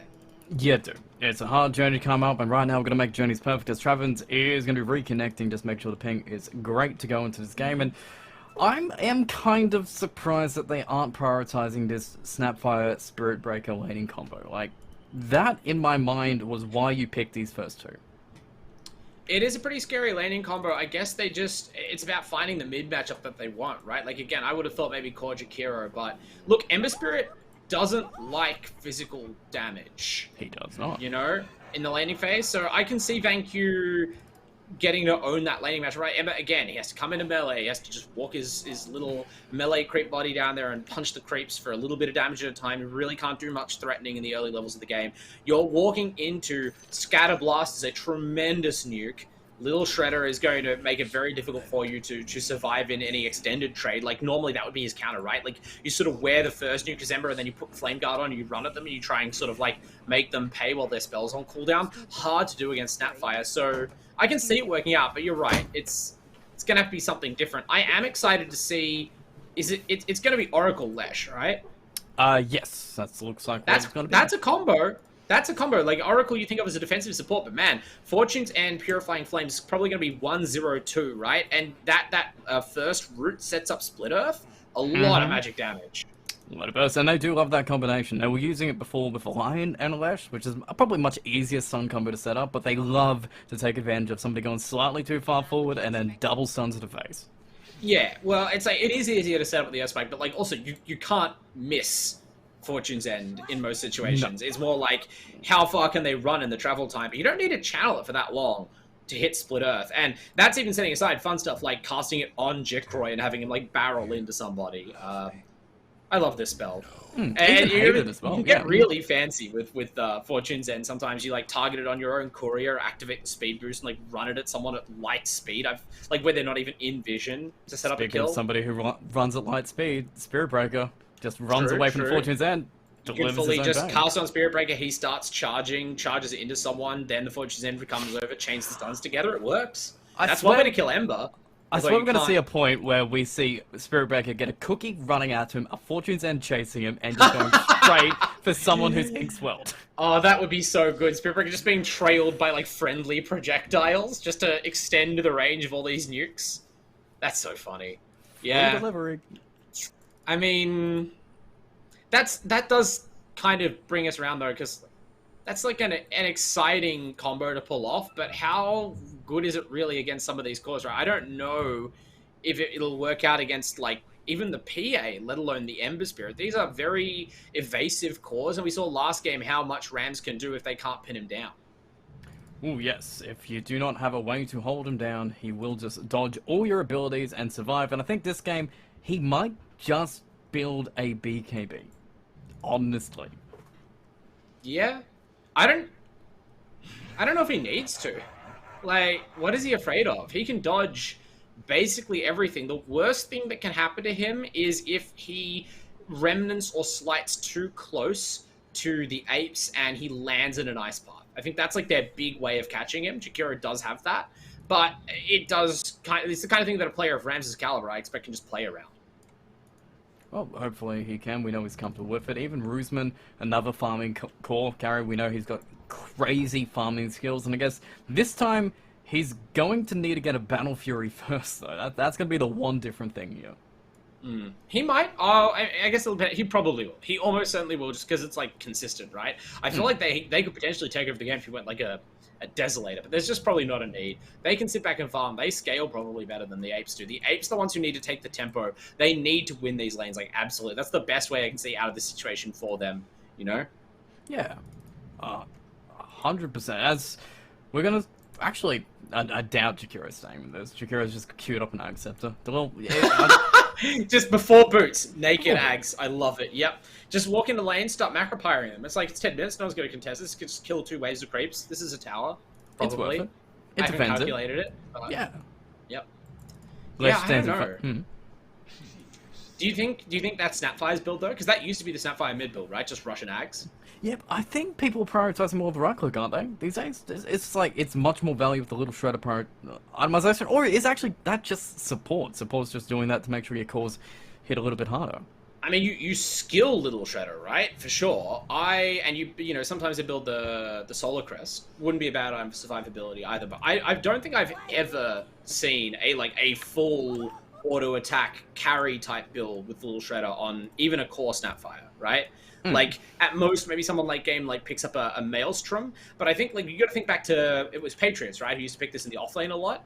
I think that looked fine, right? Build Blink, use the Shard, it's a really strong stun on Scatterblast, which is already a crazy good skill. You can obviously then chain it into Fire Snap. That's one way to, like, kill an Ember, basically. It's not quite an instant stun, but you can catch people in the middle of a fight, and it gives you something to do that's not kisses. Blink Dagger also means that if a fight breaks out suddenly, you can always position for kisses, right? Because that's a real problem sometimes. If you aren't setting up, you're not always in a great spot for that ultimate. especially against a lot of stuns, you want to be out of vision, so you can see a fight breaking out, you just blink sideways into trees and cast your ult. I feel like Vinci also is going to have to have one big game here, though. He has so many spells, he has to disrupt this game. I don't know. I'm expecting him to have a big game. I feel like that he's got a target-rich environment, but like, who does he have to stop?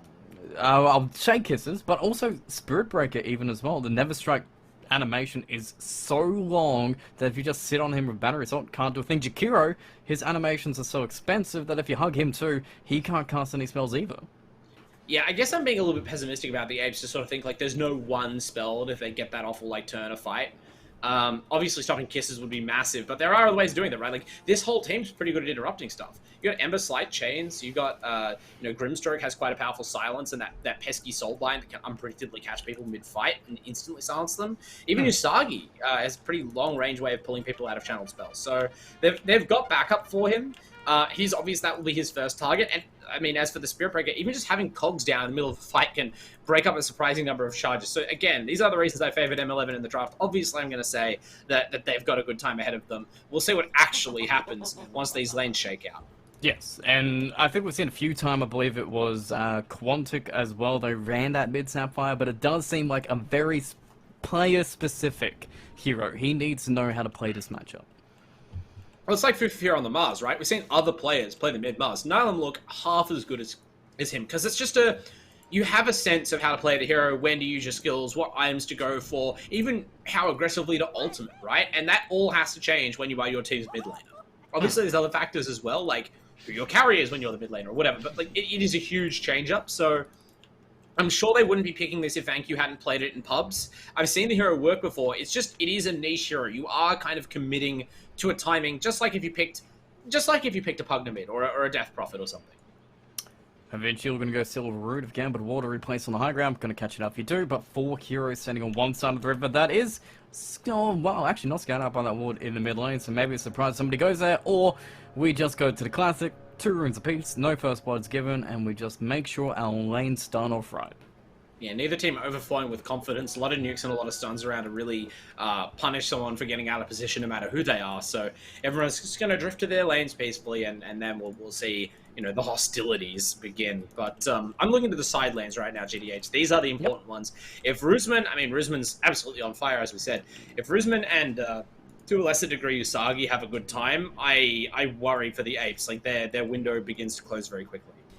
Oh, Vinci already with the boots ready to go, ready to just hug these heroes, make sure it's a very annoying start to the lane as best he can. Use Selfless on the Spirit Breaker, already got that strength inbuilt, so 74 right-click damage versus 58. We've already got the right-click advantage. It's all about Vinci making sure that they can't get the pressure on. With Dual Breaths, it is going to start to hurt. Yeah, the trading power is immense here, and unfortunately, okay, they're going to try it. They're just going to force it level 1. They're sharing the damage. Like, Vinci can't actually solo one of them, and with a dual breath to turn it back around, Vinci ends up with the worst of the wear. Well, they had to try it, right? Like, it's not going to get any better for them, but we just saw the lane decided, basically. Vinci's like, I'm going to give it a shot. Doesn't work. Now they're really on the back foot, because there's just, these 2 heroes are just tanking do too much damage. 17%, 17%, 17 goddamn percent, and Boots will allow them to run away with Battery Assault, means no more animations, but man, double back there, almost a kill, and yeah, no regen. He's got to walk all the way back. Yep, see you later. And now it's solo PA against... Look at the slab of beef that is Spirit Breaker. 5 armor and 960 health at level 1. Like, what on earth? Wait till he gets double braces and is even tanky. And top lane, though, it is still another beefy boy. Usagi on this Chaos side. After an impressive game on CK again, it's going to be a little bit of a difficult way to play this lane. But Travens, he is able to die if he goes too far forward. There we go. We got a nice little stroke of fade in the back pulling in, and the stun already being used. And with the physical damage, it's almost enough. Hated could have just finished it, but no. First blood actually drawn as Vinci goes back in bottom without using his self. Yeah, I mean, I guess he decided that it was probably worth it to go in and trade his mana and most likely his life, rather than base it when he'd have to walk back and teleport out, right? Like, it's sort of... He gives away a little bit of gold and a little bit of XP, but he, I guess, forces, theoretically, some more resources. It doesn't look like he really cost them a lot on the dia. Nice! Selfless, just getting a good old line, just going to the clockwork, but damaging the PA again, and Dual Breath is still ready to go. Liquid Fire, 15-second cooldown. Selves will keep him in the lane, but this lane is going to be super expensive for M11 to stay in. Yeah, I mean, look, we talked about how it was important for M11 to get good lanes, but they did make it harder for themselves by picking, like, this pair, right? Like, it's a slightly greedier laning setup than they had before. And even at top lane, right, this is one of the most fearsome kill lanes in the game. Like, CK Grimstroke, sort of the new CK AA, where back in the day, that was the terrifying thing to lane against. But you got to consider Oracle, right? Travens, he not only has the complete magic immunity of Fate's Edict at some point in this lane, but even just right now, Fortune's End dispels Inkswell. It makes it so difficult. Like, Hated is playing around it. He's not just casting Inkswell and hoping for the best, because he knows it won't work. But that's a lot of the killing power. It makes it more complicated to go for anything. Bridge keeps secured. Jickroy is getting some farm 9-4, but yeah, CK is 13-2 already. We're going to purge off Hated to slow him down a little bit. Jickroy is going to get the follow-up stun. But the mid lane looking pretty nice and even and crispy. 20 last hits on the small camp for Rams, and so far 18-4 for VanQ, having a pretty good time self, going straight up the magic build, all the points in the shotgun, in the cookie. He's looking to crush some fools. Yeah, no points in the little shredder, which is interesting. We kind of, as Roseman eventually just gives up and falls over. I mean, there's not much to say about that. He really cannot do very much against this lane. He just has to tough it out, right? It's third game in a row we've seen a safe lane carry just kind of like fed to the wolves. He'll recover with a Battle Fury, hopefully. Late cap PA in Series 1. Whenever it comes. We'll see when he hits the jungle up there, but even mid, we're stealing some water runes as well. Apes with some very good timing, just making sure that there's no runes for Rams to even touch. Yeah, and that's a team effort. That goes a long way. Although top lane, Jickroy maybe not having as much luck. Top Sans. Was that even Inkswell? Okay, Inkswell actually used off, so I guess they just wait for the Fortune's End, and if you don't use it in time, they'll just blow you up anyway. I mean, Travens has thrown the Fortune's End like a couple of times, and that time he threw it early again, and they were in a position to punish. Like, he just has to hold the spell, I think. Because as soon as he used it, they go for Inkswell. Just contesting the pull, Jickroy gets the waves in, Roseman back in bottom and getting punished by Dalil just a little bit as he goes too far forward. He gets a single creep to actually farm, as Selfless is just having awesome farms already with the XP, and even if Havinci does much, he gets a full pull off, which is nice to see, but they're going to get... If they have enough damage, not quite. Oh, yep. Inkswell comes in, purged off. There we go. There's the combination we're talking about. Fortune's End comes in, and maybe Jickroy can punish a little bit. He's got kind of full mana. He can get some lightning storms down. Usagi is going to the wave with 16 one charges, though. I don't think it's going to happen. Yeah. I mean, this lane looks like a stalemate. Coming in, stun. Stans comes out, moving forward. Usagi gets stun on back, pulling in with an nice little ball. But do we have Fortune's End yet? 8 seconds coming in, so we can get ourselves the Inkswell and dodge the stun. So Jickroy just getting hugged between him and Usagi picking up another. Travens, I'm not even sure if you make out yourself. You can purge off the slow if you want. You're waiting as long as you possibly can, I guess, to get away. But the sun comes out. Hated doesn't have any more mana except for a couple mangoes, but the spell's still on cooldown. Pulling back in. Travens, just one more hit to do it. And Stroke Fate, it cleans it up. Hated. Perfect marksmanship, getting them another. I mean, we say that the strength of M11 is a lot in their support play, and I don't know that it's ever as clear as it is there, right? Like, Travens, I'm not saying he's doing everything wrong there. Like, clearly they expected to hit Split Earth, but even so, Fortune's End is a 10-second shorter cooldown than Inkswell. You really shouldn't get caught without it, but you chose to roll the dice, and you are immediately punished. And then even the swag kill follow-up with the stroke in the trees, like... This lane's over now for Jickroy. I think it's unfortunate, but when you fall behind in levels, like again, the Slash Rack is so squishy, it doesn't behoove you to stay in lane against these twin nukes. Yeah, and it should be fair as well for the game that we did see. Actually, bottom lane we're going to see with the launch of Charge of Vinci and a TP as we have the Arcane Rune, so the kisses are just going to be used to get them a goddamn cooldown, but we cook the clockwork alive. Yeah, I didn't see the TP in, and it's certainly a lot earlier than you're used to seeing Mortimer's kisses. I start running, I'm like, oh my god, he is so dead. I didn't even know if that was required, but thank you, one of the kill involvement. Did have the Arcane Rune, may as well chuck the ult out. And in the meantime, though, Rams just eating up that space. We saw what he can do in the Ember last game. Is he going to go back-to-back, like, deathless Ember games? Alright, nice little sleight of his dodge, but yeah, so far he doesn't feel too pressured. He's farming small camps, heading to mid lane, farming out, gonna have his Orb of Corrosion, maybe look for opportunities, but so far it seems the only lane that kinda does need help is Roseman, but he's only sitting here as long as he has, so I'm sure the jungle is gonna be opening up to him in a moment.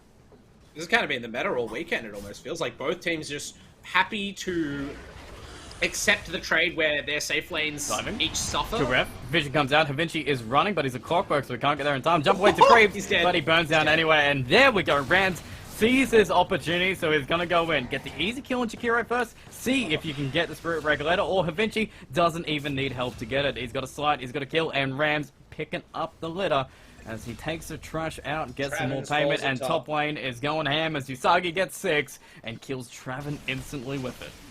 I mean, when you have a combo that is this, like, idiot-proof, here they go again. Stun comes in, stroke slows, and yeah, just wait for crit, wait for crit, kisses. Now Wink Swell, wait. I don't know if this is going to get any kills, but it keeps Jikroy alive. Yeah, that's pretty solid. Oh, it might get kills. Hated. Alright. I think he would have died if he kept walking through the fire there, so a bit unfortunate for him, but a good rotation, very necessary for Mankyu. I don't know what happens from there if Jikroy just gets mowed down, which he was about to, right? Inkswell was off cooldown that second. Scary stuff. Travens isn't even going to TP up top because he just needs to stack, put some vision down. Jakiro is trying to farm up his level 6, it seems, in the mid lane, and he's just down to defending towers at this point while we try and farm Boots of Travel on this Snapfire just so we can start making even more rotations around. But look, Rusman's already in the mid lane. He's also equally abandoned his, ugly safe lane, and with the clockwork running around, it's dangerous for these dire heroes to try and, like, constantly swap lanes, right? Havinci will intercept. Sun comes in, double brace phase boots, might give him the movement speed to get away, but we're just going to try and hug him as best we can, and Havinci is just going to be there if you do get behind your tower, because he'll wait and watch you as you charge on through to your own death, and then Jakiro, who came down to save, will be seen by Havinci, but Ember, okay, has enough mana to do it. We can just work it the long way, give him the high five before you die, but Delil's definitely dead. Yeah, unfortunately Jakiro has no hands, so leaves the clockwork hanging by physiological necessity, but Havinci did his job there, at least. He intercepted the rotation, and that turns 1 kill into 2, and it's an easy start for M11, and I'm honestly terrified for the Apes, right? Like, this is the thing. I'm not trying to be a killjoy about the Snapfire mid-pick. They're both having a solid start, right? Vankyu and Rams both getting some farm in the mid lane, both rotating and getting some kills. But think about it. Who uses the farm that they're getting better out of Snapfire and Ember in the long run? It's Ember. And Ember, yeah, exactly. And when they're rotating, right, who's better at rotating? Who's more able to get to these lanes quickly? Who's outputting more damage when they're there? Who's doing more with the kill goal? It's Ember. Yeah. Who's setting up in your triangle to wait for Selfless to come on in and kill him anyway? Inkswell stuns, Suns comes out, you can't charge you on. Travens can purge you off after, but it's a little bit too late as Inkswell into lands, and Slider Fist will be waiting and watching as he tries to get Never Strike off before he does, but who is going to melt down as we put everything down. Macrophire's in there, Jikro's using all the magic damage, and Rams goes into the Macropfire to kill himself, as Hater's trying to run away, but Jakiro going to be slowed down, but Liquefire and Rusman, he can just walk away from Vankyu because he's already used all his abilities, and Hated instead doesn't get the same happy ending, but Jikro gets a double kill. Well, they have proof in concept now their plan to counteract the Ember and the PA, right? These are two heroes that are sort of very slippery, but if you set the entire area you're team fighting in on fire, they have to stand still to deal damage, like somewhere in the fight, and if they're just constantly in Macropyre and or Kisses, they don't have a lot of health. So that's good. I worry about what happens when they both get BKBs, though. That could reverse things in a hurry. But actually, he's been seen. Dodges the Ice Pipe, going to get charged in by the Spirit Breaker. Has Hook, so he's going to go for somebody, and it's Spirit Breaker. Just trying to crack him in with the Suns coming out, so we can't charge out if he wants, but he can't get the Ember into the cogs. He has to deny one of them, walk around to him, but so far he survived. Travis is level 5, moving him back, trying to get the heals with the slide, and chains are good, and the Remnants seem to be committed. Himself is still alive, Never Strike. Rams is brave here! As he is just going to be dead, as Jikroy is just raining and now dancing and moving on Havinci too. He traps him into his own death, and now they're going to chase down Hated, so he's trying to get to his tier 1. Just needs to dodge the Ice Pipe, which he did, and hopefully survives out of it, but that was a fantastic turnaround from Apes that didn't even require Vankyu. Well, I successfully cast a Curse Rams. I don't know my own power. After a whole deathless game where he was basically flawless on the Ember, we had all praise for him. That was, he just got clowned by Oracle. Like, that is the support player's absolute fantasy. Your Ember Spirit's like, I'm a big, strong Ember Spirit. I can totally kill the Spirit Breaker on 10 health. Gets owned by level 1 Fate's Edict. Just 3 seconds of magic immunity. All it takes. Does 0 damage to the SB. Gets stunned. Dies. Didn't even use False Promise.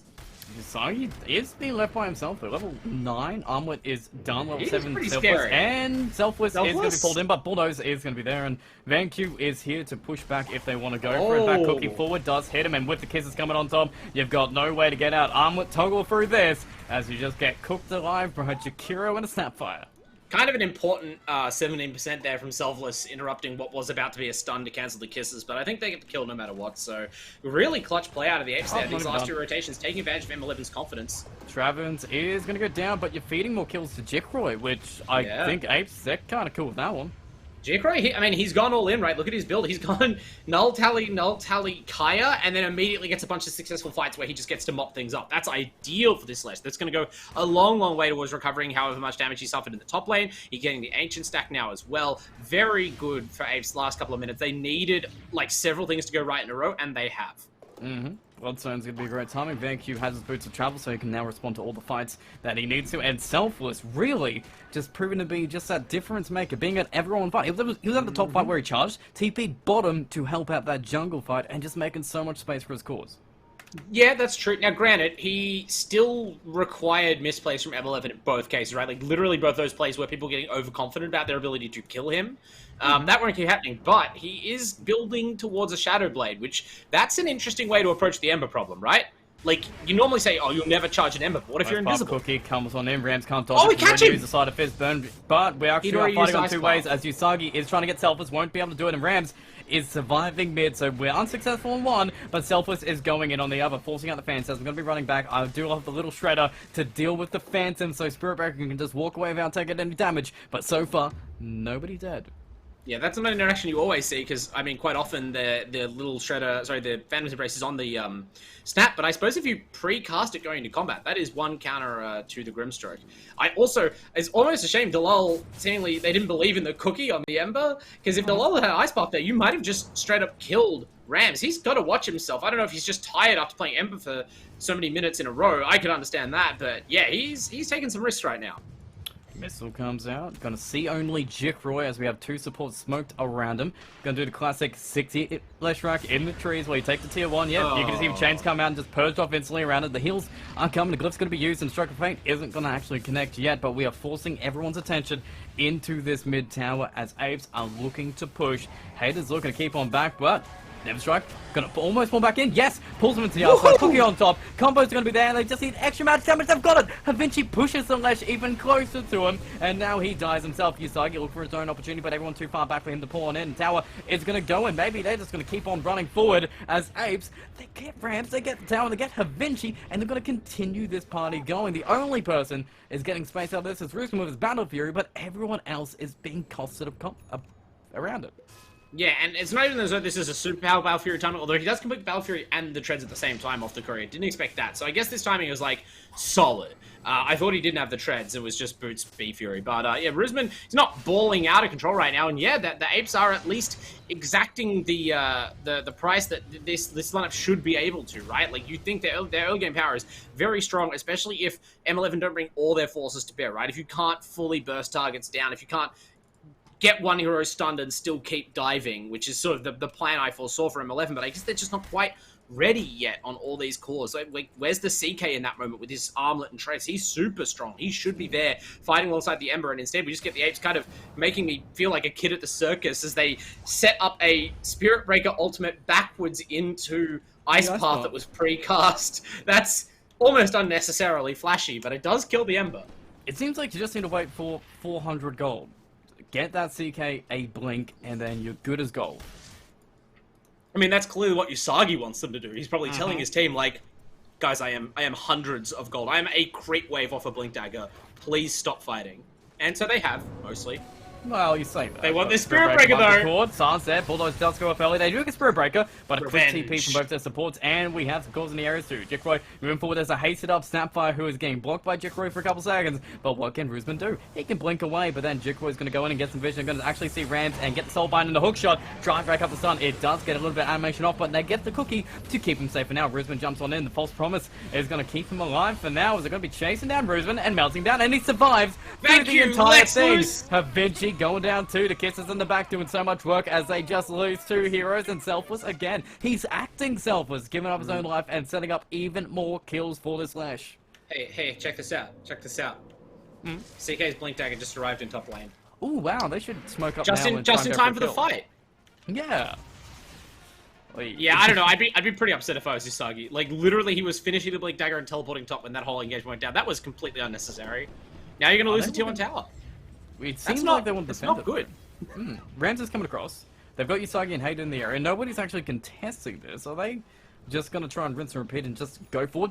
They know Kisses is down and False Promise is gone. I think they saw the CK. I think they saw the CK with the blink, and they're like, "No, we don't want this." Smart choice. Yeah, I agree. Definitely, you do not want that. That is not worth it. So I guess you don't lose tier 1 tower, but you do reveal the CK blink dagger for nothing. And yeah, Vanq. Okay, Vanq went Yule's first item. I have no idea. I guess you just don't want to die to chains. Which is smart, because I guess for what it's worth, Travens isn't caring about Snapfire surviving. He's all about that Lash. Well, I mean, Vanq just has to not be in the fight. You need to be where you were the previous game, but that's why I thought Blink Dagger was the item, right? Yours is like a save me from my positioning item, but it doesn't help you be in position, and Snapfire doesn't have natural tools for that. He's going to have the Blink, like, momentarily, so it won't matter. But, like, all the... You got to remember, right, that what is the thing you don't want to get stunned out of? It's your ultimate, right? You can't use Yule's to prevent that, because that counts as your ult anyway, so... I guess it's to trap people. Yule's the Ember into Cookie. That's actually what it's about. All right, now we're going forward, trying to see what we can find. And oh my man, if it is Rams, it's big, but Hayden instead will be the target. That goes down, no soulbind for you as your dead. Kiss is being committed for it, but Arcane Rune again. Vanq happy to spit it out and put it down if he's able to get some kills out of it. And hey, maybe Usagi next, I'm not sure. Roche would be a very difficult task when you don't have anybody who can right-click around it. All kills are going to be just as easy as Usagi's illusion stands there and blinks on in aggressively. Not going to be seen, though, so I guess they don't get an extra kill out of it. It's just back to farming as Jikroy tries to invade your triangle. Yeah, it looks like M11, if they hadn't decided this from the outset, they've made the call. Like, Ember, CK, and PA, right? They can all fight off, like, 1 item, 2 items. They have decided to play for the late game. If you look at the itemization, right, and just the way they're playing, Usagi is now still just in the jungle hitting creeps. And the PA, obviously, is the one who's dedicated. She's got a Battle Fury, just farming. Even Ember, though, goes back, picks up the Maelstrom. This isn't the build we saw last game. Rams is going to make sure that he is just pushing out the waves, maximizing the farm, and true, if these 3 heroes all scale, they should easily crush the Apes. Yep. That BKB seems like the crucial timing, and that's what Apes seem to be abusing as well, the fact that you don't have BKB yet. They need to get the most out of this map as they can. I mean, what do they do? Like, that's the thing, right? You're not going to end the game before M11 have BKBs. And they're like, what does this team do about that? You have to just disengage.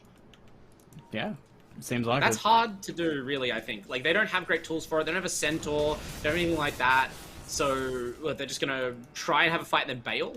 They're going to try and kill Jikroy, I believe, here, walking through the river, but the Invis rune makes it a little bit awkward. He's in! We've got a scent, but yeah, Usagi goes in, kills Travis, so there's no save, but Jikroy walking Invis with no sentry being placed down yet. Usagi going to actually get burnt out for again, but he's done his job. He killed the Oracle, but the kisses are coming in for Rams, going back to the high ground to get to Hayden, just to be saved. And Vinci disconnects Jikroy from being able to continue, but he just changes his mind, walks back into the cogs again, and is going to go for the support on the high ground, but he's by himself and isolated if they can find him. Excel's going to be there, but walks into the stun as Rams did not expect Lesh just to be there, and Hayden, he ain't going to get away either as the cookie comes in, as the tip goes down, and so does the Grimstroke. I'm impressed at how they're countering this Ember. I'm impressed that Snapfire was in range of that Blink Yules, right? Like, I saw the Yules as an Ember counter. I'm like, normally I'd expect like an Atos even, right? Because the range on the Yules is pretty short. And Ember, he doesn't have to see you coming from very far off to dodge. Also, is there like a frozen Mortimer's Kiss just hanging in the air? Yeah, there is, in the mid. Okay, that's cool. I love Dota 2. Anyway, at top lane, Risman might be in trouble. Are they going to let this charge rock? I think so. Incoming.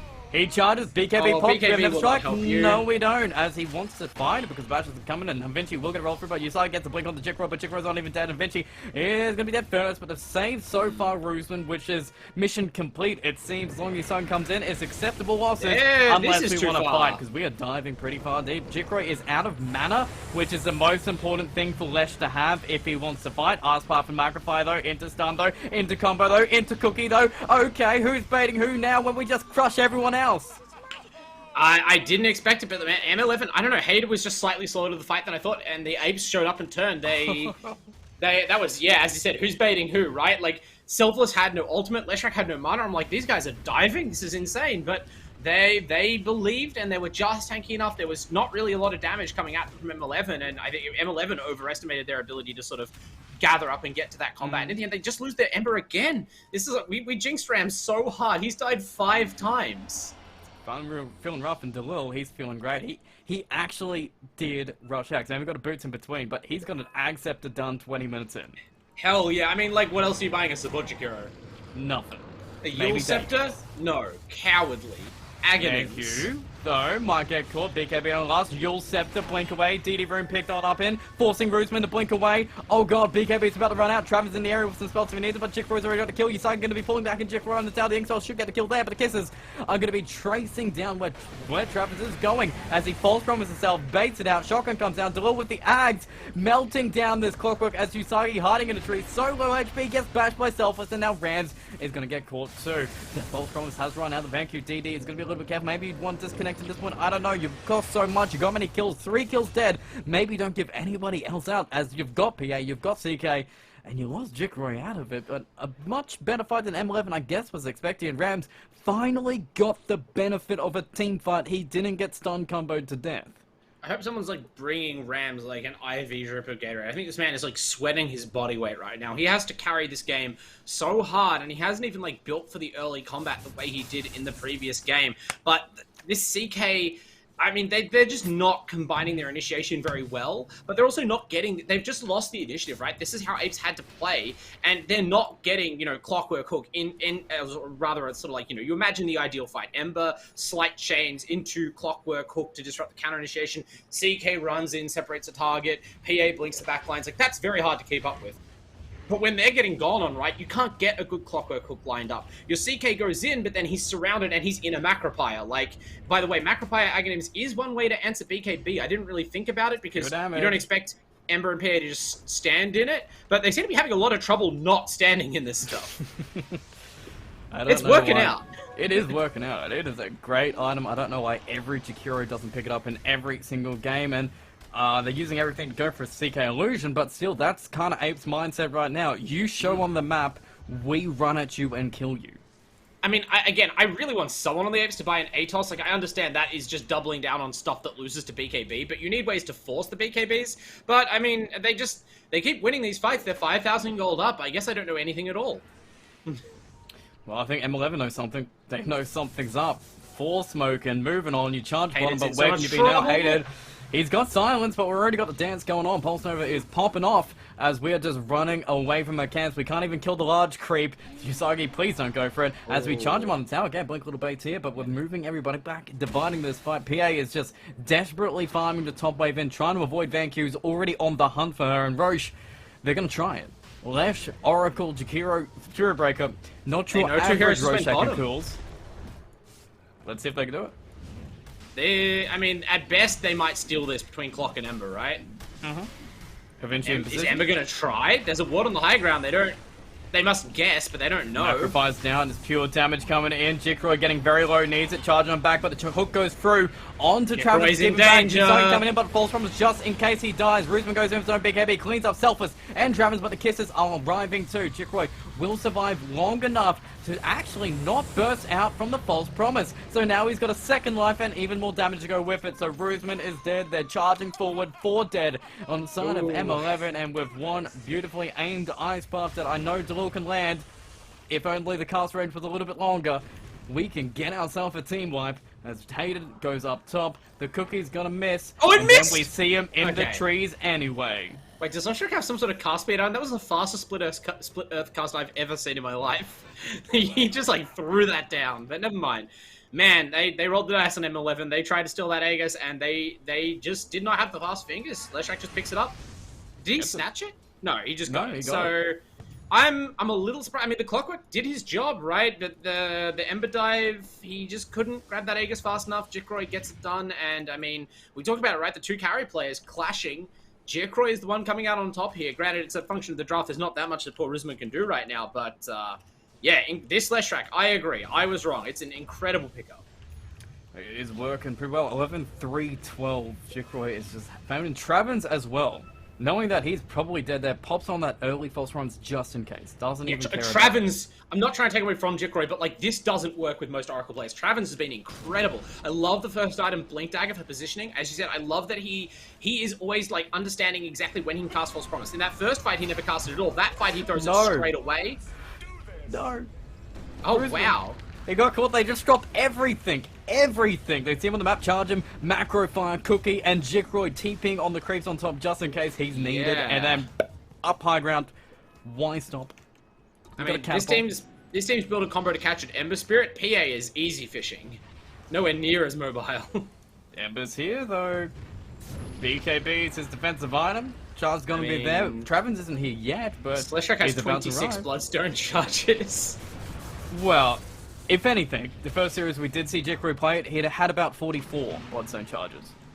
Okay, I feel like it's been years since I saw this many Bloodstone charges on literally any hero, so I'm impressed already. But yeah, this item build is something else, right? Like most Slash tracks you see like Yule's BKB, right? And then the hero kind of looks underwhelming. But you're going straight for these big items, just trusting his team. He's looking huge. Shotgun, Jules coming in, Travis with every single damage. BKB having to be forced out here. Macrofy isn't going to be here for 7 seconds. Moving forward with the Inkswell will hit Selfless, but charge on through because Jikru's going on back line to disconnect him. As the little Shredder's doing some work, and so is Selfless. But going to be chained again with a Soulbind, and maybe going to be killed. False Promise on Selfless because he does have the Aegis onto Jikroy and literally isn't even dead as Roosman goes into the backlines, pops his own BKB, gonna be never strike through, the Macrofy is gonna be burnt down to charge on through just as Selfless dies around it, get him down to half HP, he just needs to move out of it, can't use the Inkswell combination because he's just trying to get back, and can he get back because there's a Macrofy in between everything?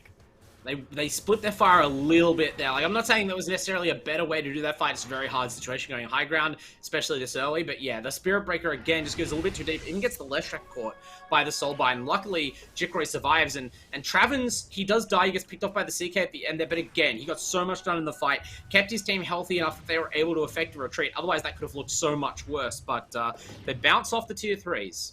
First attempt. And next time they do go for the tier 3s, they'll have a sheep stick for when Roosman jumps in. So it's still looking kind of rough. If Roosman isn't on his game, he needs to have the quickest fingers ever and make sure that BKB is maybe even pre-casted before he jumps in.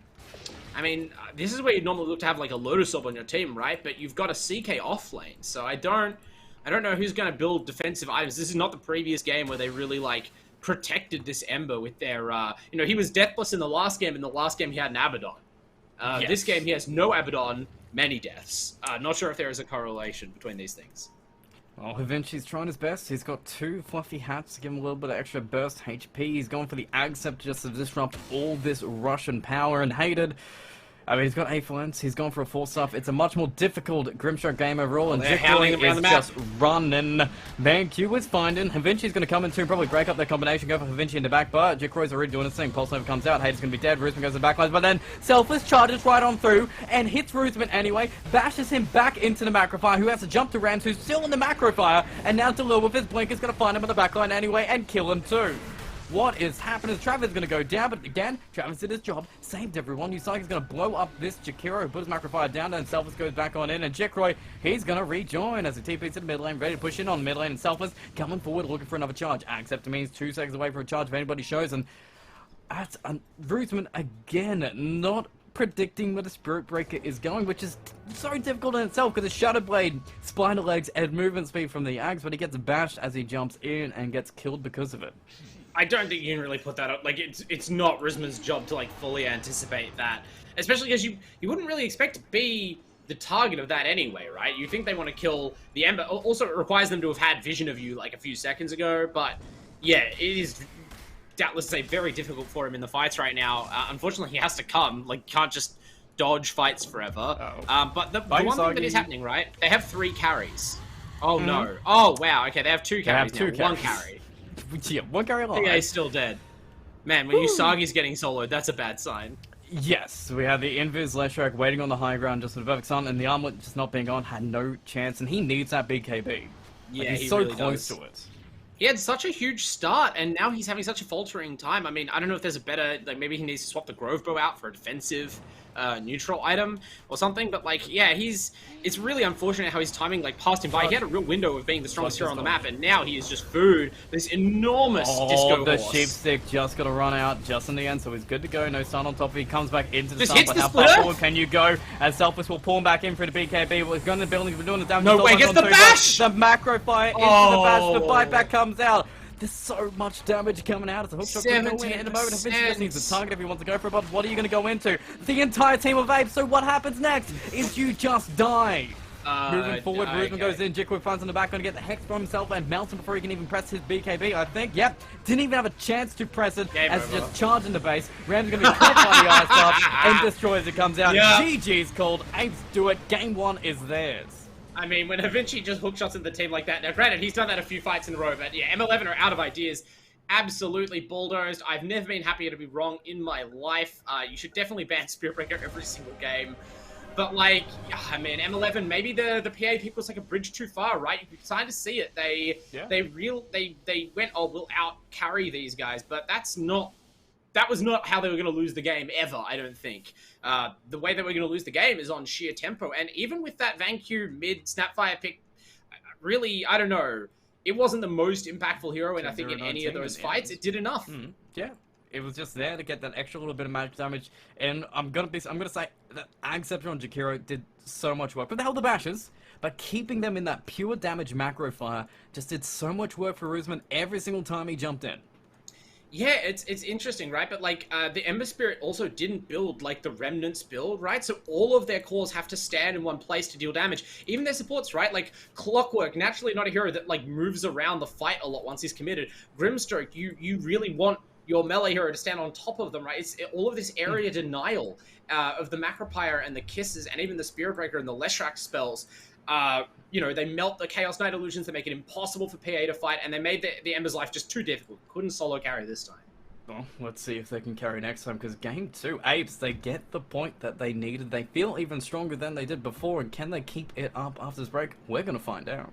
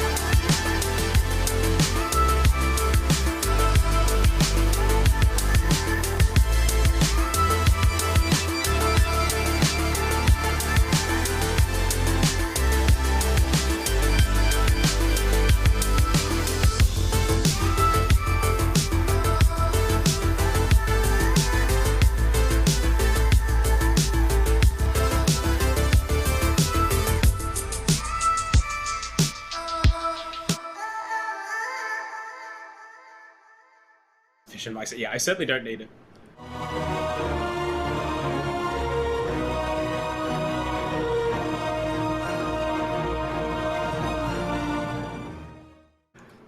Welcome back, everybody. The marathon is almost over for Team M11. One final game for them to survive, but Apes already took that last game. Game 1 was an impressive performance from them. They were screaming on their mics, I'm betting, as they were taking the bases and just winning that game. And in Game 2, they've got so much confidence going into it. Absolutely, GDH. I mean, if it weren't for my ironclad professionalism, I would have been screaming on the mic. That was a real adrenaline-charged, bloodthirsty kind of game of Dota. They absolutely proved their signature strategy, right? They had the supportive hero, even without their IO. They got the Oracle in a tricky Oracle game. Travens, man, we know he's good, but that was a real signature performance from him. And, of course, had the perfect accomplice in Jikro's Leshrac. The whole team synergizing perfectly, knowing exactly the pace they had to play. They had to step up and take that game away from M11, a team who just looked really solid on some of the same heroes the game before. Boy, they ripped it straight out of their hands. And now it's M11 who, for the second time in a row, have to bounce back and try to level the series. Last time their bounce back approach was to pick Rams Ember straight up. This time, last game they did that. I think we might need to prioritize Rams just a little bit more in that mid lane. I know Ember's great. I know Ember is great on Rams, but maybe you just need that mid lane advantage so you don't get surprised by that mid snap fight and the coordination that they use to shut you down. I mean, I don't think Rams got worse at playing Ember between games. You know, comments about his fatigue or, you know, that's mostly for show. I think the real factor is the draft around that hero, right? It shows how important the context is. Like, the game before, he had an Abaddon behind him and a Razor in front of him. It makes it very difficult to settle on the Ember, right? Whereas in that game, unfortunately, they never really got Usagi to link up with the Ember during the time when he had that blink armlet time. It was really good. And it was just kind of wasted a little bit. The PA, of course, not going to be frontlining for the Ember. It's kind of the opposite thing where you're diversifying your late game interests. And they tried to start making space and farming towards, well, we'll outscale you sort of thing. But there's no way that you're getting that much space out of this crazy Leshrac draft. So, you know, the fact that they could just wait for the Ember to jump every time and then just go on him with everything. Just like you could see him. He'd dodge out of one ultimate, land in another ultimate. Dodge again, and then Sapphire Blink uses him. Like, you can only dodge so many spells. You literally only have charges of Remnant, right? 3 Remnants, 1 Side of Fist to dodge everything. And, you know, I'm usually underwhelmed by Jakiro 4. I'm not always sold by, but Delil on that Jakiro. The rush of the Axe, and just being in everywhere. The Ice Paths, the Dual Breaths, the Liquid Fire, all perfect. They punished Roosman, then they went to punish Rams, and then they went to punish Usagi all together. That Jakiro was super cool.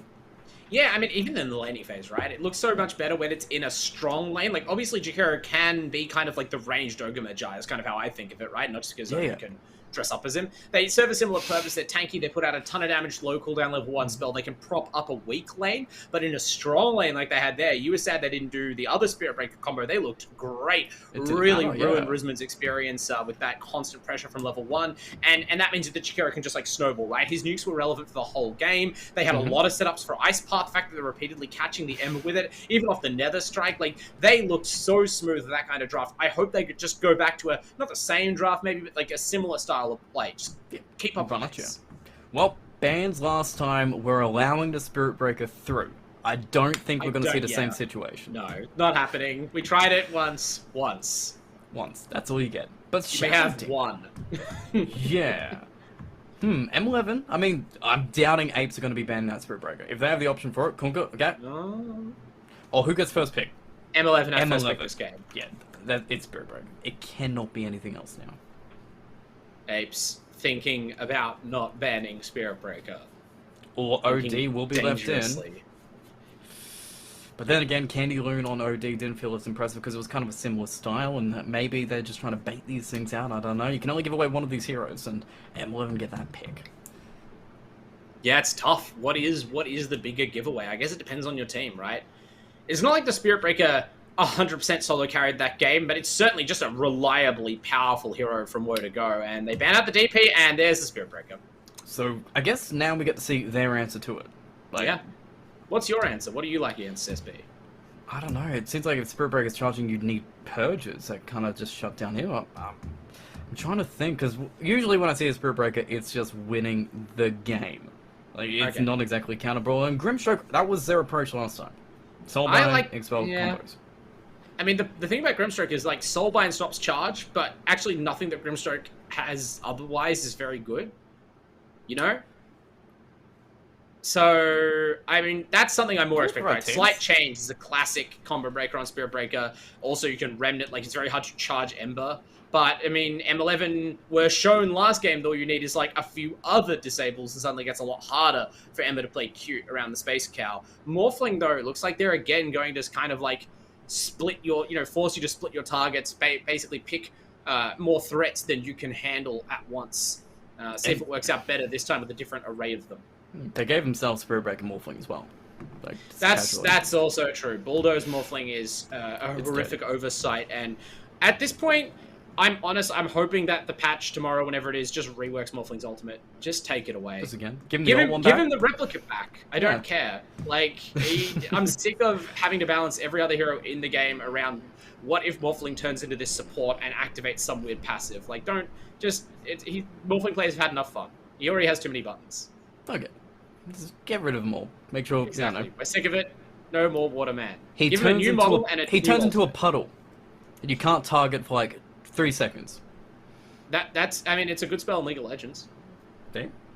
Could come here. Who knows? That needs some versatility, but bans. Wow. Okay, Anti-Mage, Void, OD, just straight up 3. Very quick from M11. The other side is Abaddon. Okay, I'm cool with that. That's fine. But Lena as well, I guess, for that mid lane matchup. Because Roosman, I guess, is the M11 Morphling player. Yeah, it's crazy, isn't it? We haven't seen Lena in, like, quite a while. For months, she was omnipresent for, like, 2 straight seasons. And I think she, like, the mobility creep of these mid lane picks, just the fact that Lena is herself, like, squishy enough that she can be exploded by, like, a spirit type hero, and she is not, like, as mobile as they are, doesn't have the same defensive abilities, makes her harder to pick nowadays. But okay, the Apes banning Shadow Fiend, like, we are going for some deep cuts.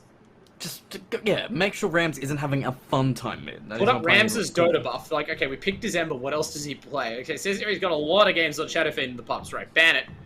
Ban it. Really, Punk's still here, though. As you want to play against him, you just allow them to pick Punk. And Ogre... Hey, okay, Magi. That's kind of cool. Big old fan. And Travens loves this Ogre Magi. This was banned away from Travens last game, and it didn't even matter. He absolutely went berserk on Oracle, but yeah, he does enjoy a bit of the tanky Ogre boy. Someone who just run in, doesn't care, it forces the attention away. It's kind of Travens style, but third pick for M11, I'm guessing needs to be the supports here, unless Spirit Breaker is better as a 4 in this situation. You are up against an Ogre who's going to try and beat you down, and there's a lot of Ignites that are going to be on your face, and maybe you want something a little bit different to kind of approach this lane. I think you generally don't want to lane SB into Ogre, because like Fire Blast is like a decent spell against SB. SB doesn't love the level of constant magic damage that Ogre puts out, but most importantly, like, Spirit Breaker is a hero that's built, like, he can trade, but he's better at, all-ins, right? Yes. He's better at charging and committing and fighting you, if not to death, then, like, for a lot of damage, right? So you want a lane partner that facilitates that, and ideally, you want to be against a lane that's, like, that lets you do that. And I think what happens is Oracle just chases you all the time you aren't charging and beats you up. Yay! Enchantress! Okay, oh, cool. Okay, yeah, hang on. I forgot this hero was in Dota briefly. Sorry, Enchantress. Enchant actually feels really strong this game too. Yeah, she... Flame Guardian spell. Same job as Oracle, really. Yeah? Pseudo. I feel as though the type of defensive spell that they have is not really comparable.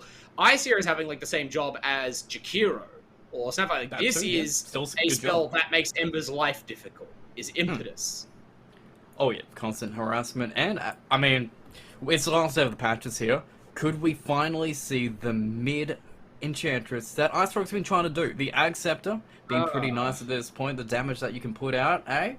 I refuse to rule it out on the basis that I haven't seen this hero in ages, so like anything is possible. I don't think so. She's never been that kind of hero, right? Like the value of Enchantress is how much value you get out of that spell, like for how little you invest. Like Impetus just with nothing on it is kind of a threat to a squishy boy like Ember Spirit, right? There's just a couple of javelins hit you in a fight, it's like half your health. And you can't really do much to not have that happen. It's not really worth wasting the time to kill her unless you completely combust. Because that's one thing, right? Like, she has to build a hood. Enchantress's vulnerability is Magical Burst, and Ember is Magical Burst. So, but now they have Ember, they have Lion as well as the counter, right? Instant Hex. A lot of magic damage if Flame Guard is ever down. They're making it difficult for the Ember, but these are also a lot of soft targets, right? And like, it sounds good in theory, but a lot of the time the Ember is going to be cruising in when a fight's already started and just mopping up 3 heroes in like a millisecond. Here's someone who doesn't care about a whole bunch of burst damage because he's got more HP than you can burst him with. Tiny, but that is a good morph answer. Like that, both ways. You get the burst for morph, but morph can become tiny to disrupt your team fights. Yeah, I think with the Spirit Breaker on the table, you're not worried about giving him more morph targets. He's already got his fill. Wait, hang on a second. Yeah. I literally, this is embarrassing, but I can't remember if Impetus is currently Enchantress's ultimate or not. No, it's his Q. Oh, no! So, I haven't actually seen that before, Morphling Impetus. It's been a while, yeah, you're right. Yikes. Yeah, So, yeah. I just range hesitated for a second because I didn't want to say it and be wrong, but I'm like, so it seems like someone should have tried this already. People turn into Dark Willow all the time, but this one, huh? We're going to see literally on the patch changes, this goes out because of this game. It's going to be so Like, dirty that it instantly gets patched out. Yeah, I don't know. Look, Apes is certainly looking very strong still, right? There's a lot of control on both sides, actually, to be honest. But at least the Apes, they kind of have these tanky supports. Whereas, like, M11, if Lion or Enchantress get, like, seen by Tiny, like, you're kind of counting on Enchantress in particular being able to stand and deliver a little bit in these fights. But it's not just one carry who can explode her. Like, you're going to end up with 3 or 4 heroes that can just menace the deal lady. Maybe she does have to be a core, just kind of be a little bit tougher. Yeah, raindrops don't seem like they're enough survivability for you. Ooh, offlane, mid Spirit Breaker against the Ember Spirit probably doesn't matter too much. Because or mid Morphling, like still you could play it mid. Do you? Oh, sorry, you were saying the Ember Spirit's mid. I was about to say, you think the Ember Spirit's going to safe lane? But I think Enchantress against Tiny looks okay. Although Ogre Magi might be a menace. Yes, he will annoy the living hell out of you, and with, you know, the passive is now level 6, so you've got until then before Ogre is scared of bullying you, which is going to be a long goddamn time. That's true. Ryan, I have to ask, have the Apes played a Broodmother? That's a last ban we haven't seen mostly this time. M11 just busting out, just like, no, don't brood us. I'm like, okay, well, I never want to be brooded, for sure, but... That's a whole ban. I don't think so. Usagi is the Broodmother player that I'm remembering, but I'm sure Selfless can bring it out, so... Sure. Razor being the final answer still says, like, you already had an answer for Brood and a good Razor game. Like, this is your typical answer to Tiny. Yeah, this is a good... They feel confident that they have made the Ember's life difficult enough, and now they're picking something against Tiny. Also, against the Burst, right? Like, you are going to be stunned, like, whatever carry you have, and your team haven't picked a save for you this game. There's no Oracle. Or anything. There's no, like, Abaddon. So this time they're not making the same mistake, right? Well, the Razor was banned last game, but M11, you know, now that it's not banned, very happy to pick it up. So, last pick, Jakiro. Yeah? Okay, cool, yeah. Well, I'm not saying no. As a core, then? Yeah, who knows? Could be right, but it seems like they're doing it offline here. Out of everything, they need something for Selfless to play. Legion usually is his go-to for an offlane that might be shaky, or Sand King as well, he's played a few times. I was about to say, give me Sand King. Like, Legion Command is decent, don't get me wrong, right? Like, the save would be really nice, but I think against these backliners, you really want to be on, like, Enchantress, Lion, even disrupting the Spirit Breaker, right? It's enough, like, very fast point-click stun. Yeah, it'll be interesting, man. What do they go for? Actually? It also has to survive the Razor lane, and typically teams also do Pango for that kind of response here, but... Yeah, Pango's pretty solid. Being Magic Immune is pretty nice in the role. But they have enough control otherwise. I guess you have some things to follow up. Yeah, it could be Pango. It could be Pango. They are thinking about it. They are. 13 seconds. Yes! Wow! You got your boy! Got my boy! Alright, Visage. I have no idea what's happening. Okay, what does this Visage mean for the draft? Are they playing fast now? Is this tower push? Like, yeah. Okay, fast. People keep picking these, like, pushing lineups, and then there's randomly an Ember Spirit. It's don't know what's going on. Soul Assumption Rush against the Morphling. It's True. A lot Okay, of burst alright. Look, I'm going to give credit to the Apes. They look great last game. They know what they're about. They have a good draft this time. And, like, for whatever I just said about Ember Spirit, like, depending on the build, this can really work. Last game, part of the reason why it was so hard for Rams is he went for that. He committed to Maelstrom, like, as a first item. That's a very squishy, vulnerable, low burst kind of fella. Now, Vanku builds differently. If we see, like, something, the old Spirit Vessel into Ags, something of the sort, or even a Yule Scepter, then you could be better off. Well, and you can play past the rest of your team. Final call for today, though. Final game for today. What do you think? Can Apes 2-0 Team M11? I think they can. I don't want to steal the pick from you. I know you like to be contrarian, and I know you like Visage, so you can have first option on the Apes if you like. I choose the Apes. I choose the Apes. Everything. Okay, I also choose the Apes. M11 have done fine today, but I think the Apes have quite a powerful draft. They didn't want to get brooded, right? They are probably about as bad at dealing with the birds as they are at dealing with the bugs. The Morphling is okay at killing them. Everyone else struggle town. Oh yeah, Hated actually position 4 Enchantress going into the tiny lane as well. That seems a little bit more difficult than it should be. Seems like M11, they've got a lot that they need to go right here. I don't hate it, right? Like, you think, oh, Tiny to Enchantress. Tiny has sick burst. Like, that's a problem for her, but not in the early game.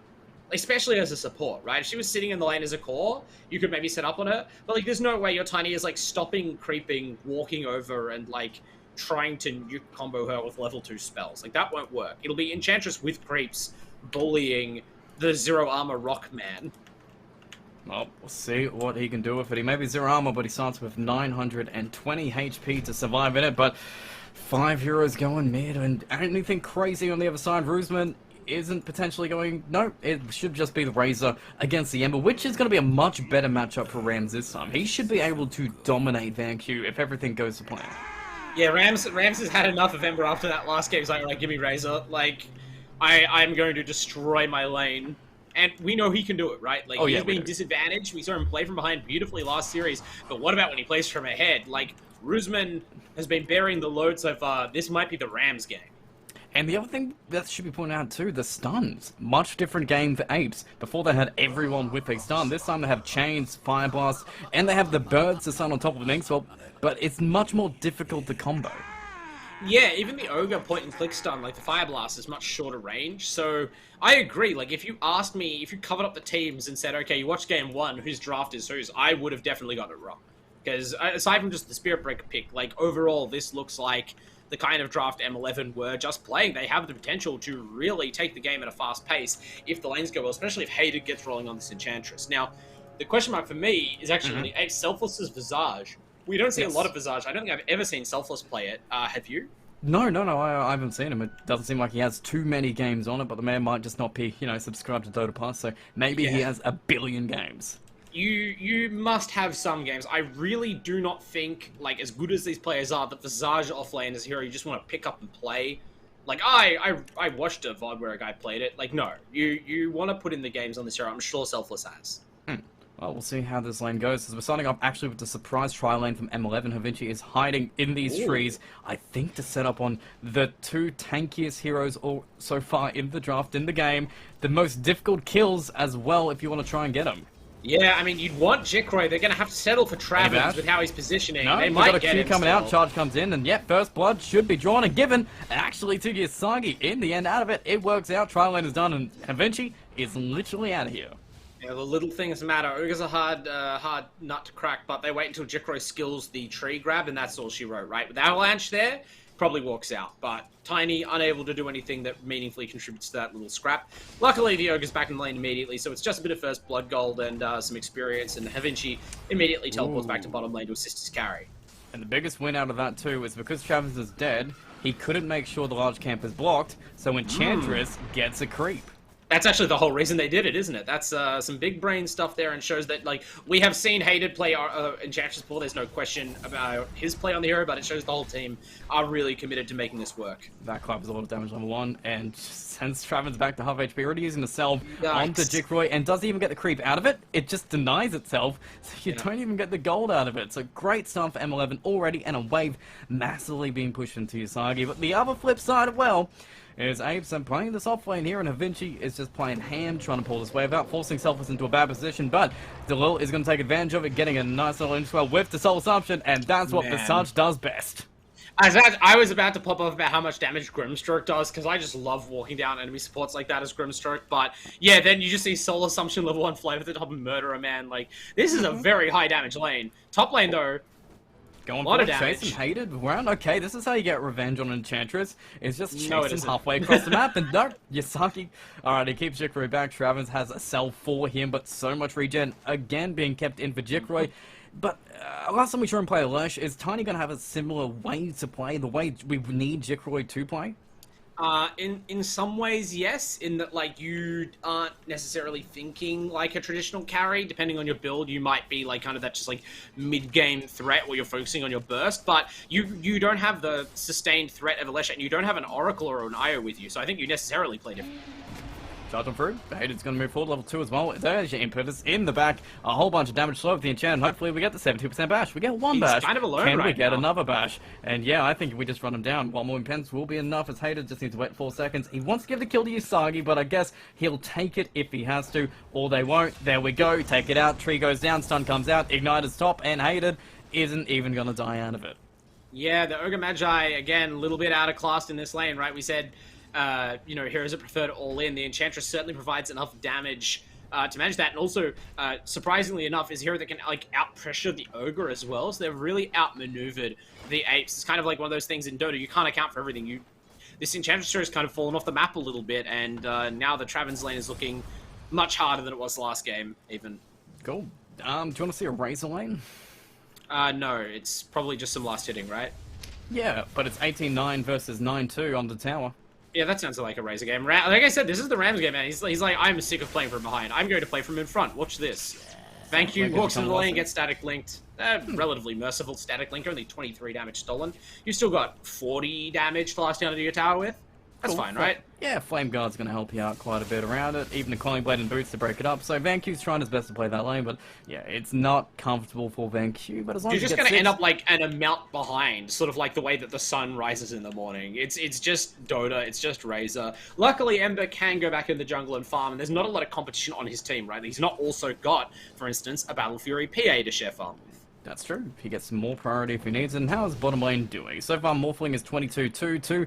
Not too bad. 18-5 on the Visage. And just going to control. And his first item this time is actually just going to be an Atos. Just to get that extra control that... I mean, it was lacking last game. But this game, it's just going to help you, I guess, stun those birds and set up that Inkswell. Yeah. I mean, you definitely, it's always a great item against Ember, forces him to react one way or the other, and a lot of these heroes are looking to kind of just hobble away from him. Enchantress is relying on that high move speed to slide out of fights, as she is currently attempting to do, although Travis is making a concerted effort on his own multi-legged steed. Yeah, he chases him down, and actually VanQ getting the benefit of the kill there, just TPing in, get that extra bit of gold, and that's going to be great for the Ember. Not even that long a walk back to mid, really, when you think about it. That's, you know, from tier 2 to tier 1, not tier 1 to tier 1. Get bashed. Jikroy is very low on the top lane, forced to throw Usagi away from himself in self-defense. And, yeah. Oh, Self was out, bottom lane, gotta get called out by the stuns coming in. Okay, too far forward, left by yourself, because we just, Grimstroke, I think, was trying to stack. And no, actually he wasn't. He just left the Visage by himself for a couple seconds, and it cost him alive. Yeah, not a lot going right for the Apes right now, all of a sudden in the lanes. Like, Travis is just caught again in the jungle. I mean, this is a consequence of the Enchantress, I guess, as well as obviously the Spiritbreaker, quite a strong laning hero. It's just that they can't have the Ogre, like, in the lane or near the lane. Like, if he's near the lane, he's going to get targeted. If he's just sitting in the lane, he's not doing anything. But what this constantly means is him and Jikroy are just, like, alternating getting attacked and besieged by these heroes, and neither of them is getting a ton, although, you know, they're getting, you know, creeps on the Tiny. He's still quite behind. Vinci trying to de-ward under vision as well. I think his sentry will not catch up their vision, so he doesn't get gold for this. And VanQ again getting a nice little mercy kill to make this laning stage just that little bit nicer as he gets gold from killing both supports. Yeah, that is helping a lot, because he was not getting a lot of creeps, but the fact that he's been able to get 2 cheap kills like that, he's now level 6.5, so that, like, at least is keeping him relevant in this game. You know, the Razor impact is blunted a little. Level 7, soon a little bit down, just constant chains coming out, got to be careful about Rams, who still does damage and statically under tower with the creeps going on in, but you now have the Remnant to break it, so it's a little bit easier. And bottom lane, it looks like we're trying to get a kill there, but the sun's going to be a little bit short. And the top lane, it's Travis versus Hated again. Tomato Creep just chasing around this Ogre.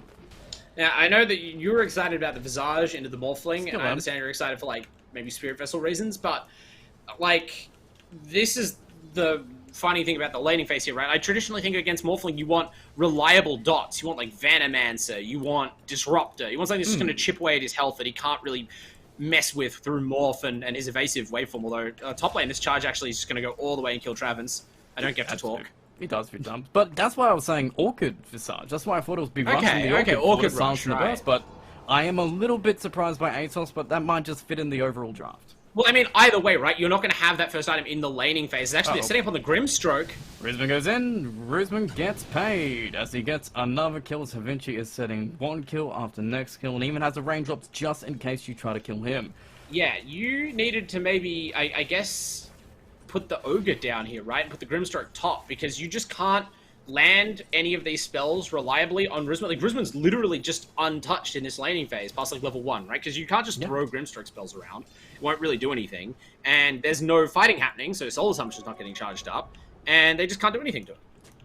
Even the runes being stolen by Havinci, who can finally get that D-Ward again, so free gold for the Lion. The mid lane being defended by Spirit Breakers, who can't even do that. And Rams just making a rotation top, taking a tier 1 at 8 minutes and forcing this Tiny straight into the jungle. Yeah, I don't know. This is looking bad and worse for the Apes. Already down 3k gold at 8 minutes. I think that's like the fastest lead we've seen built all weekend. And it's starting to feel like they sort of punched M11 in the mouth in game 1 and just stole one out from under them. But this is M11 really cracking down. Yep. Selfless dead too. An opportunity comes in. Usagi claims it. And Rusman again getting the kill. Yep. It's just a benefit, I guess, of having this Spirit Breaker on your team. It's why it's always banned. Yeah, exactly, but it's also the benefit of like this Morphling having such a free lane, right? Like if he'd been softened up, forced to spend some resources in the laning phase, it wouldn't be so easy to turn things around. But the Apes are just kind of like they went straight to plan B almost. They're just kind of hanging tough in this lane, and that's not what we've seen. This has been a whole weekend of carries suffering against off lanes. It's been a whole weekend of final picks in the draft dominating, but while level 1 Avalanche doesn't do any damage, level 1 Toss doesn't do the same. Ember is going to come in to make a bit of a bigger impact, I hope, as the Inkswell will slow back the Morphling, but we are getting the Shanes that are going to hit the creeps instead of the heroes. Slaughterfist will get maligned, but Chikroy is just going to get controlled upon him. Maybe you get level 1 stuns by becoming him, but Rusman is still going to get the benefit as Usagi helps him get the kill. And VanQ, all you're getting, again, is Havinci. Havinci has died, what, 3 times out of all the kills you've got, and that's about it. And thank you. He's just here for the cheap buffet. Like he's here for the free support kill and nothing more. You see, did not even glance at the Morphling. Right? He has phase boots. He is building towards that Maelstrom.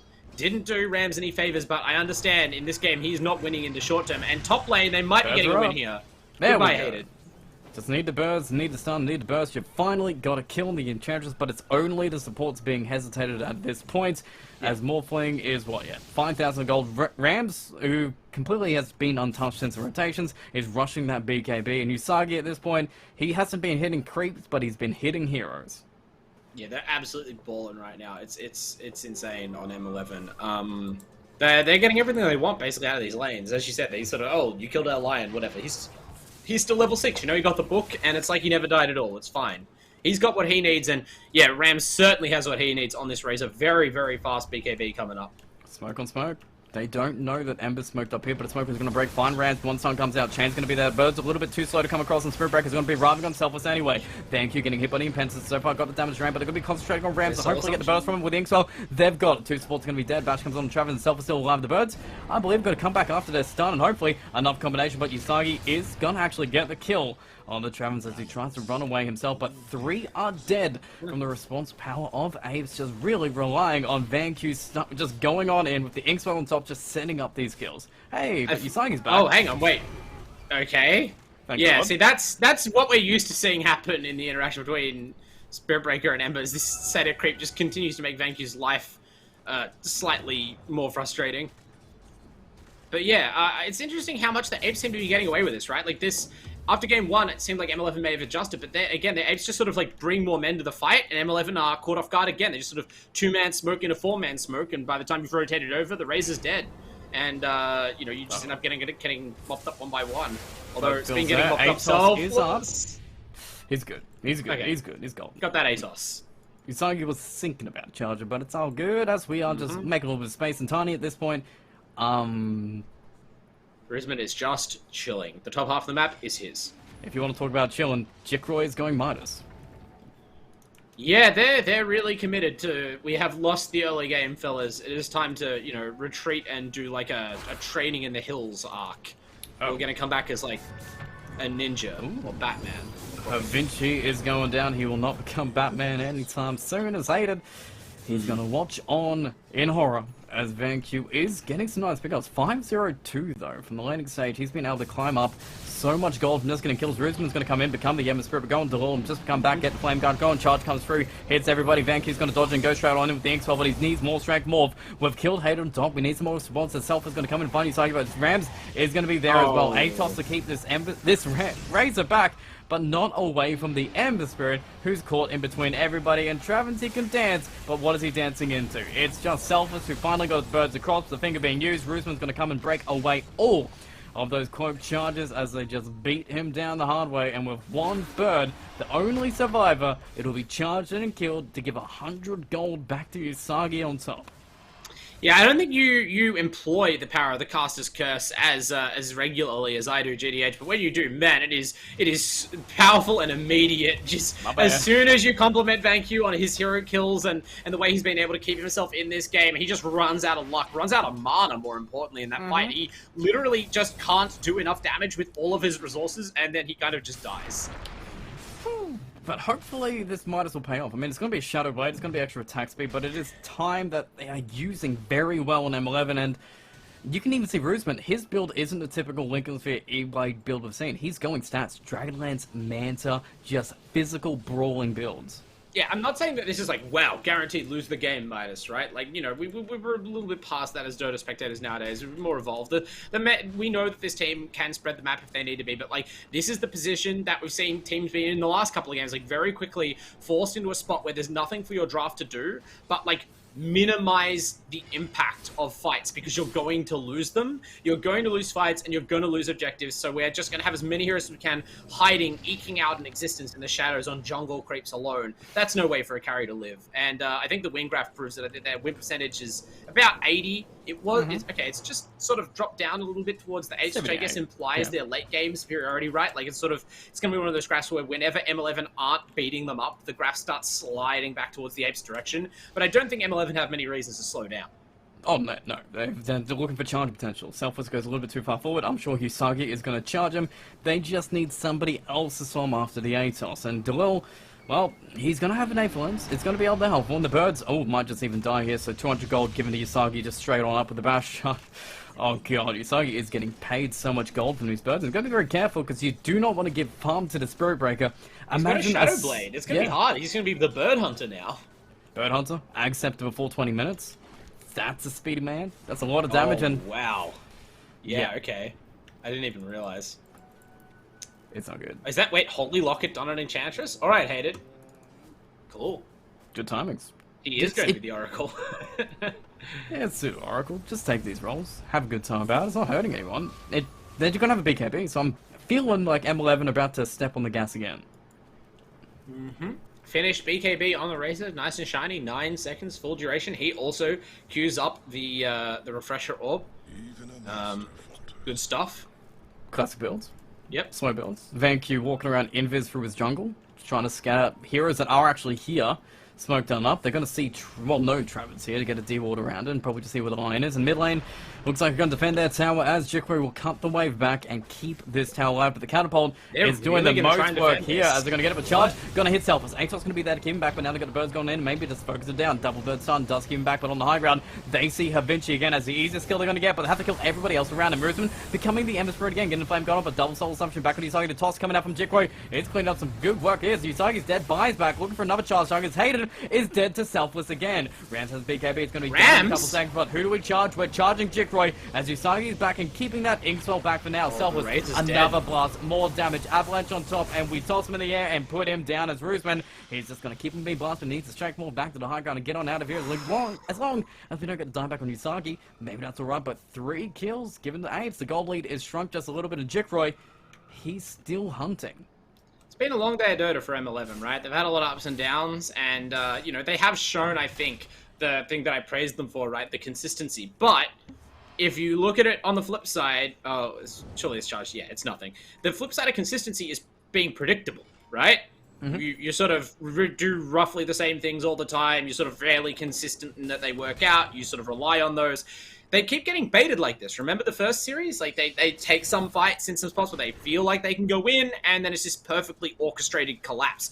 You saw that fight. They dived that low HP tier 1. It looked weak to defend. I wasn't sure, but the invisible heroes, you know, the burst disabled from the Ember, and even then the Ogre waiting on the high ground when the Lion went in just caught them out, and M11 weren't prepared for it. Well, Selfless has been found this time, and I doubt he's going to survive with Finger. Yeah, okay, just put him down, make sure he's gone. Jikroy? Wait, Jikroy's hunting. Ooh, full agi? Could he? Can no he? way. Oh man, Roseman, come on. Yeah. Never go full agi. Okay, he may actually pay for his life back there. Wait, no, the reinforcements! They can just turn around. The old Soulbind comes out, just going to keep him together. Inkspell in between as you toss him back on. Double toss comes out, we are going to connect. Usagi to Hater for a second. Rams are going to come in, try and drown all damage away, I believe, from Jikroy, but the charge on through will keep him in place. Getting very low. The heal's actually still going as Jikroy is dead, and everybody else is going to be trying to run as the BKB charge goes down, but Rams does get the kill finally on Jikroy again, and maybe, okay, can't catch Ravens, but still, that's 3 dead to do it.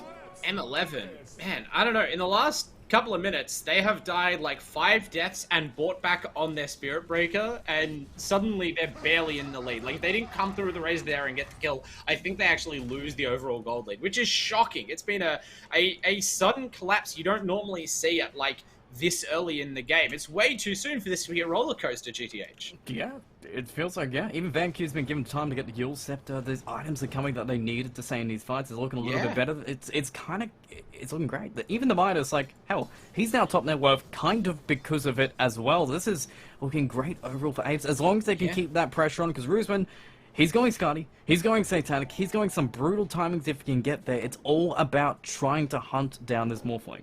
Yeah, for sure. And I mean, look, you said Usagi's going to have that Ag Scepter by 20 bits. He bought back no more Ag Scepter for him. And goodness knows if and when he'll get a BKB. Now they've got the Yules out on VanQ. Even more tools available. Full Silver Edge up on Jikroy. It's looking scary. Oh man, smoke up instantly around it. They can see Illusion stop, so why not go and hunt the Morphling himself, who is going to be in the triangle, and Vinci, okay, he might be losing his life here if he stays around a little bit too long. He's under ward vision, so they should know about it, and Selfless is considering where he wants to go. It's Birds, they're probably giving the game away, so yeah, we get to see a Sapphire die. A Glimmer Cape for his team. No Glimmer Capes. The only thing you can do is use his Shadow Amulet to hide and pretend he's not there. Well, Tiny assists him in not being there. That's true. Oh my god, Haters not there either. Goodbye, Enchantress. Supports just cleave. The crit's way too big, and Rams, nah, get back Birds. Resummon, please. Resummon, no 25 seconds. Ooh. Oh dear. It's just, it's like the discount lone druid feeling. Oh, you have half a bird. That's fine. I mean, all of a sudden the squishiness of those M11, I mean, supports, but also heroes more generally, really being felt, right? Like, they have not had the time to build the hood or whatever. Like, the Enchantress has a Holy Locket, died with full charges on it there. Not the item I thought she'd rush, suffice to say. And yeah, they're just very easy pickoffs for the Apes, who are feasting on that gold, as well as, of course, that Midas, right? Like, they're now maximizing their income. All their bets seem to have paid off, and they're right back in it. Yeah, just farm up this ancient camp as Jikroy does it so quick as the Tiny. Also, it's bloodlusted Tiny too. I forgot to That's even so much notice. attack speed. Midas and Silver Edge and Bloodlust, like, and Shreds. This is the most cost-effective attack speed on the, like, best attack speed hero in the game. Like, bar, I don't, it's not actually bar Treant. I just wanted to say that because I'm a Treant simp. But yeah, this is huge. You don't value Treant Mask of Madness Bloodlust build? We have returned to TI. Where is Lycan? Bite this Rockman. Well, smoke, it seems, from M11 to try and stop the big Rockman himself, but he's just going to Shadow Blade. They're coming in force. And maybe they'll find Travens, but Jikroy actually going to show himself. Doesn't have a Silver Edge. If they see him, Travens actually going to get caught as a quick, easy kill. Usagi is going to charge through on the Jikroy. Dolph's going to get the silence actually onto him, and the toss combination might just kill Usagi before he can do a thing. Toss on back, Self is going to be here with the blast coming out, and 2 birds that can go down, but the BKB is doing a lot of work and taking away all the HP damage away from Jikroy and his HP too. Rams is back. He's going to be broken as he doesn't get any more movement speed, but he's going to be blasted down and hopefully dead as we do get a Grave Shield, but we lose Jikroy as VanQ, the last to arrive, is looking to help out and kill up Roseman, but as the tree flies, Selfless doesn't actually die, and the avalanche isn't going to kill him either. Oh god, what's happened? One-way form will do it as long as you aim it, and you do get it. But Roseman going so deep, and VanQ might be able to get okay. Vinci, there's no reveal, there's reveal. There's reveal. Rusman is here but out of mana. He might want to say? leave the fight. Birds are going to see him. Could drop one bird to Okay. see him, but no, he gets 200 gold out of it, and the TPs will go off as Rusman gets paid big. Yeah, they just respect him, which is fair enough. Rusman has earned the respect. Still top CS in this series, despite everything happening. But yeah, things continue to just slip through M11's grasp. That looked like a really good initiation, but then not only did they run into the Ogre Magi, but they kind of split their fire, right? Like, while the rest of them killing the Ogre, Usagi, great vision, eyes up the Tiny, gets the charge, cancels the TP, and then they're just a little too slow to pivot their targets, right? Like, he gets bailed out because there's no Hex from the Lion until a second after he gets the full spell combo off. The Silence comes through and stops the Nether Strike, like, right at the last second. Such a close fight, and still a solid result for M11 in the end, but yeah, considering where this game was 10 minutes ago, it's almost unbelievable where we are now. That's not a 1k gold lead between them. Twice. It's gone to M11, it's gone back to Apes, and it's so tight between them. 52-48%, that's it. That's the only thing dividing this fight, and Ag Scepter is now done with Visage, so we're going to go back to hunting. Neck and neck on gold and win probability, about a half a level difference or so, 2% XP lead. This is as close as DOTA gets. At least by bars. Look at that. The carry, the same. The mid, the same. The offlane, the same. The supports. Oh, come on. Supports, you can get a little bit closer than Step that. it up. Yeah, that's, I mean, this is a cracker of a game, GTA. Should have been treated to some DOTA this weekend, and there is yet more to come. I'm so glad the Apes have rallied like this. Really says a lot about them as a team, right? Because they, remember, they started by, like, taking a really tough loss yesterday, and now they're right back in it against M11, ready to go 2-0. Oh, Grams is almost on his refresher. A very important goal. 1,000 gold away, and that's probably why we are smoking and seeing. And Havinci in a great position, but I don't know if he can save him in time. The BKB is going to pop. Physical damage is going to be there. No BKB on Tiny means he can be stunned, but Havinci doesn't get the same treatment. As he gets leashed, he gets burnt. He's going to get soul assumption in a moment as Hated again will get burst down himself. And the big survivor here is Rams, who's able to get that DD rune, get on back, but Roche has just been opened wide. Yeah, earlier in the game, we didn't mind M11 losing those supports, but at this point, losing both of them is pretty hefty. That's going to cost you a rush, almost certainly, and great Grimstroke combo from Dalal. He's having quite a game on that hero, just getting to fire in from the backline with that hero's ridiculous arsenal of spells. Traven's, of course, up front with that Veil, making it count, but will M11 try this? This cost them big in game 1 when they went for the Aegis steal. Surely they don't risk it again. I don't know if they have the heroes to do it. They just Wait, was that a 13 times multicast? Was it? Like, what happened? What happened there? I don't even know how the Ogre Arcana works. It's like 13 times streak 1%. Was that 13 multicasts in a row? Yeah. Honestly, I don't know either. That's who knows? It's a secret that only true Ogre players will ever know. Yeah, I was gonna say, Ogre Magi fans exploding in the chat right now for reasons the rest of us with only one head just can't comprehend. 4 gem points though. Oh, it's gem points. I thought that somehow it's a percent chest. What's going on? Never mind. Good job, Travens. Very cute, surprisingly. I mean, he doesn't get any gem points himself, but he's just been quiet enough. 7-1-10 in a very hard lane, and he will have an Ag Scepter done on top of it too. It's one of those things where, like, unless you go for that, like, crazy 10 Remnants Ag Scepter build, that Ember tends to not do the super flashy plays. It just adds up the damage over the course of the fight, right? But just sort of like, we shouted out Rams' play in that other game where he was deathless. Like, Van Q has absolutely been propping up the team here. Just avoiding death, picking his moments to arrive at the fights. Often it's late. It's tough to watch your team get hit like that, but... Nice play. Charge coming in, though. They want to go for Selfers, but it depends how far back he does go. Delal's going to be here, Travin's going to be there, Ram's going to go back on trying to get the Soulbind away, but he's going to get silenced for now. The big he's going to pop the charge, goes to Usagi, but Birds are going to be there to get some back. Vancute goes on in. Has his axe, I believe, popping on Rammus. No, he doesn't. But the refresher BKB is going to be there, and Iground Vancute's going to be waiting for that BKB done. Jikroy is losing all his damage, though, but you've got to remember ages. His armor! 3 minutes to go back, and Bruceman is here, a Tiny himself. Self's going to be holding down Ram for now with more blasts coming out from Soul Sunch from Vancute. Looking for more slides, going to keep him back, but Jikroy's just going to get an avalanche combination. Regen Rune on Rams, he's coming back in. There's a sentry coming in. Regen Rune is going to get us some more HP back, but Selfless is just getting some more blasts, and charge on Inus Usagi is going to be broken and still not even killed. Rusman just going ham. The man's going to take up the soul assumption damage as Rams is going to clean up Jikroy in the end, killing forwards. Vancu, Soul Survivor, almost had his Ags, but it just wasn't as fast as a refresher orb timing on Rams. That's a tough break for the Apes, right? I don't blame them feeling like they had that fight. It was in their territory, but a lot of things went wrong for them. They didn't just catch the Visage. The Rams popped BKB and got right on top of the Grimstreak immediately. The lull string of good fights running out there as his cause were not able to save him. And then Rams, to have that refresher timing and have a bottled regen all right as that fight starts and then get to walk onto the Tiny like that, it was tremendous. I mean, Tiny luckily had that Aegis, but yeah, it's still... didn't really... There's not a lot to save in that team fight for the Apes.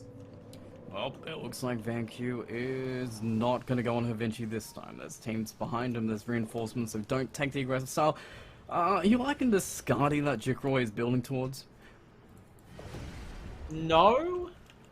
I don't think I've ever seen this item on Tiny in my life. I guess it makes some sense, right? Because it's great against Morphling in general.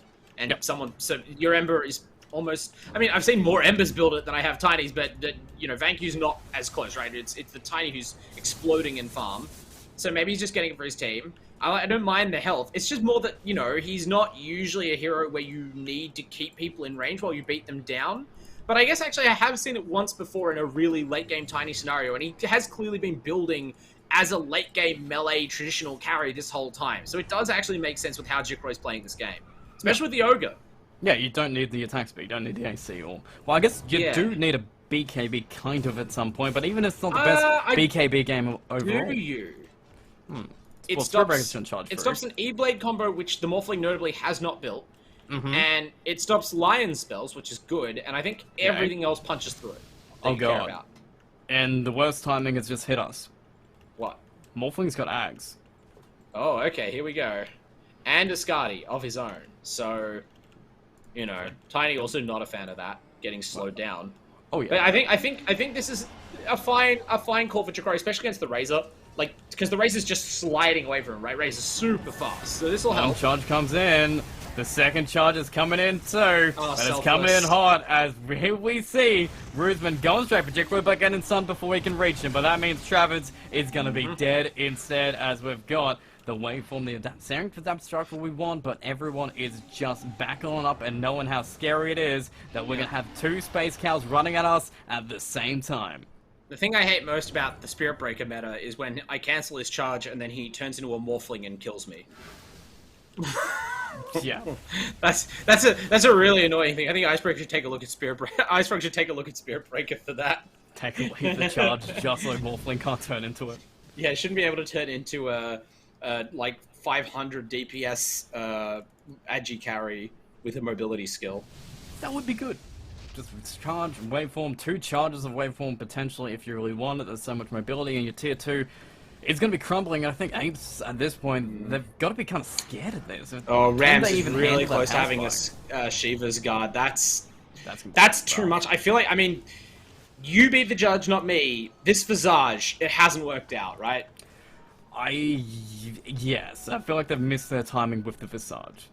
The birds, like, I'm used to the birds being such a force in the game, and it feels like they just never got it. Like, they have been targeting Selfless and the main hero, but even the birds are really struggling just because, like, the Morphling just guns them down.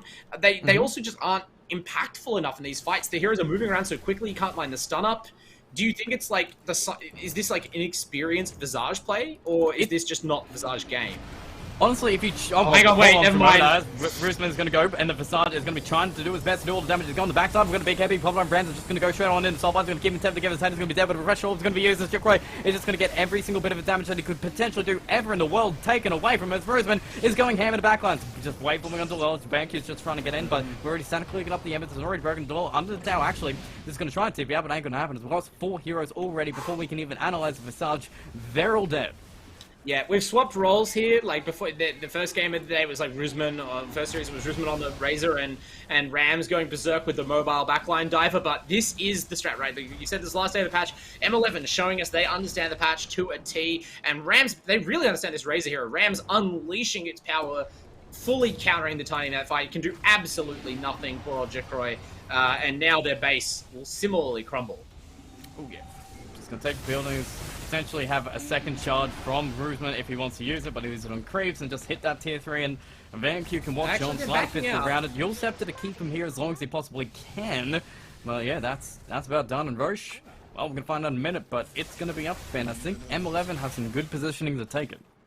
Yeah, this game's looking very rough for the Apes. They had to rally back, and now it's right back to where it was before, even worse in terms of win probability, right? As we see some timings hit on M11. That one fight, I think, honestly, with the regen rune and the new refresher orb and the Aghanim's slightly short, it shows you the timing of seconds or a minute can make such a difference in a game. And with that one fight, I think Travis is going to be happy. Oh, hang on, this is a Spirit Breaker It's caught? Usagi going in, not Roosman, which would have been much worse, but then again, still have to kill him. We're going to get a soul bind and Terran. Actually, Usagi's going to be dead, and maybe this is the fight you need. Rams is going to pop down big, a refresh orb. Isn't up yet for 10 more seconds. Just going to try and drown damage away from Jikro and Destiny. Get him back to the high ground if possible. Okay, that's good. Usagi has ball back. Charge is going to come in on Jikro just on the high ground to get the vision on Selfless. Is sending his birds back, but Rams is actually stuck on the high ground there. Despite Alex do run out the edge, so it's going to keep him in place. But Roosman's going to be finding Selfless and kill him before he gets a thing. Morphling just with no thank you. Jikro is just stuck there. Silver Edge to get him in vis to dodge the physical damage as he can't do any of his own yet. He can now. Selfless is brought back as well. The birds, I don't believe, are up yet as they're dealing with mantra illusions instead of all the heroes that they can't even kill yet. As even Morphling, he's an enchantress. He can heal himself as he pushes this tower, and it's even scarier around it. And how do you even initiate on this? As he hits the buildings, becomes Enchantress again, hits these buildings again, and takes an entire set of racks as you don't have any chance of even initiating on them. And it's just the definition of a skill cap here, right? When you look at everything Roosman's doing, it's just insane how much the Morphling can do at any given time. Whereas you compare to poor old Jikro, just has to kind of go in, pick his moment, and then immediately a Razor shows up in BKB with double Eye of the Storm running and just static links him, but he has to go back to base. Like, there's no comparison here between the flexibility of these heroes, and unfortunately with Vanq dead, like with the Ember Spirit there, they might have turned that fight. The Apes are actually doing a good job. They set that up as best they could. They managed to disengage from that powerful Razor combo, but they just don't have any follow-up because Vanq is dead, and because their team is kind of running out of gas in a lot of its positions, right? This Ogre, this Visage, these heroes are starting to look the worse for wear in the long game. Don't know if this is gonna go well, Selfless, as you don't have birds, and Rams is even here anyway, farming your large camp. There's a DD rune on the morph. Super confident. It's spawned in front of the Roche again. Oh, great. Fantastic. Keeps Has happening. Roche spawned too? Yeah. Yeah. They know it as well. They have the Enchantress creep there just watching the whole time. Oh, cool. So, well, that's a shard.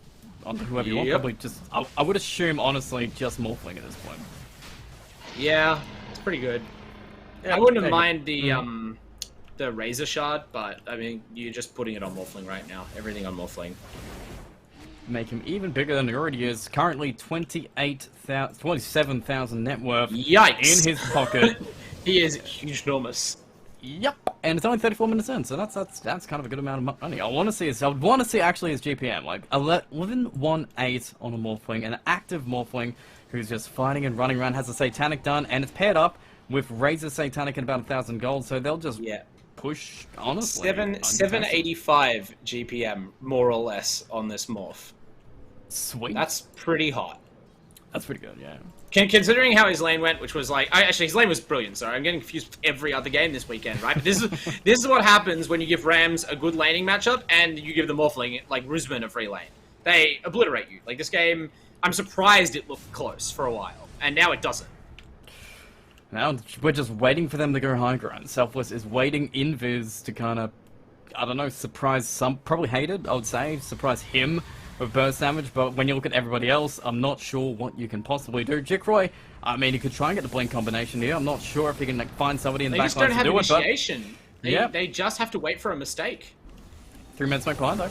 Spirit Breaker's back there. Bulldozers are going to make sure the chains and the ATOS don't even last for less than a second, honestly. It's just, he's back to being good, just going to hit these buildings, maybe walk out. The Bulldozers still on him, and Jikroy's going to go in. He's at the half, and he's going to get straight ball. He's very low, but the age is going to be popped. They've done one life, but Rams is in the backside, gone for Duel, just draining all the mana away from him, but mainly keeping him away so there's no soulbind. Self is going to get caught too. Remnant's going to be defensive as we just see everyone, and only Delil's dead for now, and maybe that's an opportunity to go forward. Vanq will going to clean up the creep wave and just force them back. They've got themselves 2 kills. Somehow they got Usagi on the lower ground too, so not too bad of a defense. Again, it seems like a very good specialty for both Apes and Gargoyles, just this high ground defense. Yeah, I mean, they're good players, and they know that like, you know, what it was, there's a Kuroki quote, I think. It said that you can't lose the game until you go high ground. which is to say, even though that's sort of a backwards way of expressing it, I'm not saying that was his exact quote, but basically, even if you are really ahead and feeling really strong, you can always lose the game by going uphill in a less than prepared manner. And M11, I mean, if they've had a flaw today across all these games, they've looked incredible a lot of the time, but I think their flaw has been running up hills into bad fights. So, you know, that was another one, basically. But I think it's interesting, right? Because M11, that, like you said, Rams diving the backline. Their focus is killing the supports. Both teams traded supports, and in a moment of huge strength on their cause, M11 decided to run away. Oh, hang on. Oh no, it does come out. Now it's actually Jikko to pick a time. Travis is dead because we know about it, and those are going to get down to half HP, and he's just straight up gone. Damn. No buyback too. Fast Fingers Havinci turns it around with that Hex. Wow. Oh, never mind, he's walked in. He's still alive. Atos keeps their dust using, but it's all bait because Roosman can just go in and find Selfless, become tiny again, break away all the charges of the Graves, keep his cloak, and maybe even just kill Selfless here. Delor's just saying, go for me, leave my Visage alone, but Roosman will just do both and kill you anyway. Tips on the Vanquish. Vanquish's just watching on in horror behind a tree. He's going, hey guys, what's up? I've got remnants that I can throw at you, but I don't think they'll even feel it at this point. Eventually turn around with going like, worth, totally worth. Totally worth. I got first kills. That's me. you gotta take what you can as a support. But no, legitimately, he did a great job. Kill, yeah. Like he went, but he knew as soon as those first kills went down, he knew those heroes were not in the area just randomly by themselves. Not with how they reacted, and he went looking for the +1, got like a +2 or 3, and now they're gonna get plus the last lane of racks and probably the final game of the day, GDH. It's seeming like we'll see if we do tap out at Mega Creeps or if Apes want to play on until they are fully done. Knowing the Apes, they will come back and keep going because they never seem to give up. Razor has 2 more ultimates in a couple of seconds. I don't know if your throne can survive that, so may not make a difference. Okay, fair enough. Alrighty, Roosman is still going to hit it with the help actually of the ground and golem, just cause a little bit extra HP on Roosman, so he's up to 2,800 and almost full agi anyway. As the tier 4's going, and 6 seconds, 5 seconds for the final defense. Okay, yep, no, it's going to be the Bloodlust at Ancient though, so you can't go straight through that, as Rams is just going to keep everybody in the fountain himself. Hopefully not get tossed. Nice double stun coming through to charge, and double BKB going straight for Jikko, keep it away from the base. We can't get the high ground. All the Rams are going straight on Vigi, who uses his shards to dodge all the magic damage, so you don't actually get the kill. Slider Fist is going to be there. Bruceman's actually dead somehow, and we're still going to maybe win this game. I don't know. We're going to buy back straight on the Travens, which might even turn us back the other way, as Usagi is focusing on the Ancient as Vanquish. He's focusing on the support as we're still going, and Reds is just going to keep on hitting the buildings. GG is going to be called, and we even up the score again. 1-1 between M11 and Apes. Rams considerately sparing you another like shouty team fight cast. So Risman died. He had to walk into fountain range to get a like adaptive strike multi-shot double kill, and then just got rooted there and killed by the fountain turret. So at that point, I think as a Razor, your job is to be boring and call time on the game, which he did, and the Apes can pat themselves on the back for reversing a second series of the day, GDH. Oh yeah, 1-1 both of our series. Both, honestly, great series, and very impressive that M11 can play so well all these games. Yeah, they really toughed it out there, and it looked like they were shaggy in the middle of this game. They made some pretty costly errors, but their draft and their strategy was sound, and it's like when you have a sound draft and you have good supports, and you have cores who just reliably hit their timings right, it's hard to lose Dota. Like, you just get extra chances. Other teams would have been out of the game after feeding that much gold the way of the tiny. Like, the momentum that Apes had briefly was pretty incredible. But the fact that this Razor just, like, had the refresher, had the Shivers, you know, the fact that Morphling got so far out in front of a Tiny who was farming as hard as he possibly could, right, with that item build, that's what gets you the victory. Oh, yeah. 100% of a credit for Apes in their first game as well. They looked just as dominant in their play, but I guess we've broken curse. We've got 1-1s in our scoreboard, so that leaderboard might be a little bit more dicey here. M11 retain their top spot up today, but Gargoyle Esports right there in the second, with even Apes falling in third. Yeah, because M11, they have played now one more series than most of their competitors, so we'll have to see. Perhaps Gargoyle can sneak a 2-0 in. They're certainly going to be very happy that they took a game off M11, as are the Apes. I have a feeling those are going to be important games to have when the real finals deciding games come around. But for now, there's still a lot more play to be had. We have to see whether any of these other teams can conjure up some upsets. But after this weekend, I think that the leaderboard has really started to look a lot more close. It looks like being another really exciting season of LPL.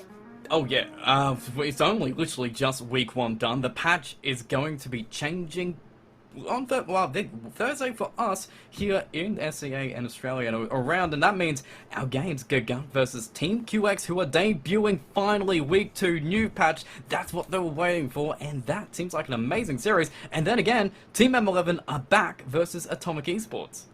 Yeah, and obviously that's going to be a huge shake-up, right? Start of the new patch cycle, anything can happen. No one has any idea what's good. Probably going to see some of the same picks, but who knows, right? If some new hero, if Marcy's added to Captain's mode, if the techies rework somehow immediately in Captain's mode, right, you might see teams trying stuff out. Obviously, heroes are going to get buffed and nerfed. Maybe the map's going to look completely different. Who can possibly say, GDH? It's going to be very exciting, but I'm glad that I was here to see out the patch with you one more time.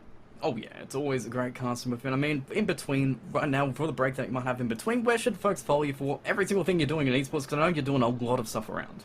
Yeah, for sure. I'm casting more Dota. If not here, definitely other Australian leagues. You can find all of that and my other work in card games, fighting games, everything on my Twitter at @AWanderingBard. Easiest place to stop by. Please do let me know what you thought of the cast. Heap praise or criticism on me. I do not mind. I just love hanging out with other esports fans. Oh yeah, esports is the best, and if you want to join any more esports tournaments right now, because LPL has so many tournaments coming up right now, Valorant is there, we got Rainbow Six Siege, we got so many tournaments coming up, and if you want to see it, LPL_play on Twitter gives you all the information, or LPL_Dota, or LPL_ whatever tournament you want to see. You'll get some great information around it, and we also have some great sponsors bringing us this season of LPL for 2022. LG, our presenting partner, always there, always helping us, always making the visuals look perfect, crystal clear, extremely fabulous to watch Dota on those screens, because it just makes it look even better. And Roka makes my gameplay even better because the keys are always crisp, the mouse are accurate, and mics are even better. I should pick one up because it'll sound way better than this one, but right now we've got some more Dota coming in Thursday. New patch, new games, new teams coming in as well. You're not going to miss it here at the LPL Pro Dota 2. But the ulti's going to pop off from Oracle. Hook back in from Andros. Going to be charging up that epicenter. No one's getting out of here. That's 3 going down. Disruptor, he was de-warning. Look at the damage. Oracle buys back. Sweet as honey, says the big boy bear, and they are going to just crush your high ground from this. What a massive fight.